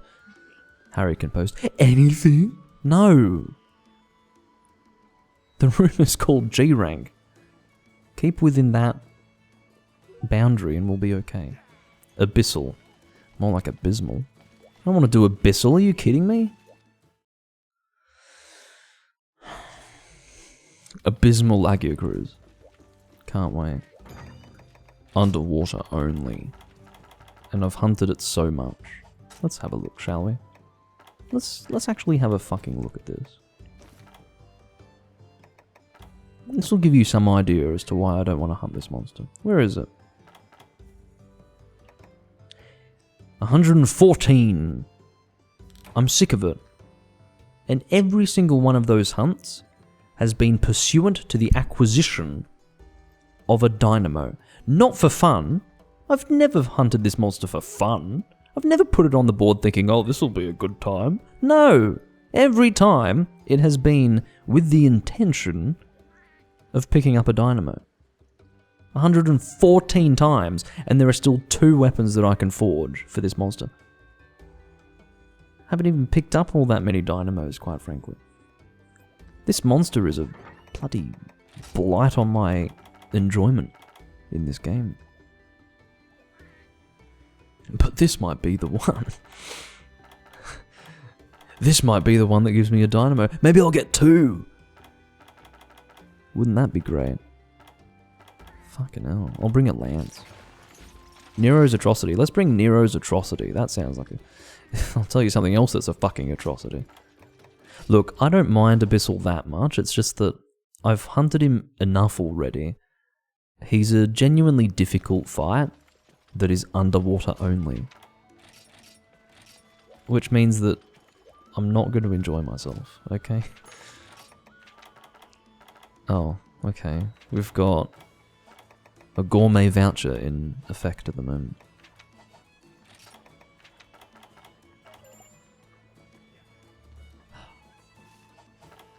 I think I saw Ultra Lucky Cat before, didn't I? Yeah, let's go for this. Hurler. Yeah, I'm gonna hurl, alright. You're not wrong. This means that my vomit is going to be even more effective. Not enough room in card list. Do you know how many old cards I've deleted? Why am I eternally and invariably short of guild card slots? What is going on? How do I have no slot? What kind of number is 98? Are you telling me that I can only hold 98 cards instead of 100, or instead of this whole page being filled? What's going on? Who thought this was a good idea? You don't have any card space left. Bullshit. You're lying to me, game. You are fucking lying to me. Here we go. English. Didn't I fucking delete your card? All of you people, I deleted all of your cards. I remember doing it. Get out of here. I don't care if I hunted with you. No, stop it. 0 unity level. It's not worth keeping you. I've decided that I won't... What? I ended up hunting with Katrina in 2015 sometime. Okay. Look at all these 2014 cards, and then all of a sudden you go back and there's a 2015 one. I wonder if I had even realized that I'd played with that person in the past. I don't know. Look at all of the... Wait.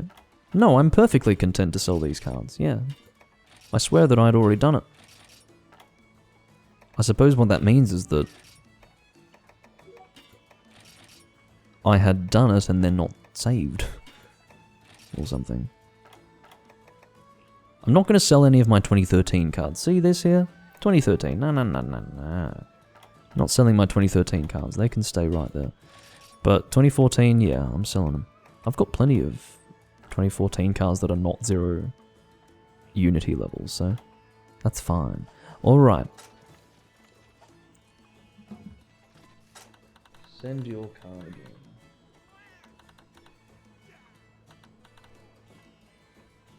Send your card again, Harry. Doomlink said in a strained and inaccurate accent. Harry? I can only say Harry, and that's about it. You're a wizard, Harry. Thank you. Let's go guild card snooping. Oh. Wow. He's branched out, hasn't he? To be honest, I can respect that. This is entirely respectable. He's using the 2 opportunity-based weapon types, which are Greatsword and Hammer. And when he wants a break from that, he uses the really mindless weapon, which is Longsword. So you know what? This is, even though this looks pretty bad, it's actually alright. He approaches the game in a good way. I think that's respectable. Oh! Akinator has sent me his guild card without me having requested it. Which is fine, I guess. Alright, am I ready to go? It's alright, I've got Hurler. Everything will be fine.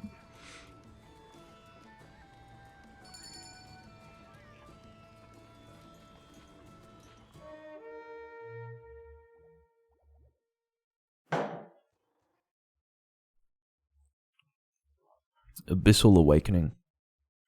You would have thought that it would have woken up by now. I've fought it 114 times. Is it awake yet? Anyway. I better... Oh, never mind. I was ready to counter that, quite frankly, but that's fine too. Why are you using a lance, Doomlink? Well, it's because... Oh, God. Is that going to continue hitting me? Holy shit, 3 attacks! Most monsters that would have an attack like that would make it so that if you had guarded it once, you wouldn't have to worry about getting hit by it again. But no, that's 3 fucking attacks. All in one. All in one motion. Guess what? I don't like you, Abyssal. You're an asshole. I'm going to go for the highest DPS possible. I'm just going to mindlessly thrust into you. Which a lot of young people do when they first discover sex. Now I'm actually in the unenviable position of being right next to Harry, who is a longsword user, doing his spirit combo, and I'm a lance guy, which is pretty bad.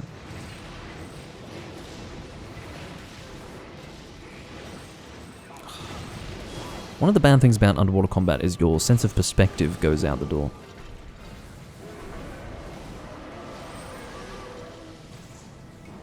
Alright.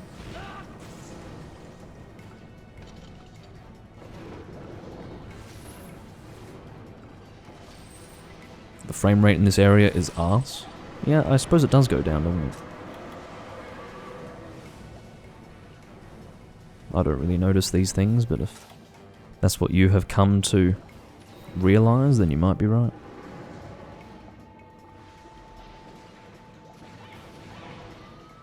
Yeah, get shit done weapon, you're right. Look out, guys. A raid of 2 people. Thanks, Magnum. And that other guy.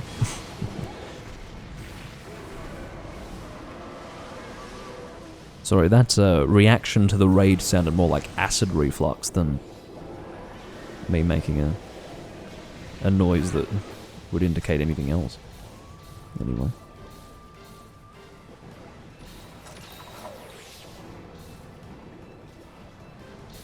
I apologize to all of your ears.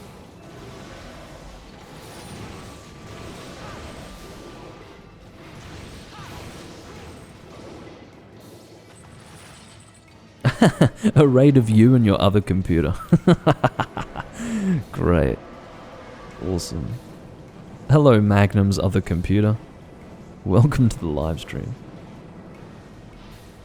Look out. Oh. I don't really know if I'm safe or not. Apparently I was, but I didn't feel safe. Sometimes how you feel is more important, you know? Gotta be comfortable.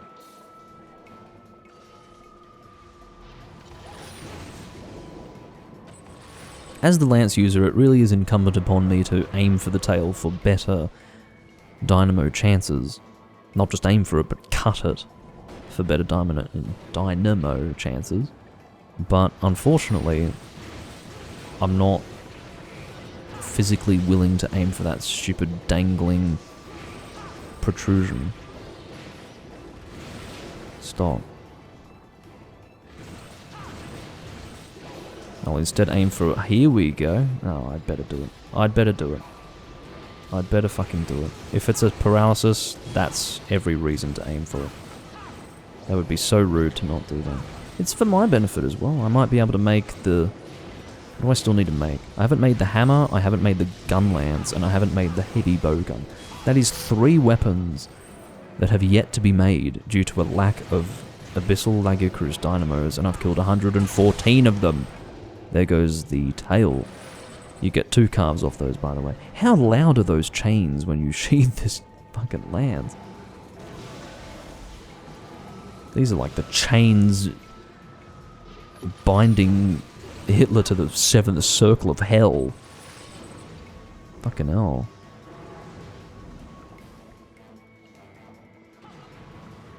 It's pretty intense. I mean, how loud are they?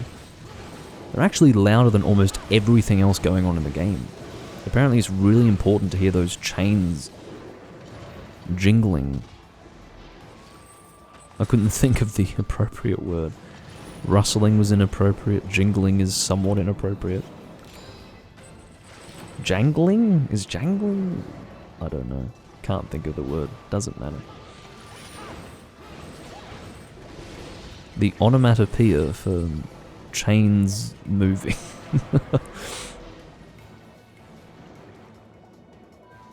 Anyway.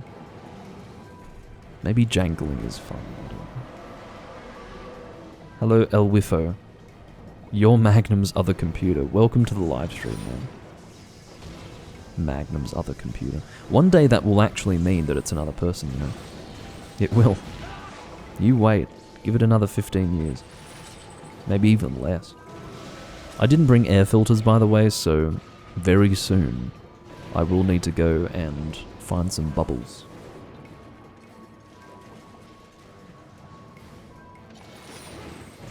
Very soon. Maybe now. Let's head on over.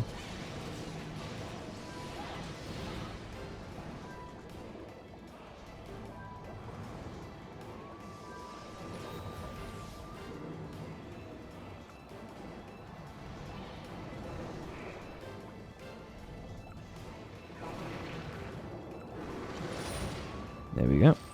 I know what's coming. I know all about it. We haven't broken that back yet, which means that I have not been aiming for the weak point, elementally speaking, quite frequently enough. Although, my weapon is definitely more focused on raw damage than elemental damage, so maybe I'd be better off aiming for the chest. Who knows? In fact, yes, I have now convinced myself that aiming for the chest would be better.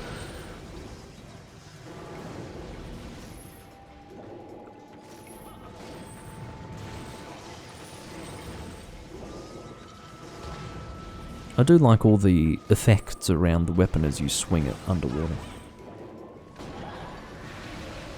Oh, this is bad. Bad news. Okay, double block, triple block, I got through it. Because I was actively moving forward, which allowed me to recover my stamina. Gonna do that again. Cool, that worked in the end.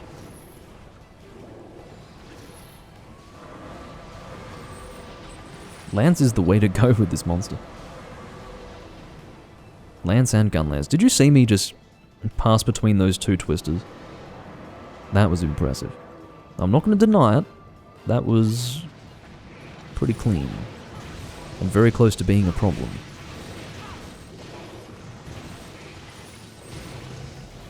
Don't you combo me, you fuck.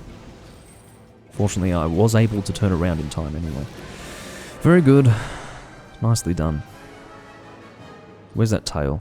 Oh shit. I care more about the tail than the body. Let me try and find it while carving the body. What are you doing? Carve it, fuckhead. Couldn't even... Oh my god. This is an insult. As a matter of courtesy, they're supposed to give you a really wide carve zone around a monster underwater, and then that was not as wide as it should have been in the end. Where is the tail? I contributed to that tail cut, you know. I deserve it. Where is it? Can I find it? Where?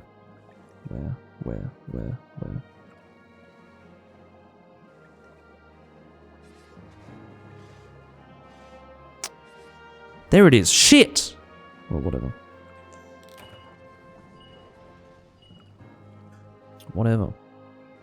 It was actually where I was first expecting it to be, but I... like, sort of... Anyway, it doesn't matter. Disappointing to say the least, but... I'll live with it. I probably wouldn't have gotten a dynamo anyway. That was my one... Shut up. That was my 115th Abyssal Lagiacrus. Anyway.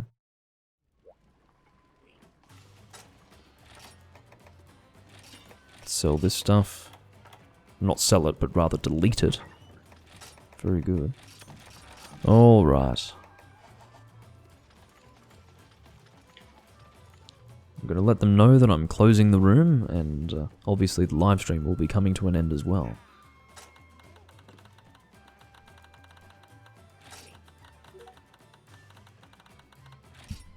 Of course, for anyone who doesn't know how it works, people do get automatically disconnected if I leave the room. So, out of consideration for the other people playing, I am letting them know that I am closing the room. Harry says, "You guys are amazing." This guy has been gushing about us since he first entered the room. So I don't know, I don't even know this guy, but he's apparently infatuated with us. So, good for him, I guess.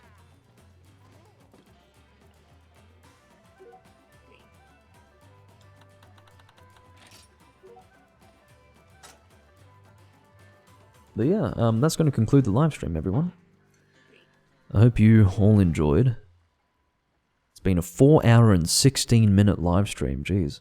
That actually was pretty comfortable and natural, to be honest. I didn't feel like I was really dragging it out or anything like that. I just sort of sat down, played the game, and played for 4 hours. Usually I do 2 hours. That was double that. Thanks, Doomlink! Anyway, I'm saying thanks because quite obviously it's double. But anyway, I will maybe record again tonight. I'm not sure. I really am not sold on doing that. I might. It won't be in this game. It'll be... I'm going to do a Twilight Princess recording soon because it's been a while since the last one. And I would like to do that sometime this week, definitely. Or the coming week. But, yeah, that's all for now. Well, I'm not just going to drop random songs. We're going to have a conversation about it, Tom. And then I will give you recommendations in line with your responses to my questions. Anyway, I will bid you all farewell for now, and I thank you all for watching. Bye-bye.